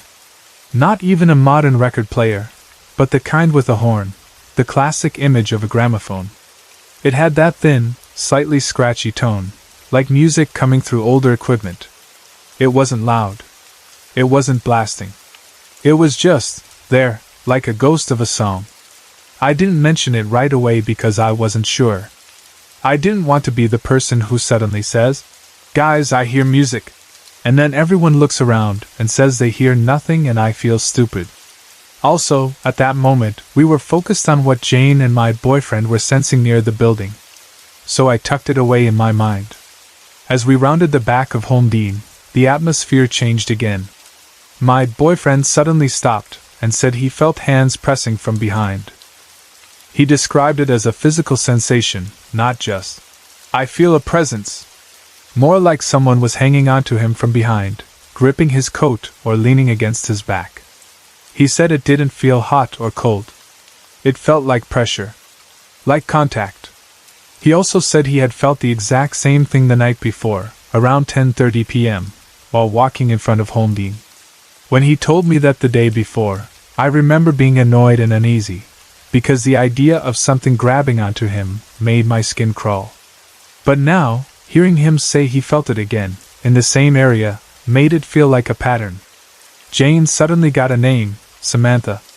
She said it like it popped into her mind fully formed, not like she was guessing. Samantha. She said she felt a young woman's energy, scared and clinging. We decided to use the pendulum again to confirm the name. My car keys hung from the chain, and we asked basic questions. Is your name Samantha? Are you the one holding on to him? Are you scared? According to the pendulum responses, yes. And Jane said Samantha was terrified. It made sense in a sad way. If Samantha was scared, she might cling to the person in the group who had the strongest energy, the person who seemed most visible to spirits. That was my boyfriend. If spirits are drawn to him, it would make sense a frightened spirit would use him like a shield. Jane told us Samantha had been following him the day before too, which matched what my boyfriend felt. Like she didn't just show up that night. She had already attached herself to him because she felt safer near him than near whatever was scaring her. Then something happened that took the whole situation from interesting haunted campus story to we need to get out of here. John, of all people, was the first one to sense it. John suddenly said he smelled something burning, like incense. We all paused and sniffed the air. At first I didn't smell incense exactly, but I did smell something, like wood burning. For me, it smelled like pine trees burning, like that sharp, resin scent you get when dry pine catches fire. My boyfriend and Jane smelled something different. They both described it as cigar smoke or pipe smoke. That might not sound like a big deal, but think about it, 3 different people, all smelling different, burning smells at the same moment, in the same place, with no visible source. There were no smokers near us. No bonfires. No grills. No candles. No reason for any of those smells to be there. We stood in a small circle, trying to figure out what was going on. In my mind, I tried to analyze it the way people do when they're nervous. Like, okay, incense might symbolize a good spirit. Pine smoke might mean something neutral, or even protective. Tobacco smoke might mean a man who smoked in life. All those thoughts ran through my head because my brain wanted to categorize what we were sensing. But the problem was Samantha's reaction. Jane said Samantha was terrified of whatever the tobacco-like presence was. Samantha was clinging even harder to my boyfriend. She was not curious. She wasn't neutral. She was hiding, almost like she was trying to fold herself behind him. So we decided to ask Samantha questions about the spirit that was scaring her. We used the pendulum again. We asked if the presence was male. If it was dangerous. If it was the reason she was hiding. The pendulum answers made it clear, yes, he was bad. Then Jane got another impression. He was connected to Bukowski Chapel. That chapel used to be a stable, which is one of those strange campus history facts that sounds harmless until you think about what it might mean spiritually. Places change purpose, but sometimes the old purpose leaves a mark. If a place was once a stable, the people who work there, the routines, the physical labor, the emotions, those things can cling in a way you don't expect. Jane said the bad spirit was the stable man, and she said it like she was certain. The second she said that, the air felt heavier. My boyfriend tensed up like he felt pressure on his chest. And John, who had been mostly calm up until then, started looking uncomfortable. He said he felt pain starting in his shoulder blades. At first it sounded like maybe stress or posture, but the timing was too perfect. He hadn't complained about pain all night until right when we started focusing on the stableman's spirit. Then Jane said the stableman tried to attack John. Not with fists, obviously. Not like a living person. But in that spiritual way where you feel targeted, where your body reacts with pain or pressure or sudden weakness. John's face changed. He looked startled, like he couldn't believe he was suddenly hurting. He rubbed his shoulder area and kept shifting like he was trying to shake something off. That was when my fear turned real. Up until then, I was the less tuned person, so I was still hovering between curiosity and discomfort. But watching John, someone who wasn't expecting much, suddenly get hit with pain made it feel serious. It's one thing to feel chills. It's another thing to watch someone be physically affected. The tobacco smell grew stronger, but then it changed. The cigar smoke smell turned into something worse. It became burning rubber. That thick, sharp, chemical smell that hits your nose and makes you want to gag. The kind of smell that makes your eyes water. It stank, and it felt wrong, like it didn't belong in open night air. It also matched the vibe of what we were sensing, something nasty, something aggressive, something that didn't want us there. Jane said the stableman followed us. We started moving fast. Not running full speed, but walking quickly, leaving the area around the back of Home Dean and heading toward the edge of the building where there were more open paths and more light. Samantha stayed close behind my boyfriend the entire time, like she was trying to escape with us. The farther we moved, the more the smell shifted and then faded. John's shoulder pain eased slightly but didn't disappear immediately. My boyfriend kept saying he felt pressure behind him, like something was trying to keep up, like a presence was pushing at his back. We didn't stop to debate it. We didn't stop to get one more answer. We left that area as fast as we could. When we finally reached a spot where the air felt cleaner and the heaviness dropped, we stopped and caught our breath. All four of us looked at each other, and even without anyone saying it, the message was clear. That was not something we wanted to mess with. That was only half of what happened that night. After we got away from the stableman energy, things calmed down a little. We walked and talked, trying to decide what to do next. My boyfriend said he still felt Samantha nearby, close and scared. Jane kept getting emotional waves that didn't feel like her own: sadness, fear, longing. She said Samantha felt young and lost, like she didn't understand what happened to her. At some point later in the night, something happened that none of us expected, and that took us by surprise in a way that still bothers me. Jane got possessed by Samantha. I know the word possess sounds dramatic, like something out of a movie. But what happened wasn't Jane pretending, and it wasn't her putting on a show. It was sudden. It was like she went blank for a second, then her posture changed. Her face changed. Her voice changed slightly. And the emotions that came through her were not Jane's normal emotions. Jane wasn't a person who liked attention. She didn't do this for drama. If anything, she tends to be private and controlled. So watching her body shift like that was disturbing. But at the same time, it became clear Samantha wasn't a negative ghost. She was sad. She was frightened. She felt like someone who had been hurt or lost and didn't know what to do with her fear. And she seemed to realize through Jane that we could hear her. For a few minutes, we were able to ask Samantha questions through Jane. We asked what happened to her. We asked if she knew she was dead. We asked why she was scared, and what she was scared of. We asked if she was attached to Homedine, or if she had followed my boyfriend for protection because she couldn't find another safe place. The answers were not perfectly clear the way a normal conversation would be. It was more like impressions and emotional bursts. Samantha's fear came through strongly. Her sadness came through strongly. There were moments when Jane's eyes looked distant, like she wasn't there, fully. Then she would blink and look confused, then slip again. It was dangerous in the sense that it was unexpected. When you're ghost hunting, you expect cold spots or sounds, maybe a shadow. You don't expect someone in your group to suddenly become a doorway. We were scared, and we didn't know what to do at first. My boyfriend started praying quietly, not because he was trying to be dramatic, but because when you don't know what you're dealing with, prayer is a way to anchor yourself. Luckily, Samantha didn't seem interested in harming Jane. She didn't feel like she was trying to take over permanently. It felt more like she latched on because she was desperate to be heard, and Jane, being sensitive, was the easiest channel. Within a few minutes, Jane was able to get control of her body again. You could see the moment it happened. Her shoulders dropped, her face softened, and she looked like herself again. She was shaky afterward, like she had run a long distance, and she needed a minute to breathe and steady herself. When Jane came fully back, she told us she remembered pieces of it, like she had been half aware while Samantha was present, but not fully in control. That freaked all of us out.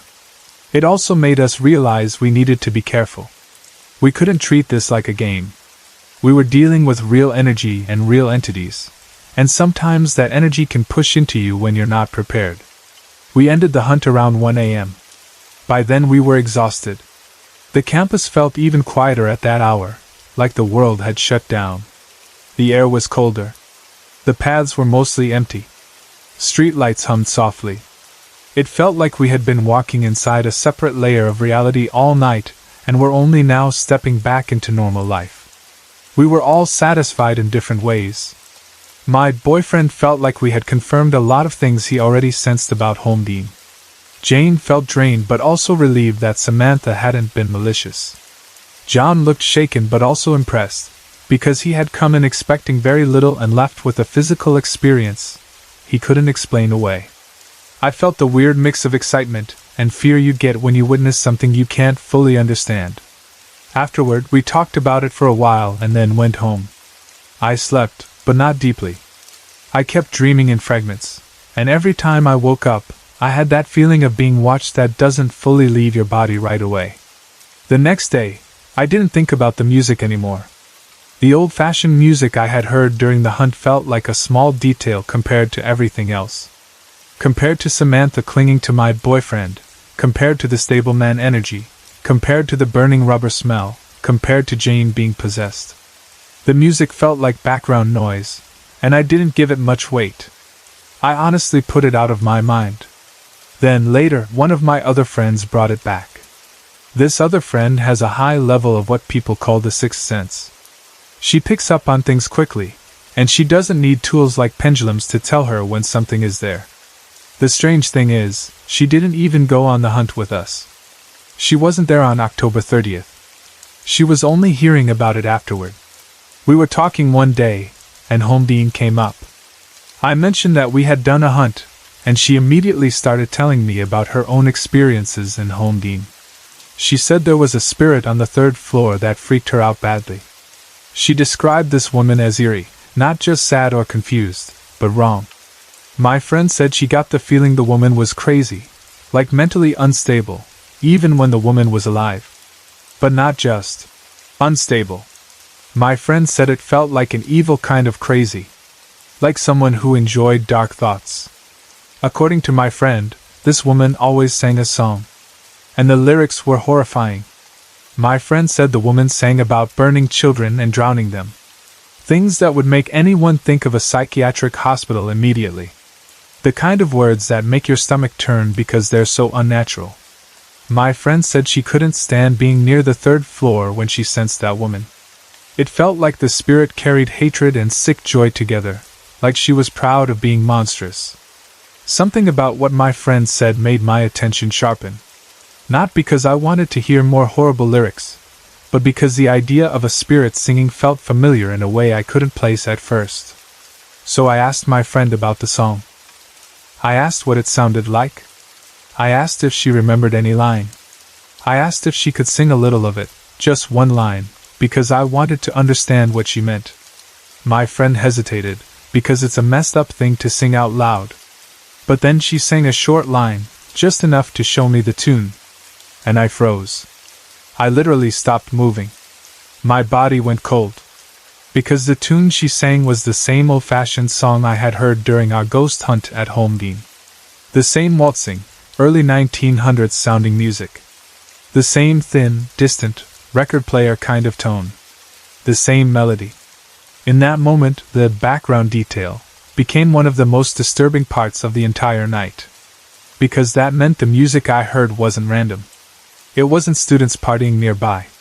It wasn't someone playing an old playlist for fun. It was connected. And if it was connected to the third floor woman my friend described, then what I had heard was not harmless music at all. It was the sound of something dark, something that used song like a signature. When I realized that, the whole night in Homedine shifted in my memory. It made me wonder if we were being surrounded by multiple energies at once, and only noticed some of them directly. It made me wonder if the maid Jane sensed that the window was scared because she was aware of something deeper inside the building, something like that third-floor woman. It made me wonder if Michael ran because he sensed that the building wasn't calm that night. It made me wonder if Samantha clung to my boyfriend not only because of the stableman presence, but because there were other things in Homedine that frightened her too. It also made me wonder about shadows. Because one thing that happens a lot on campus, and especially around Homedine, is that people who normally don't have paranormal senses will suddenly talk about feeling watched. They'll talk about shadows in corners. They'll talk about movement in the edge of their vision. They'll talk about something lurking that they can't name. And once you start hearing enough people say the same types of things, you realize it isn't just imagination. Homedine isn't quiet in the spiritual sense. It's active. It feels layered. It feels like a place where different spirits overlap, some harmless, some sad, some angry, some just repeating routines like a recording, and some that feel genuinely wrong. That's why I say my campus is one of the best ghost hunting locations. It isn't because it's fun to scare yourself. It's because it feels real. The activity doesn't depend on you believing in it. It happens around normal life. People feel it during the day. People sense it when they're not trying. And then at night, especially around dates like Halloween when emotions and attention are high, it can feel like the entire place wakes up. After that October 30th hunt, I started thinking about my college differently. Not like it's a horror movie, but like it's a place where the unseen is closer to the surface than most people realize. Like there are ghosts, and maybe worse, around corners while students complain about exams and grab coffee and laugh with friends. And what really gets me is this: some of those students don't believe in any of it, until they do. Until they walk past Home Dean at night, and feel their stomach drop for no reason. Until they hear a sound that doesn't belong. Until the shadows feel like they're moving in a way shadows shouldn't move. With ghosts, and darker entities, and people who suddenly become aware they're being watched, the campus doesn't feel like a normal campus sometimes. It feels like a place with a hidden population. And if you asked me right now what I think is the most haunted place in Michigan, I wouldn't hesitate. I would say Home Dean. My friends and I are officers in the Japanese club at school, and we're always trying to come up with social events that feel different from the usual stuff. We wanted something that wasn't just snacks in a classroom or watching an anime episode on a projector. We wanted a night where people would actually remember it, where everyone would talk about it afterward and feel like they'd been part of something special. So for one of our socials, we decided to do a night walk at school. It wasn't meant to be some edgy, let's break rules and creep each other out kind of thing. We had permission, we planned it out, and we had adults there. But we also knew the truth. Walking around your school at night feels completely different than being there during the day. The same hallways you run through between classes suddenly feel long. The same corners that feel normal under bright lights suddenly look like places something could hide. Every echo seems louder. Every door looks heavier. Even the smell of the building changes when there aren't hundreds of students around. Every year, there's a teacher named Mr. Hasegawa, everyone calls him Mr. Has, who tells ghost stories about the school. It's kind of a tradition. People look forward to it because he's a good storyteller, but the reason it works isn't just because he's dramatic. It's because he doesn't tell the stories like a joke. Mr. Has genuinely believes stories are meant to be told out of respect, not fear. He's said that before more than once. He talks about how folklore works, how stories keep memories alive, how places hold history, and how you shouldn't laugh at something just because you can't prove it. He doesn't try to force anyone to believe in ghosts. He doesn't do the whole "I promise this happened" thing. He just tells the story and lets it sit there, like a candle you light for someone who isn't around anymore. In one of his stories, he even mentioned a little boy, the same little boy I had written about in another story before. That connection always stuck with me, because it made the whole thing feel less like random school ghost legends, and more like a web of stories people had been carrying for a long time. So on the night of our social, Mr. Has agreed to lead the walk. We gathered a group of club members and a few friends, and the plan was simple. We'd walk around parts of the campus while he stopped at certain buildings or classrooms and told a story connected to that place. Some stories were older, some were newer, some were the kind that had been passed around by students, and some were the kind teachers whispered about in the lounge.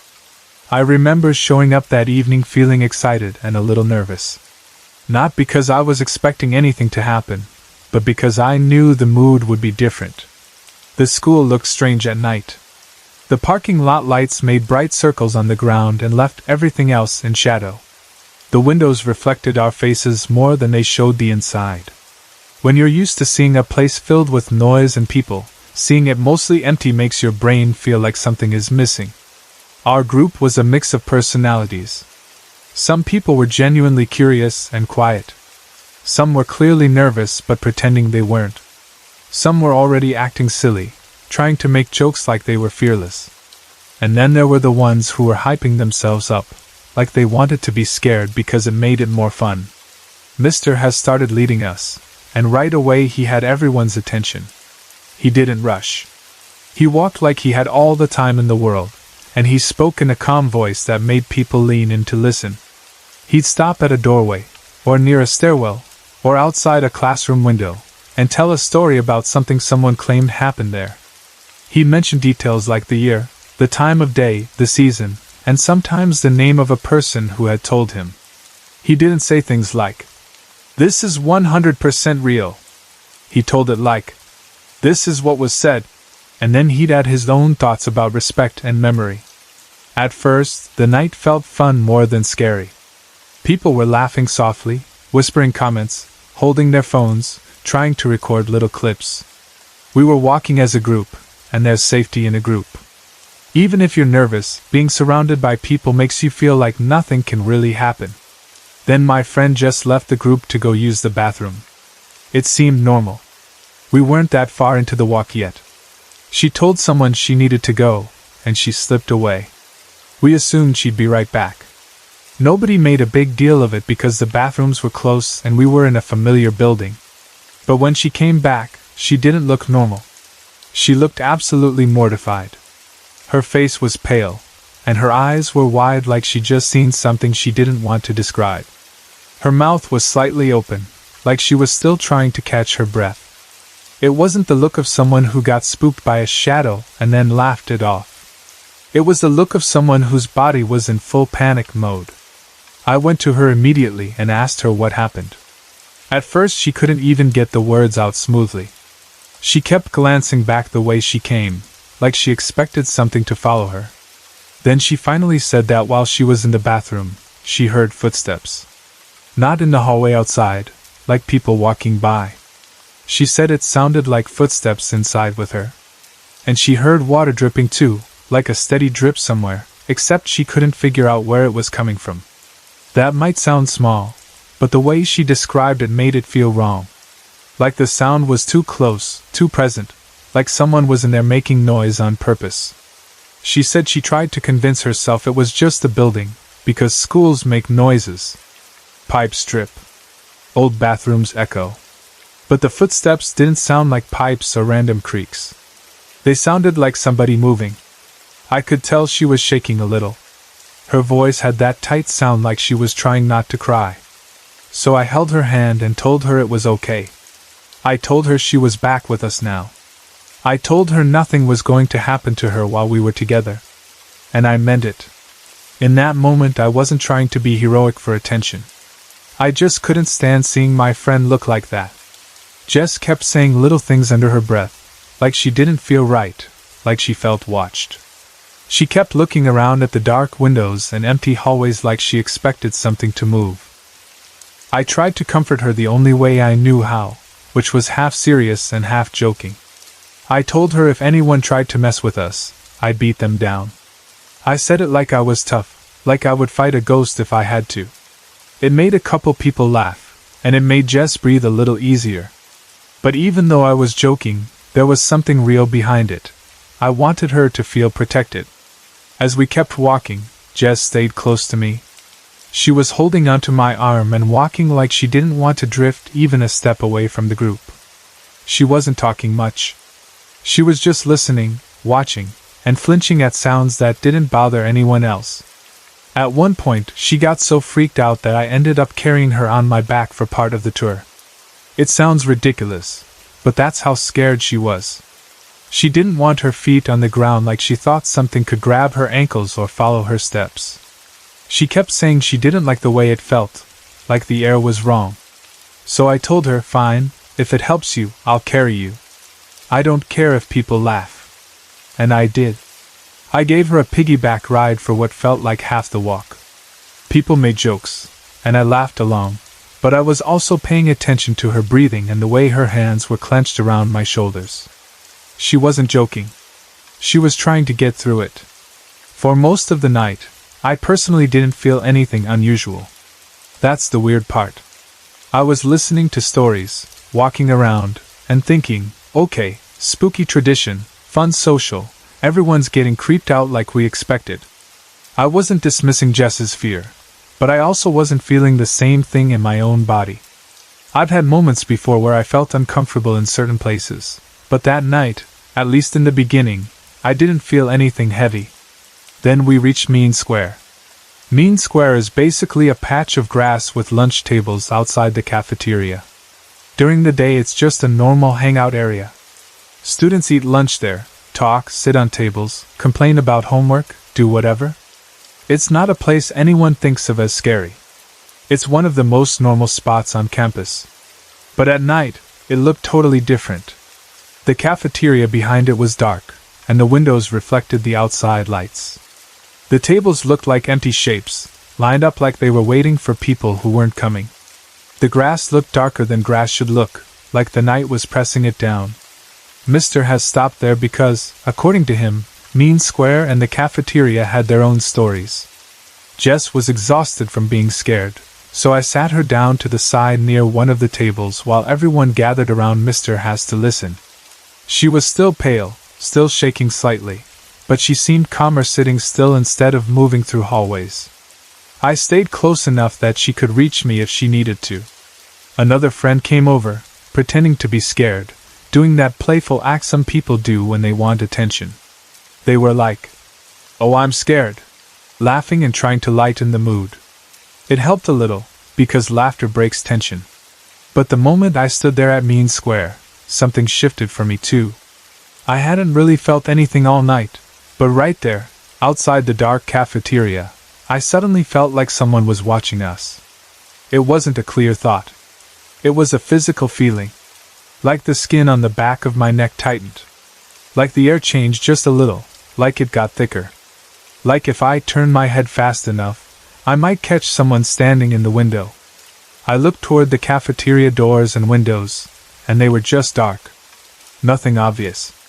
No figure in plain sight. No face. No movement that I could point at and say, "There. That." I told myself to relax. I can be paranoid sometimes. I admit that.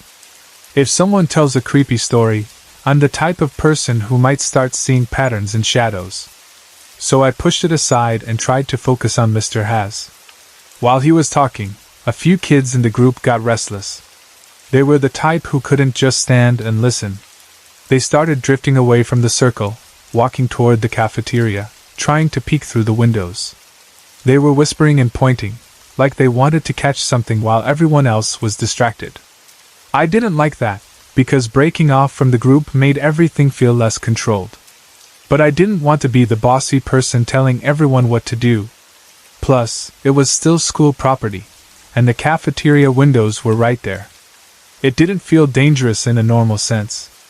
My friend Kevin was sitting on the other side of me. Kevin wasn't the type to panic easily. He was calm and practical, and he always had his phone out.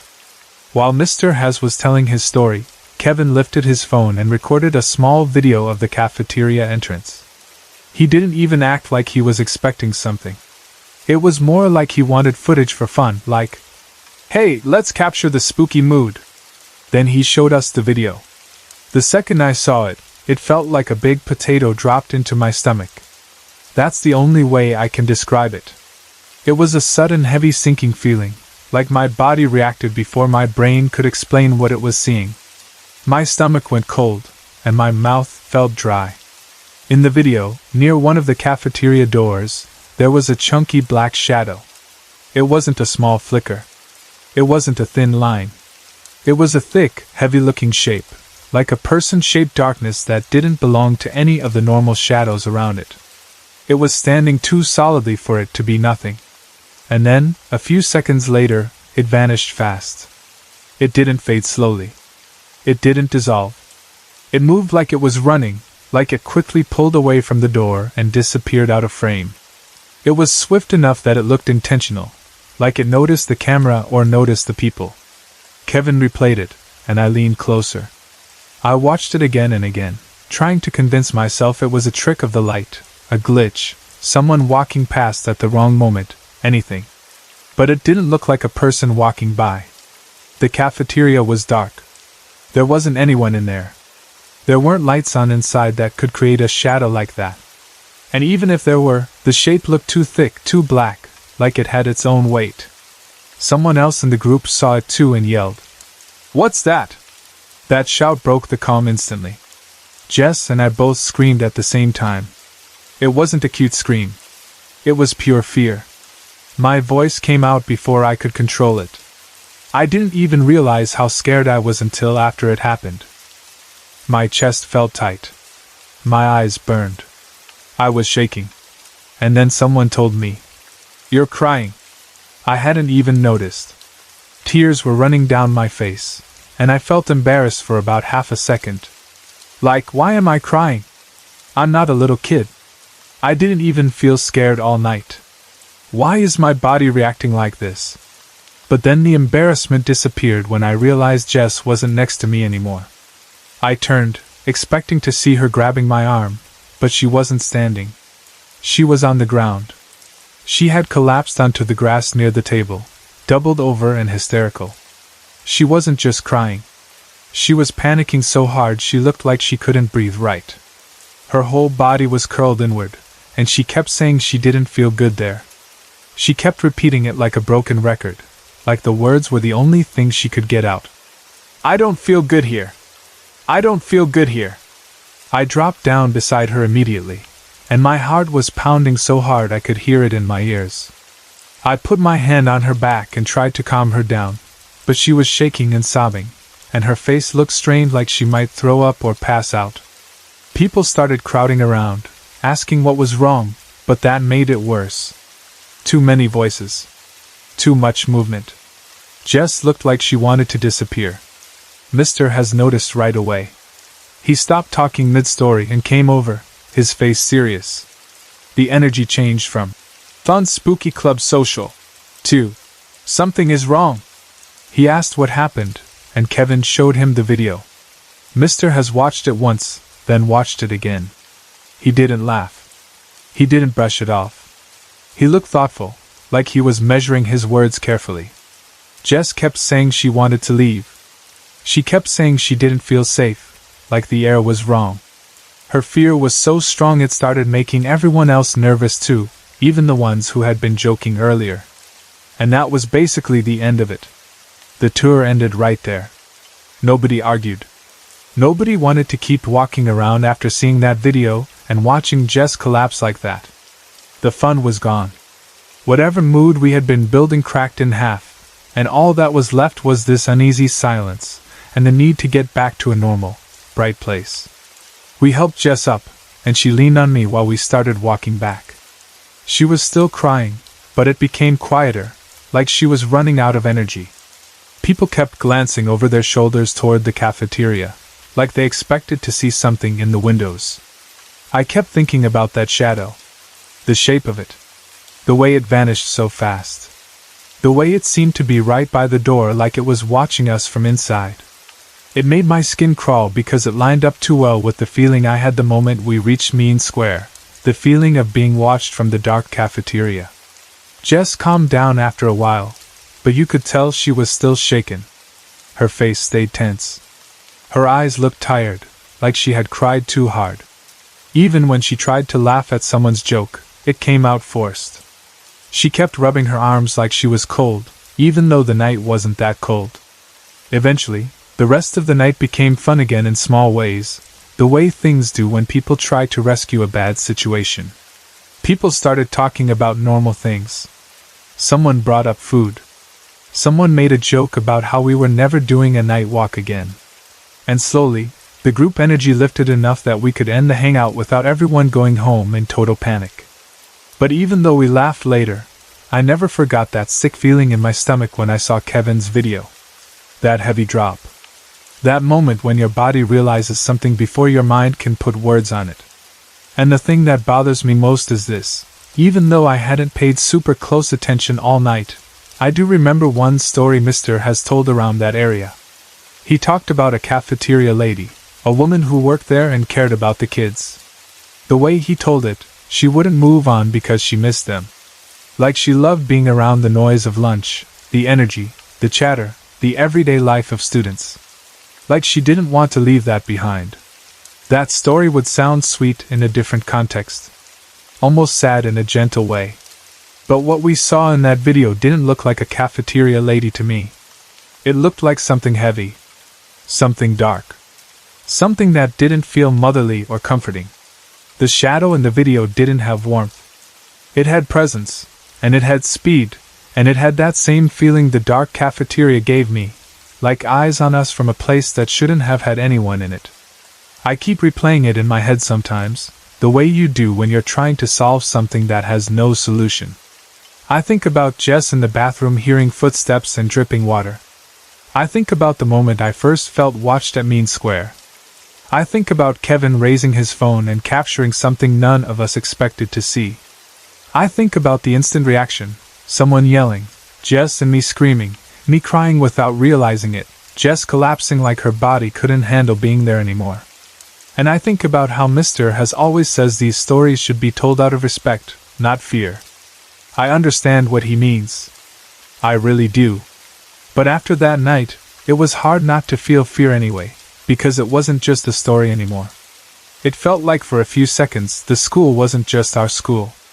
It was something older and stranger, with something moving in the dark that didn't care whether we were there for respect or for fun. All I know is that I walked into that night expecting scary stories and a little adrenaline, and I walked out with the memory of a video that made my stomach drop and a friend who looked genuinely traumatized by whatever she felt in that building. And no matter how many times I tried to tell myself it was a shadow or a trick of light, my body still remembers exactly how it felt when I saw it. Some really strange things have been happening in my house, and most of it seems to happen in my room. I'm still pretty young, just a teenager, but I've always been the kind of person who can sense things quickly. I can walk into a room and instantly feel the mood, like I can read emotions in people without them even saying anything. And when it comes to spirits or weird energy, I've always felt like I notice it faster than other people do. That's why it's hard to explain this to my family sometimes. I don't think they feel what I feel. They don't get that heavy feeling in the air, or that creepy sense that someone else is there even when you're alone. In my house, I've always had the sensation that there is an extra presence. It doesn't feel completely evil, not like something that wants to hurt me on purpose, but it does feel creepy and wrong. The best way I can describe it is the feeling you get when you're in your room and you suddenly feel like someone is staring at you from behind, even though you know no one should be there. It's like being watched. Not every second of the day, but enough that I notice it. And once you notice something like that, it's hard to forget it. Even when nothing is happening, you start listening for small sounds. You start watching corners without meaning to. You start feeling nervous when it gets dark, not because you're afraid of the dark, but because darkness makes it easier for things to hide. The first big thing I can remember happened about a year ago. I remember it clearly because it was the first time I felt truly scared in my own bed. It was a normal night.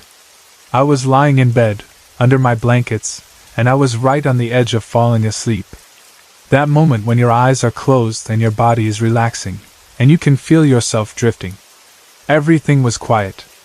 I wasn't on my phone. I wasn't watching TV. I was just trying to sleep. Then, out of nowhere, this picture popped into my head. It wasn't like I was imagining something on purpose. It was more like a sudden flash in my mind, like a quick vision that didn't belong to me.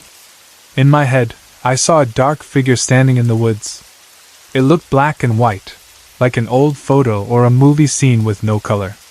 The figure was just standing there, not moving, just a shape. I couldn't see a face. I couldn't see details. It was more like a human-shaped darkness. The picture came so suddenly that I opened my eyes. My heart started beating faster, and I just lay there trying to convince myself it was nothing. I told myself it was just my brain doing weird sleepy stuff. People get random thoughts when they're tired, right? So I tried to ignore it. I closed my eyes again and pulled my blanket a little higher like that would make me feel safer. That's when I heard it. At first, it was very faint, like the softest breathing sound you can imagine. So faint that I honestly thought it might just be me. I listened closely. I kept trying to figure out where it was coming from. The room was quiet, and the sound didn't match anything else in the house. It didn't sound like the air conditioner. It didn't sound like a fan. It sounded like breathing. I started doing this weird thing where I would hold my breath for a few seconds, just to make sure the sound wasn't mine. I'd hold my breath and listen, and I could still hear it. Then I'd breathe again and listen, and it was still there. I did that over and over, trying to prove to myself that I was imagining it. But it kept getting louder. Not loud like someone yelling. Still faint, but clearer. Like it was getting closer.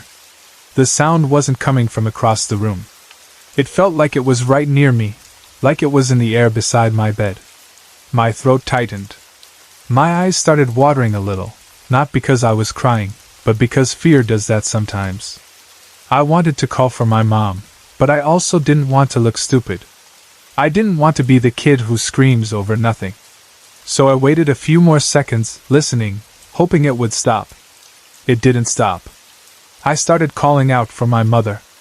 At first I said it in a normal voice, like, "Mom?" Then I said it louder. She didn't hear me. My parents' room is not right next to mine, and with doors closed, voices don't always carry. I kept trying anyway.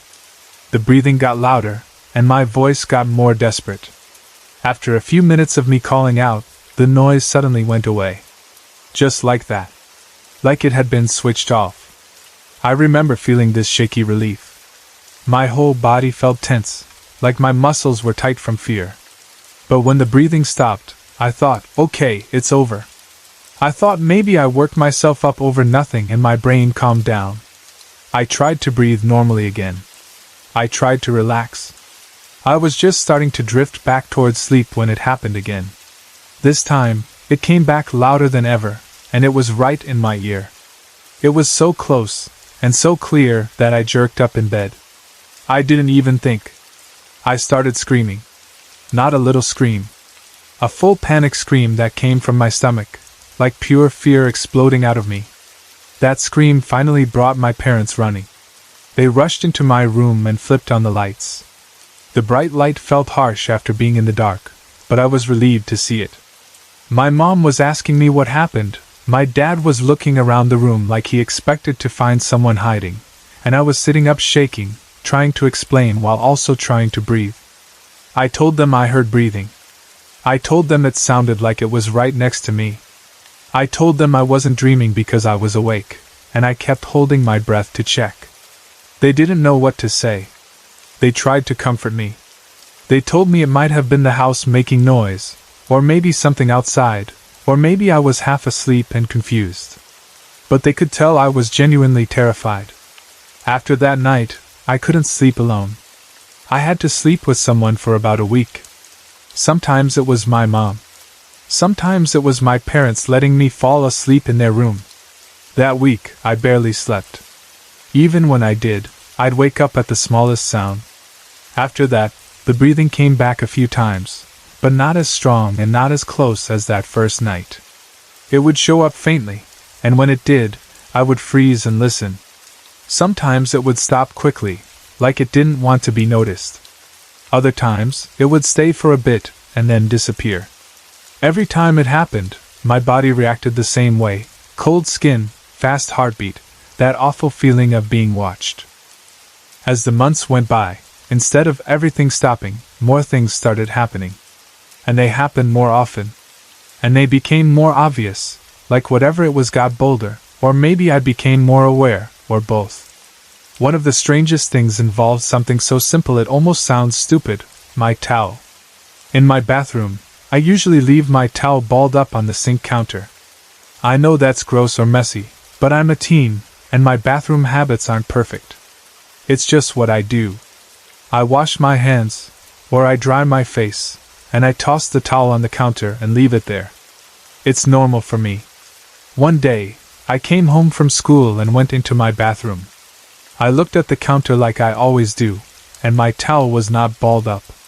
It was perfectly folded. Not just folded once, but folded neatly, like someone had taken time and care to make it look perfect. It was folded over about 4 times and placed in the corner of the counter like it was put there on purpose. At first, I didn't think much of it. My first thought was maybe my mom came in and cleaned up. Or maybe our housekeeper did it. Or maybe I had folded it and forgot, which didn't really sound like me, but I tried to stay logical. So I unfolded it and put it back where I like it, balled up on the sink counter. I didn't say anything to anyone because I didn't want to sound paranoid. The next day, I came home again and went into the bathroom, and my towel was folded again. This time it was folded even more. It was folded over about 8 times, tighter and neater than before, and placed in the exact same spot. Same corner. Same position. Like someone was trying to show me they could do it, and they wanted me to notice. That's when I felt that cold certainty in my stomach. It wasn't just someone cleaned up. It felt intentional. It felt like a message. After what happened with the breathing, I already believed there was something in the house. So seeing the towel like that made it feel connected. Like the presence wasn't just a feeling. It could interact with things. That night, I didn't ball up the towel again. I hung it on the towel rack where it technically belongs. I started hanging it there every day, forcing myself to be neat even if I didn't feel like it, because I didn't want to give whatever it was an excuse to touch my stuff. And once I started keeping the towel on the rack, it never happened again. The towel never got folded on the counter again. It was like the only reason it happened was because I left it there, and something wanted to mess with it. I even asked our housekeeper directly. I tried to keep it casual so she wouldn't think I was accusing her of something weird. I asked if she had folded my towel and put it in the corner of the counter. She looked confused and said no. She told me she doesn't fold towels like that in my bathroom, and she definitely didn't do it 2 days in a row in that exact way. That answer should have made me feel validated, but it actually made me feel worse. Because if it wasn't her, and it wasn't me, then who did it? After that, things got weirder. And the scary part was that it wasn't one type of activity. It was different things. Like the presence in my house wasn't stuck doing one little trick. It could do different things when it wanted.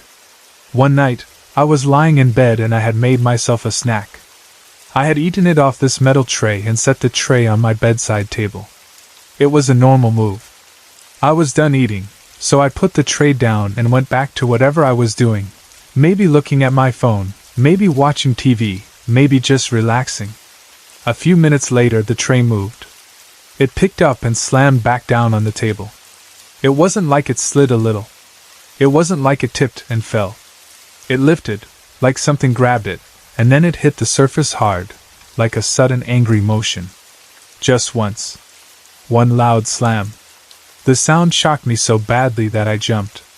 My heart started racing immediately. I sat up and stared at the tray like I expected it to move again. I looked around the room, even though I knew no one was there. I checked if maybe my cat did it, except I don't have a cat. I checked if maybe my bed shifted and caused the table to move, except it didn't make sense. A metal tray doesn't lift itself and slam down because of a small vibration. I tried to tell myself it was one of those weird things, and not let it destroy me with fear.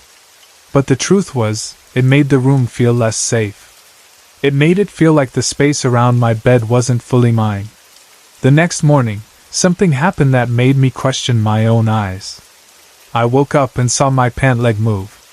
It wasn't a small twitch like fabric settling. It looked like the pant leg floated upward into the air, like an invisible hand was lifting it from the bed or from my leg. It lifted, held for a second, and then dropped down again. I sat up fast and looked at it closely. I touched the fabric. I pulled it. I tried to figure out how it could have lifted like that. Maybe it was static? Maybe air from the vent? But it didn't feel like a breeze, and it didn't look like a gentle puff of air. It looked controlled. After that, shadows started appearing all over the house. At first, it was quick movement in the corners of my eyes, like a dark shape shifting in the edge of my vision. Then it became more obvious. I would be sitting in my room watching TV, and I'd see something in the corner, like a shadow standing where no shadow should be. When I turned my head to look directly at it, it would vanish. Every time. It started feeling like it liked corners. Like it preferred to stay on the edge of my sight, where it could be noticed but not fully seen. That's part of what made it so creepy. It didn't just show itself clearly. It teased. It hid. It waited until I looked away. One of the most disturbing moments happened with my TV reflection. I was upstairs, and I saw what looked like a shadow going down the stairs. But I didn't see it directly. I saw it in the reflection of my TV screen. It looked like a shape floating down, not walking like a normal person. The movement was smooth, like gliding. I remember freezing because seeing it in a reflection made it feel even more unreal, like something that shouldn't exist in the normal world. And then there were the times I would come home and find my stuff moved. Not just slightly shifted, like a parent tidying up. I mean, things would be in different places, or items I knew I left out would be missing. Sometimes I'd look for something and it would be totally hidden in my room. Later, it might show up again in an obvious spot. It started making me feel like I couldn't trust my own memory. Like I was being messed with on purpose. The only hard evidence I have is something that happened with my computer. I still don't fully understand it, and it's one of the only things that feels like proof because it's recorded. But I'm also careful with it, because I'm young and I don't want my face online. I'm not comfortable putting myself on the internet like that. This is what happened. One day, my friend and I were hanging out in my room, and we were joking around about ghosts. Ironically, we decided to make a fake ghost video. Like a silly, dramatic video where we pretend there's a ghost in the house. We weren't taking it seriously at all. We thought it was funny. We filmed the first scene, laughing the whole time. After we shot that part, I left my laptop on my bed. The webcam was turned off. I'm very sure it was off because I remember checking. Then my friend and I took a break and just started talking, messing around, not paying attention to the laptop. At some point, I glanced over at my computer and noticed something that made my stomach drop. It was recording us. The webcam was on and it was videotaping me and my friend talking. I stared at it like my brain couldn't accept what my eyes were seeing. I hadn't turned it on. My friend hadn't touched it. And we were right there the whole time. No one else was in the room. The laptop had been sitting on my bed. I rushed over and stopped it, and then I watched it back. The video was strange from the very beginning. For the first part, it recorded about 20 seconds of the ceiling. Just the ceiling, like the camera was pointed upward for no reason. Then, on the video, the computer flipped around and started videotaping my friend and me where we were sitting and talking. I know how crazy that sounds. A laptop doesn't just flip itself around. It's not supposed to move like that. But on the video, you can actually see the view change, like the camera physically turned. I replayed it a few times because I couldn't believe it. And here's something else that makes it even creepier. If you look closely, you can see a gray shadow in the reflection of my TV right when the laptop view shifts. Again, the TV reflection. It was like whatever this is like showing up there, like it knows I'll notice it more in reflections. Also, in the audio, there's something that sounds like a voice. My friend says something like, "No, the door breaking," because we were joking around and acting dramatic for the fake video. Right after my friend says that, if you listen closely, you can hear a deep voice say something that sounds like, "Doer." It stretches the word out, low and heavy, like it's repeating what my friend said. When I first heard it, my skin went cold. I kept replaying it, turning up the volume, trying to make sure I wasn't forcing myself to hear it. But the sound was there, and it didn't sound like either of us. It sounded deeper. Older. Wrong. After that, I couldn't ignore the thought that maybe we accidentally provoked something. Because in our first shot, the fake scene, we say something like, "We found a ghost in the house and we want to catch it on tape." We were being sarcastic. We were joking. We didn't mean it. But what if whatever is in my house didn't understand sarcasm? What if it heard us say that and thought, finally they see me? Finally, they're paying attention? Finally, they're trying to catch me on camera? It makes me feel stupid now, because I didn't think my joking could have consequences. But after that laptop recording itself, it started feeling like the presence became more aware of me being aware of it. Then something else happened that really messed with my head. I was reading stories on a website one day, late at night, sitting in my room. I was already in that creepy mood, because I was reading paranormal stories. I know that can make your mind more sensitive, like you notice more sounds and shadows. But even knowing that, what happened still doesn't make sense. My lights started flickering. At first, I tried to be logical. Light bulbs flicker sometimes. Old wiring can make a light flicker. So I watched it, waiting for it to stop. But the flickering kept going for maybe 20 seconds, long enough that it made me nervous. It wasn't a single flicker. It was repeated, like the light was struggling. Then I smelled something. Not just smelled it, tasted it. It was the scent of incense, the kind they burn in church. The smell was so strong it filled my mouth, like I could taste it on my tongue and in the back of my throat. It hit me so suddenly that I sat up straighter and looked around the room like I expected to see smoke. There was no smoke. No incense. No candle. No reason. The lights stopped flickering, but the incense smell stayed for about 10 minutes. 10 full minutes of this heavy, church-like incense filling my senses so strongly that it felt impossible. We don't burn incense in my house. My family doesn't use it. We don't even own any. It's not like someone had it lit downstairs. It wasn't coming from the kitchen. It was just there, in my room, with no source. That was one of the moments that made me feel like I couldn't explain this away anymore. You can blame shadows on your eyes. You can blame sounds on the house. But a strong smell with no source, plus flickering lights, plus a history of other events?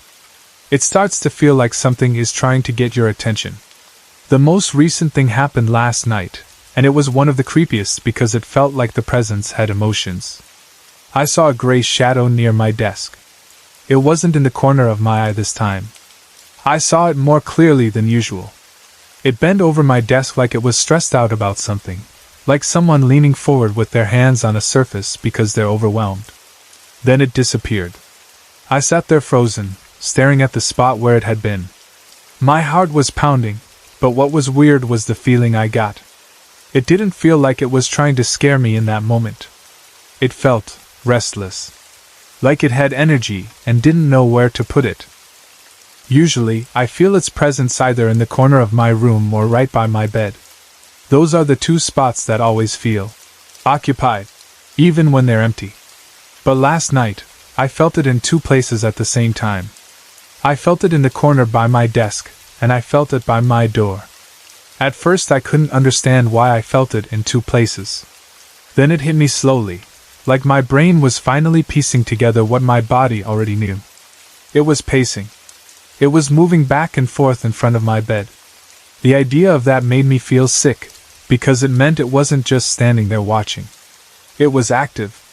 It was moving like it had purpose, like it was thinking, like it was nervous, like it was trapped in some kind of routine. I lay there trying not to panic. I didn't want to scream like I did the first time with the breathing. I didn't want to feed it fear if that's even a real thing. But I was scared. I was really scared. My room felt crowded even though I was alone. And that's where I am now. I need help. I wanted to leave. I want to feel normal in my own room again. I want to be able to watch TV without checking the corners. I want to go to sleep without listening for breathing. I want to wake up without seeing shadows move near my bed. I wanted to find the light and go. The confusing part is that it doesn't always feel like it wants to hurt me. A lot of the time, it feels shy, like it doesn't want to be seen directly. It stays in shadow form, and every time I look toward it, it disappears. It feels like it knows I'm afraid, and it keeps its distance. It only made itself extremely obvious when my friend and I were messing around making that fake ghost video and saying we wanted to catch it on film. That was the one time it seemed to respond in a bigger way, like it thought we were finally acknowledging it. That's why part of me wonders if it's curious. Like it's watching me because it doesn't know what else to do. Like it's lonely. Like it wants attention but doesn't know how to get it without scaring me.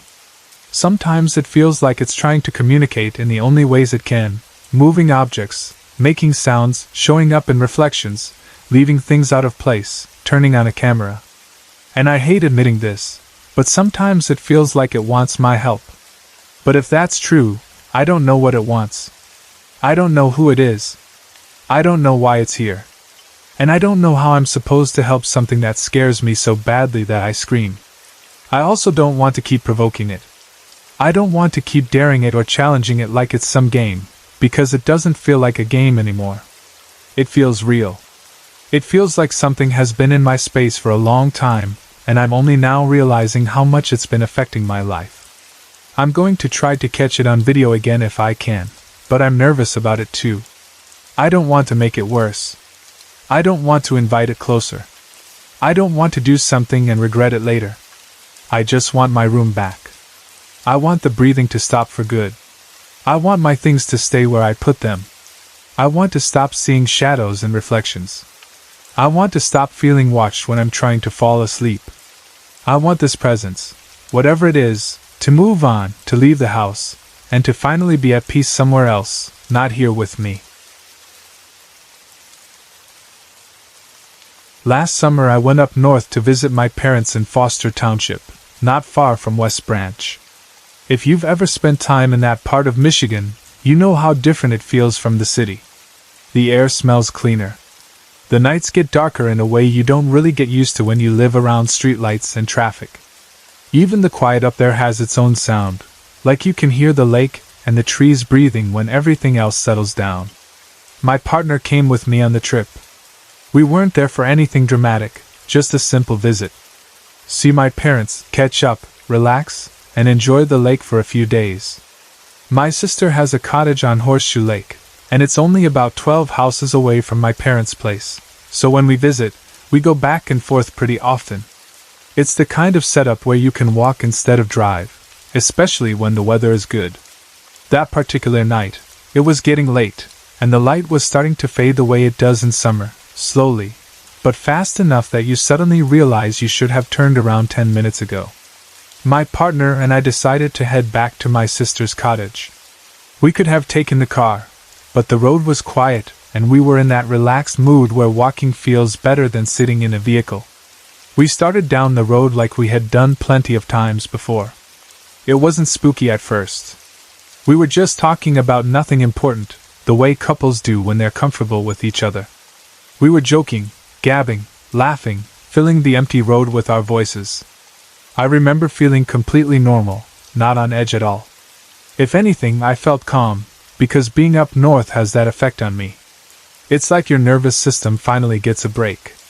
The road curves in places, and there are bends where you can't see far ahead until you round them. The lake is close, and even if you can't always see it, you can feel it.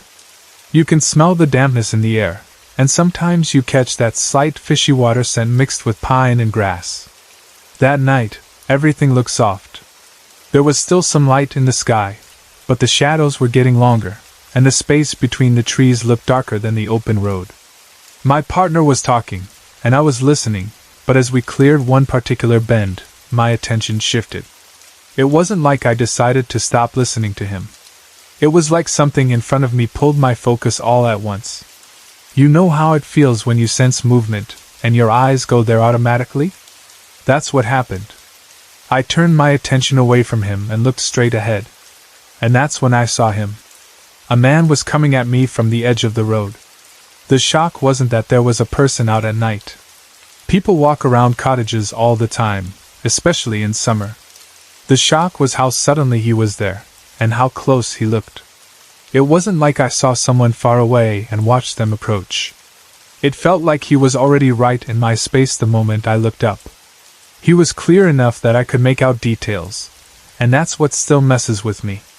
This wasn't a vague shadow. This wasn't a... Maybe it was someone. I saw his face close enough to register a beard, blue eyes, and the fact that he was wearing a solid-colored flannel shirt.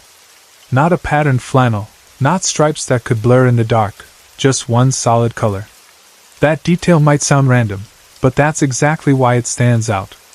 My brain doesn't invent small, boring details like that when I'm frightened. I saw it because it was there.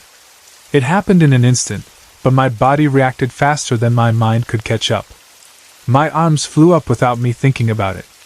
Not like I was trying to fight him, but like my body was blocking, protecting my face and upper body. It was pure instinct, like a reflex. For a split second my mind thought, someone is about to collide with me, or someone is coming too close too fast, and my body went into defense mode. And then I felt it. A deep chill moved through me. It wasn't like being cold because the temperature dropped. It was a chill that went straight through, like something passing through my body from one side to the other. It felt heavy and sharp at the same time, like a wave of ice moving across my skin and through my chest. The best way I can describe it is that it didn't feel like air touching me. It felt like an energy passing through me, like I was the doorway. The man I saw wasn't standing there anymore. There wasn't even time for him to walk past me in a normal way.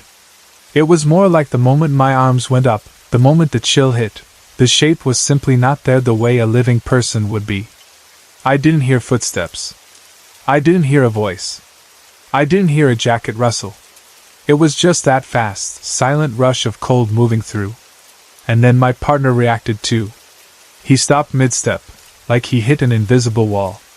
His face changed instantly, like his body recognized something before he could make sense of it. He looked startled, confused, and honestly a little scared. He said, "What the heck was that?" He told me he felt it too. He felt the chill move through him. He described it almost the same way I felt it, like it entered, moved through, and then exited. And what was even stranger was the direction it seemed to go after it passed through us. Both of us felt it move toward the lake, like it traveled right through my partner, and continued in a straight line out toward the water. We just stood there for a second, stunned. The road was quiet. No cars. No people. No sound except us breathing and maybe the distant lake sounds. My arms were still raised for a moment because my body hadn't fully accepted that there was nothing to block anymore. Then I slowly lowered them, my heart pounding hard enough that I could feel it in my throat. My partner asked again what it was, and I had to gather myself before I could even answer. I told him what I saw, a man, close to my face, beard, blue eyes, solid-colored flannel. I told him it wasn't a normal sighting because it wasn't like a guy walking down the road. It was like he came straight at me out of nowhere, and then the cold went through me. My partner admitted he didn't see the figure at all. He couldn't, because he had been looking in the opposite direction. He was facing me, talking, focused on the conversation, and I had been the one to look forward first. All he experienced was the physical sensation, that deep cold wave. And in a way, that made it even harder to explain. If only I had seen something, maybe I could have told myself I imagined it. But he felt it too. He had no reason to pretend. His reaction was real. We kept walking because we didn't want to just stand there in the dark, but our whole mood had changed. The joking stopped. The light conversation stopped. We were both scanning the road now, looking to the edges, looking toward the lake, trying to see if anything else would happen. I kept expecting to see that man again, farther down the road this time, like a real person continuing to walk. But there was nothing. When we got to my sister's cottage, we tried to act normal, but it was hard. We got inside, locked the door like people do without even thinking, and then we just looked at each other like, did that really happen? My partner was unsettled in a way I don't see often. He's not someone who scares easily, and seeing him shaken made me even more sure that what happened wasn't nothing. That night, we both had a difficult time sleeping. It wasn't just that we were spooked. It was that our minds wouldn't stop replaying it. Every time I closed my eyes, I saw that man's face close to mine. I saw his blue eyes. I remembered how clear the beard looked. I remembered how my arms snapped up like I was protecting myself from impact. And then that chill would run through my memory again, like my body could relive the sensation just by thinking about it. My partner kept shifting around in bed too. At one point he said he kept feeling like that cold was going to happen again. Even though it was warm inside, he said he felt that same. Through the body. Chill in his mind, like his nerves were still on alert. We didn't really talk much during the night because it was the kind of fear where words don't fix anything. It was just quiet and restless until morning. Over the next day or two, I kept thinking about it. I tried to make sense of it in a way that wouldn't drive me crazy. The easiest explanation would be that I saw a real man and got startled and the rest was fear. But that doesn't fit, because a real man doesn't vanish in a blink, and a real man doesn't pass through you like a wave of ice. Also, my partner didn't see anyone at all, and he was right there. The more I thought about it, the more I started wondering if the man wasn't trying to scare us. Maybe he wasn't even aware of us. Maybe he was simply trying to get to the lake, and my partner, and I just happened to be in the right place at the wrong time. Or the right place at the right time, depending on how you look at it. Horseshoe Lake is important to the area. People live around it, fish in it, swim in it, sit near it, make memories around it. If someone's spirit was tied to that place, the lake would make sense as a destination. When I pictured it that way, it felt less personal and slightly less frightening. Like maybe he didn't mean to invade our space. Maybe he was replaying a routine from his life, walking to the water, heading home, doing what he always did. And we simply intersected with that path. I'm not saying that explanation makes it normal. It doesn't. It's still strange and unsettling. But it helped me breathe a little easier to think of it that way, instead of imagining something targeting us. That experience wasn't my first brush with something unexplainable, though. It wasn't even my first experience in the last couple of years. What's strange is that it feels like the activity has been increasing, not decreasing, and not only around me but around my family too. Last year, I had another strange experience, and my sister was right there with me. We were at a party at my neighbor's house in Detroit. It was a completely different setting from up north. City noise, closer houses, the normal busy feeling of being around people. It wasn't the kind of place where you'd expect to see something paranormal. It wasn't dark and creepy. It was a regular gathering with friends, chatting, laughing, people moving from room to room, music playing quietly in the background. The house itself was normal too, at least on the surface. Cozy, lived in, with that warm indoor light that makes everything look softer. People were talking in groups, holding drinks, snacks on tables, that sort of thing. My sister and I were standing together having one of those casual conversations that wanders from topic to topic without going anywhere important. At some point, my sister's eyes shifted toward the hallway. I noticed it because she stopped mid-sentence and her face changed, just slightly. Not panic, but that alert look people get when they see something they weren't expecting. I followed her gaze and looked down the hallway too. And we both saw it. It wasn't a clear, full-body figure like the man up north. This was more like a shadow, but it was a shadow that didn't behave like a normal shadow. It had a shape, and it moved with intention. It looked like the shadow of a man wearing a wide-rimmed hat. We watched it move from one room to another, passing the hall closet as it went. The movement was smooth, like a person walking at a steady pace, not rushed, not running. The hat shape was the clearest detail, that wide-brimmed silhouette that you don't usually see unless someone is actually wearing one. I remember the weirdest part being the simplicity of it. It didn't do anything dramatic. It didn't jump out. It didn't vanish in a flash. It just walked, like it belonged there, like it was moving through the space naturally.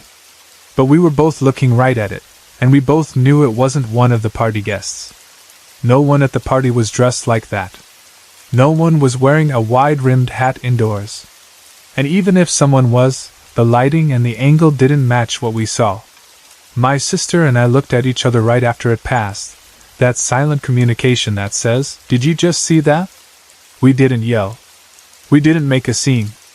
We stayed quiet because when you're in someone else's home at a party, you don't want to look crazy in front of everyone. But I could tell by her face that she saw exactly what I saw. We kept talking, but our conversation became shaky and distracted. We kept glancing down the hallway, waiting to see if it would happen again. It didn't, at least not while we were looking. But the feeling stayed, that sense that something had moved through the house. Later on, we found out something that made the whole thing click into place in an uncomfortable way. The couple who lived there told us they had been having issues with a mischievous spirit. They said it wasn't constantly terrifying, but it was annoying and unsettling. The spirit would do little things to mess with them, like trying to get attention. And the part that really stuck with me was what they said about the woman who lived there. When she was alone in the house, she would sometimes hear a whisper calling her name. Just her name, said softly, like someone trying to get her attention from the next room. That kind of detail makes your skin go cold because it feels personal. It's one thing to hear a bump in the night. It's another thing to hear something speak your name when you're alone. When they told us that, I thought about the shadow man with the hat again. The way he moved so casually, like he had a routine. The wide-brim hat silhouette. The fact that both my sister and I saw it at the same time, without influencing each other. It made me feel like what we saw wasn't our imagination. It felt like we witnessed the exact thing that had been bothering them. Between that and the experience up north, it started to feel like these encounters were stacking up. Like they weren't rare, random one-time events anymore. And that's what has me so confused lately. There have been other experiences too, things my family members have mentioned over the years, and things I've witnessed myself. I'm not even going to pretend I can list them all neatly, because some are small and some are big, and some are the kind you only understand later. But the general pattern is there: odd moments, unexplained sightings, strange feelings that come over you in certain places like the air changes. The weirdest thing about me, though, something I've never been able to explain properly, is what I notice about mirrors. It sounds so strange even saying it out loud, because people usually associate mirrors with horror movies, like you look into a mirror and see something behind you. That has never happened to me. I've never seen a scary face in a mirror. I've never seen a handprint appear. I've never watched a reflection move on its own.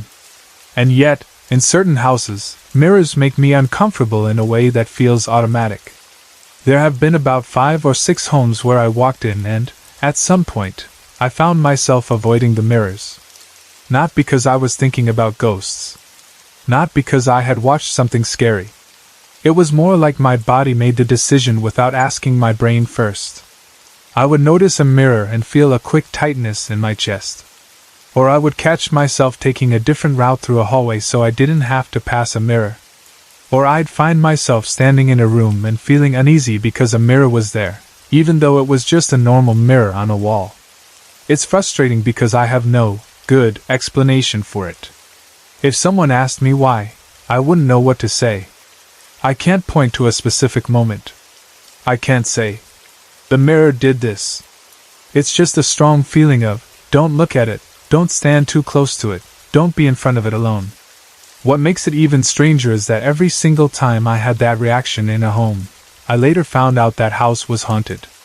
Sometimes I found out from the people who lived there, casually, in a way they didn't even realize was important. They'd mention strange noises at night, things going missing, footsteps, cold spots, a feeling of being watched. Other times, I heard stories about the property later, through someone else. But the pattern stayed consistent enough that it stopped feeling like coincidence.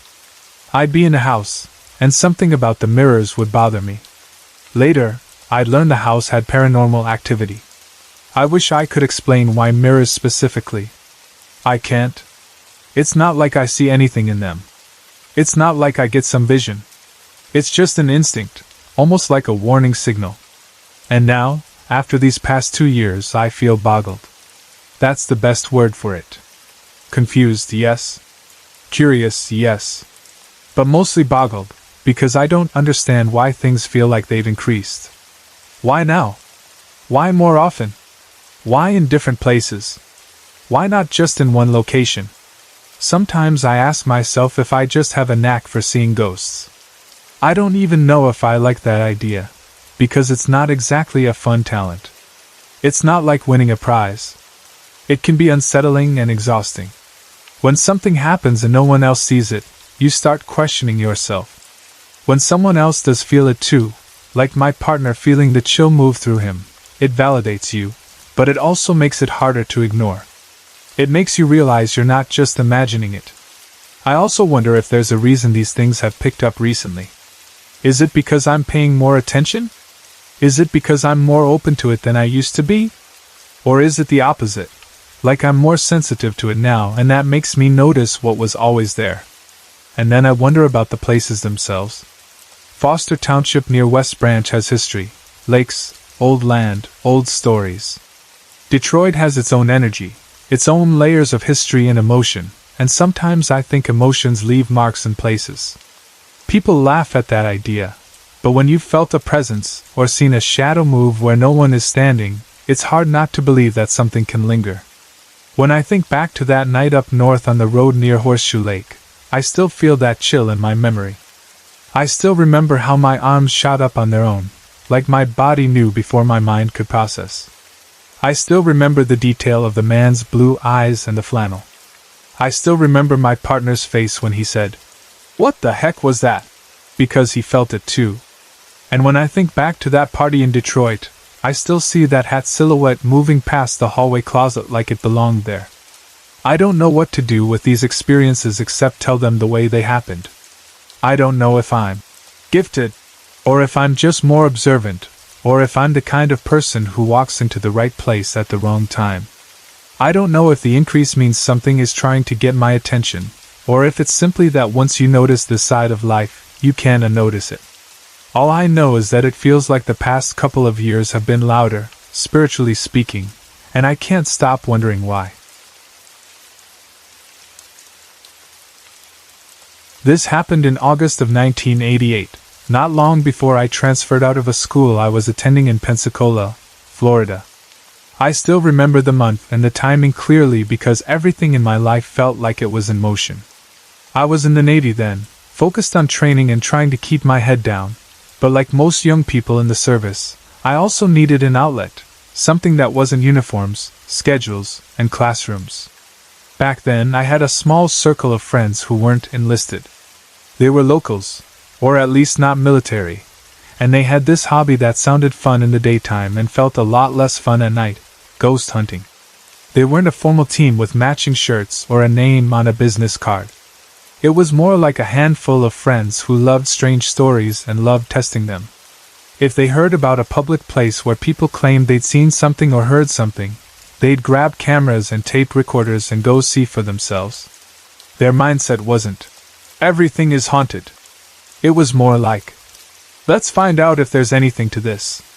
Sometimes they wanted to prove the story was true, and sometimes they wanted to prove it was just rumors. Either way, it gave them an excuse to explore places most people avoided at night. One place that kept coming up in local stories was Fort Pickens. Fort Pickens sits out there near Pensacola Bay, and even if you've never been inside it, you can feel the age of it the moment you're close. The structure and the land around it have that heavy, old feeling, like the ground has heard too much history to ever feel completely calm again. The part we were interested in wasn't the tourist-friendly daytime version. It was an old World War II gun battery lookout post overlooking the bay. At one time, large guns were placed there to defend the entrance to the bay in case of an attack. You could stand on top and imagine how it would have looked, men stationed there, watching the water, practicing drills, waiting for a threat that might never come.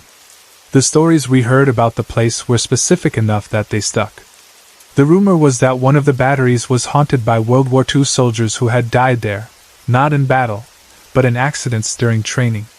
People said training with those massive guns could be dangerous, and when something went wrong, it went wrong in a way that didn't leave room for second chances. On top of that, there was a more recent story floating around that made the place sound even darker.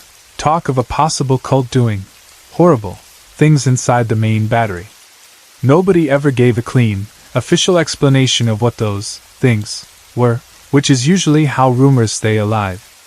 Vague details give your imagination room to run wild. It was those two sets of stories, dead soldiers and a possible cult, that got us to agree to investigate on a Friday night. I wasn't the leader of the group and I wasn't the bravest, but I was curious. I also had that young person confidence where you think you can handle anything as long as you bring flashlights. If you've ever been in your late teens or early 20s, you know what I mean. You feel like fear is something you can laugh at, like danger is mostly just a story other people tell. There were 5 of us total that night. I can't claim we had a careful plan. We did the kind of planning people do when they're excited. We'll go in, we'll look around, we'll record, and if anything happens, great. If nothing happens, we'll still have a story. We told ourselves it was simple. We told ourselves we were prepared. We arrived at the battery around 21:30, about 9:30 p.m. The night was clear. The sky looked clean, with no clouds blocking the moon. The moon was about 3/4 full, bright enough that outside you didn't really need a flashlight unless you were trying to read something or look into shadows. That kind of moonlight makes the world look almost silver, like everything is sharper at the edges but darker in the middle. We parked in the lot near the battery and did a quick equipment check right there by the car, like we were about to start a mission. Flashlights, check. We had 3 brand new maglights, the big ones that take 4D size batteries. And we also had 2 older, large box-style flashlights that used those big 9-volt lantern batteries. Those box flashlights weren't fancy, but they were common back then, and they usually gave a decent wide beam. Cameras, check. We had 2 35mm cameras. One was a Nikon, one was a Canon.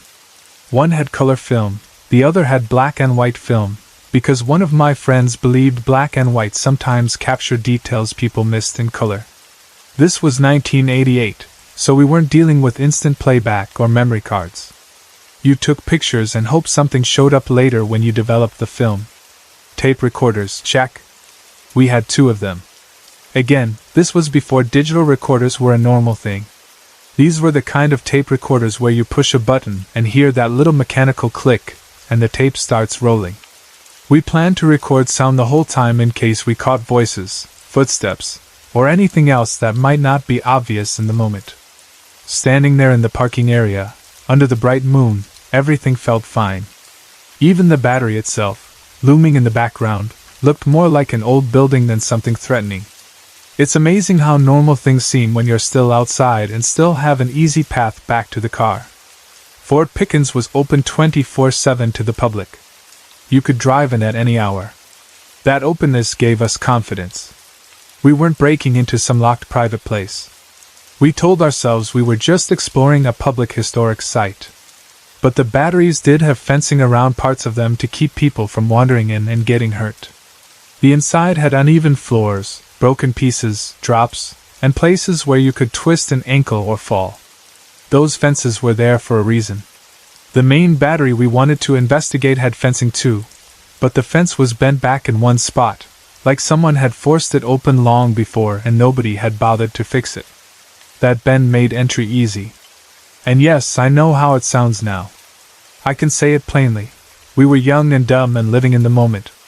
We were excited by the idea of stepping into a place that felt forbidden, even though it was only forbidden because it was dangerous, not because it was secret. We walked up to that bent section and slipped inside. The moment we crossed that line, the feeling shifted. Not in a dramatic movie way, but in a subtle, real way. Outside, the air felt open. Inside the battery area, the air felt trapped, like it didn't move the same. The smell changed too. There was an old, damp smell mixed with dust and something stale.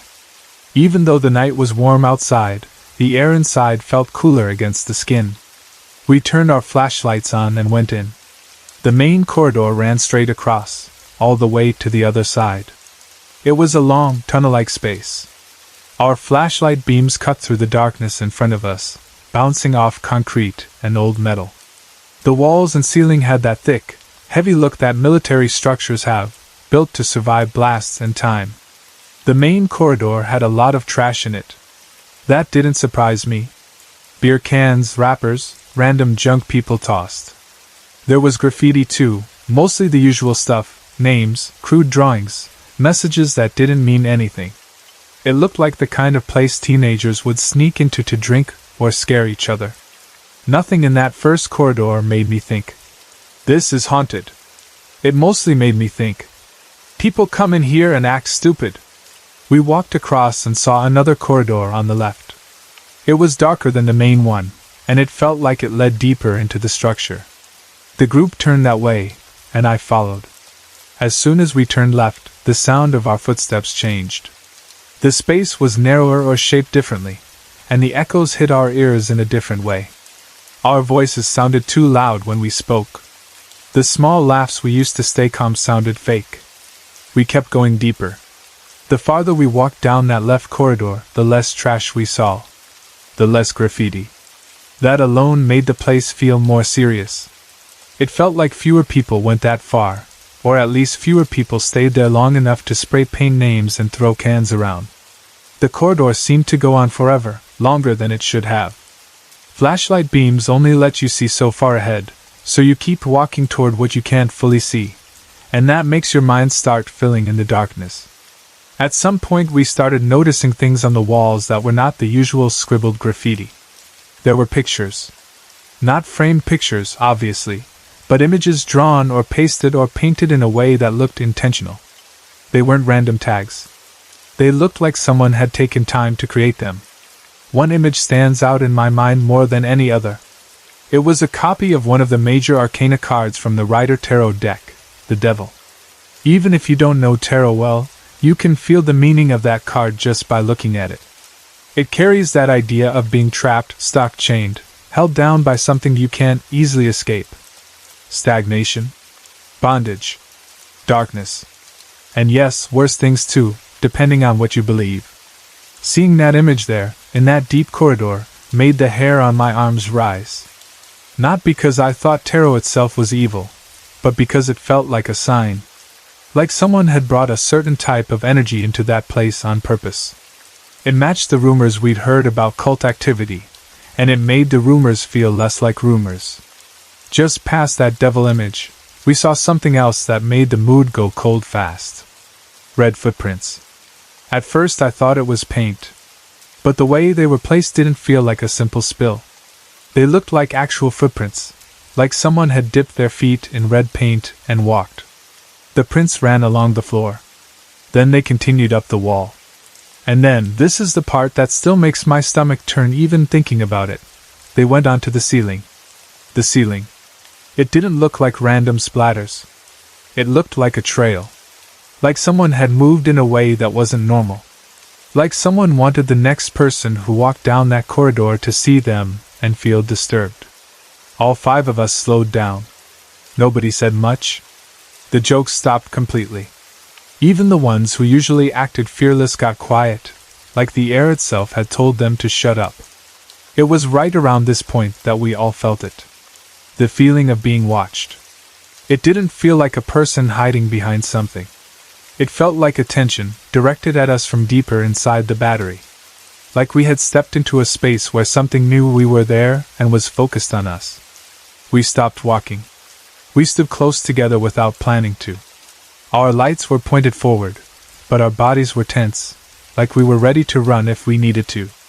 One of my friends whispered something like, "Do you feel that?" And no one laughed at him for it. Because we all did. We turned our flashlights down the corridor, trying to see what was ahead. And this is where the creepiest thing of the whole night happened for me. No matter which light we used, the beams didn't seem to cut through the darkness the way they should have. It was like the corridor ate the light. The beams only went about 30 feet, maybe less, before they seemed to fade into black. Not because the batteries died. Not because the bulbs were weak. It was more like the darkness itself swallowed the light, like the beam hit an invisible wall and stopped being useful. At first, I tried to reason it out. The 2-box flashlights were older. They weren't bright like a mag light. Maybe their bulbs were weak. Maybe those batteries weren't fresh. That wouldn't be surprising. But we had 3 mag lights, and 2 of those were brand new. We had bought them the day before specifically for this trip. We put fresh D batteries in them. Those lights should have been strong enough to light the entire corridor ahead of us, or at least much farther than 30 feet. Mag lights are bright and focused.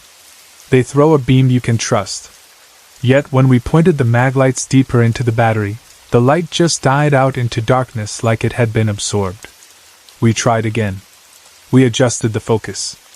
We changed angles. We moved the lights up and down, side to side. It didn't matter.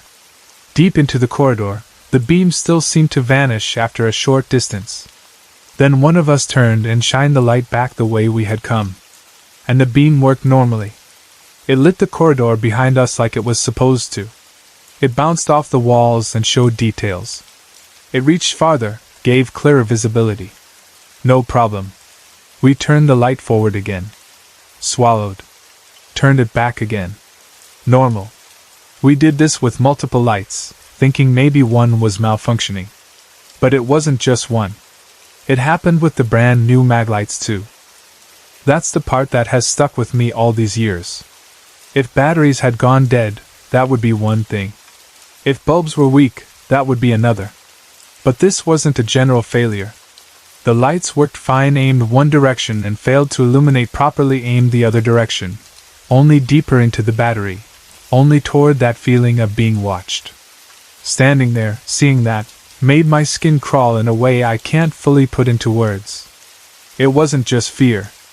It was confusion mixed with fear. Because your brain expects physical laws to stay consistent. A flashlight is a simple thing. It's a tool. It's electricity and a bulb and a reflector. It shouldn't care which way you point it. It should perform the same in any direction. But in that corridor, it didn't. We all looked at each other, and I could see it on everyone's faces. This wasn't what we expected. We expected maybe to hear a noise, maybe to catch a weird voice on tape, maybe to get spooked by shadows. We did not expect the darkness itself to behave like it had weight. The feeling of being watched got stronger. It wasn't subtle anymore. It felt like pressure. Like something was leaning its attention on us. It made me want to back up without even turning around, like my body wanted distance as fast as possible. We had a short discussion right there in the corridor. Not a long one. The kind you have when everyone is trying to keep their voice steady but nobody wants to be the first to admit they're scared. One person said we should keep going because we came all the way out there. Another person said this was already enough proof that something was wrong, and we should leave while we could. I stayed mostly quiet, but I knew what side I was on. Once the flashlight started acting like that, my curiosity got replaced by a strong sense of self-preservation. We took a vote. 3 out of the 5 voted to get out. That settled it. Nobody argued after that. Even the 2 who wanted to stay didn't push too hard, because you could tell they didn't feel brave anymore either. They just didn't want to admit it yet. So we turned around and started walking back the way we came. And as we walked, the darkness felt like it followed. I know how dramatic that sounds, but that's honestly what it seemed like. We took turns looking backward as we moved, because none of us wanted to fully turn our backs on whatever we felt deeper inside. Every few steps someone would glance behind, then look forward again, then glance behind again. When we shined our flashlights backward, toward the deeper part of the battery, the direction we were leaving, the beams again seemed to get cut short. Like the light only traveled a little distance, and then disappeared into a thickness of dark. It didn't illuminate the corridor behind us the way it should have. But when we shined our flashlights forward, toward the exit, toward the direction of safety, the beams worked normally. It created this disturbing pattern. Light worked in the direction we were escaping, and failed in the direction we were leaving behind. It made me feel like the battery itself didn't want us to see into it.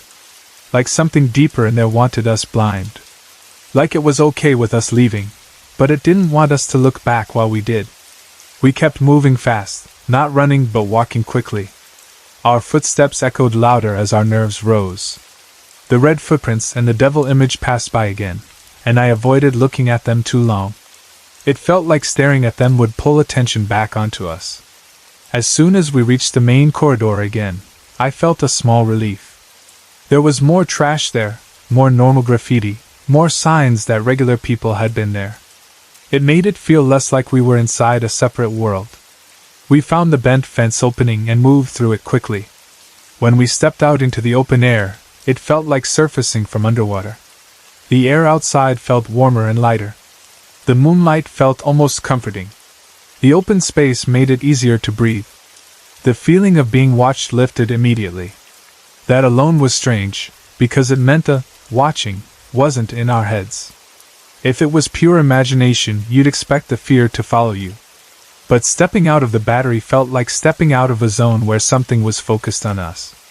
For a few seconds, we just stood there near the entrance, catching our breath, trying to laugh it off, trying to calm our nervous systems.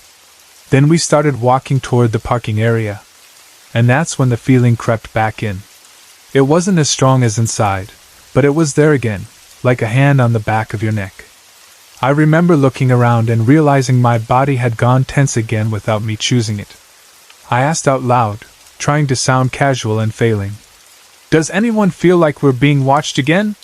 One of my friends, a woman who usually tried to act tough about this stuff, didn't laugh. She didn't make a joke. She just nodded. And right as she nodded, we heard the sound of a stick breaking. It was a sharp snap, not close enough to be right behind us, but close enough that it sounded like it came from nearby. We all turned toward the sound at the same time.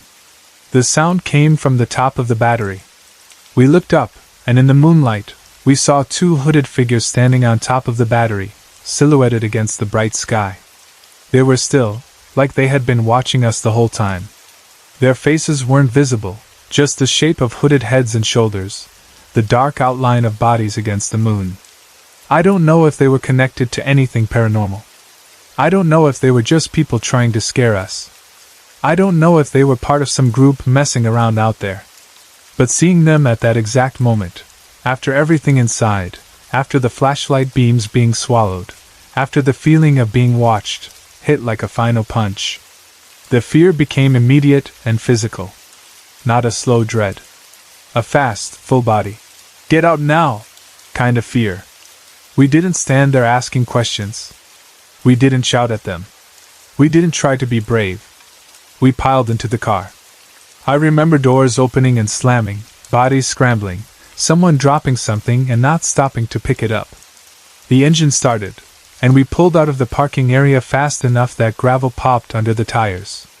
We drove down the road toward the more populated area of Pensacola Beach, toward streetlights and other cars and places where you don't expect to see hooded silhouettes standing on old military structures. As we drove, I looked in the side mirror, and I saw what appeared to be a dark-colored van behind us. At first I told myself it was just another vehicle leaving the area. That would have been normal. But the van stayed with us, close enough that it felt intentional. None of us said anything right away, because sometimes you don't want to speak fear into reality. But after a minute or two, someone asked if anyone else noticed the van. We all did. The driver kept going, not taking random turns, not trying to play games, just heading straight toward a public beach area where other people might be around. We pulled into the parking lot of one of the public beach spots, the kind with open space and a clearer view around you. The dark van pulled in behind us, then slowed. For a moment I thought it was going to park too. My stomach tightened, and I remember feeling that same watched feeling again, but this time it wasn't supernatural. It was the very human fear of being followed. Then the van made a U-turn. It didn't park. It didn't stop near us. It turned around and headed back toward Fort Pickens. That was almost as unsettling as being followed, because it raised questions. Why follow us just to turn around? Why not keep going? Why not stop? Why drive back toward the battery after midnight activity? Were those hooded figures connected to the van? Were they just people trying to scare visitors? Were they doing something illegal out there and didn't want witnesses? Or did they simply enjoy watching people get spooked? We sat in the car in silence for a moment, catching our breath, looking at each other in that way people do when something has shaken them but they don't know what to say. We didn't go back. Not that night. The investigation ended right there with 5 people who had been confident at 9:30 p.m., and were now fully aware that confidence doesn't mean much when you're in a place that feels wrong. We went home, eventually, and tried to sleep, but it was the same kind of restless night you get after a shock. Your body is in bed but your mind keeps replaying. Every time I closed my eyes I saw that corridor. I saw the devil card on the wall. I saw those red footprints climbing up and onto the ceiling. I remembered how the flashlight beam just stopped working in the direction of whatever we felt ahead of us. And even now, decades later, that's still the part that sticks with me the most. Not the hooded figures. Not the van. Not even the rumors we went out there chasing. It's what happened to our flashlight beams. If the batteries had gone dead, I could accept that. Batteries die. If the bulbs had burned out, I could accept that too. If all the lights had grown dim at the same time, I could chalk it up to coincidence or bad preparation. But that wasn't what happened. The beams worked fine pointed one way and failed to illuminate properly pointed the other way. They worked fine behind us when we first noticed it, toward the entrance. Then when we turned to leave, they worked fine forward, toward the exit, but didn't work behind us, toward the deeper darkness. That directional behavior felt unnatural.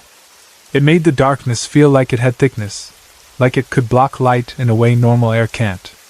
It felt like the corridor was doing something, not just sitting there empty. People can argue about ghosts forever. People can argue about whether spirits exist, whether places hold energy, whether fear makes you imagine things. I understand all of that. I'm not pretending I have a perfect explanation. I just know what I experienced with my own eyes and what the group witnessed together. We brought strong lights into that battery. We tested them. We watched them behave normally in one direction and fail in another direction, as if the darkness ahead of us could swallow the beam. And that, more than anything else that night, left a mark on me. It made me realize there are places where the normal rules don't always feel stable, and when you're standing in one of those places, you don't feel brave. You feel small. You feel like you're borrowing time in a space that doesn't want you there. And every time I think back to Fort Pickens on that clear August night in 1988, that's the moment my mind returns to, the moment all 5 of us pointed our flashlights deeper into the corridor and watched the darkness take the light like it was nothing.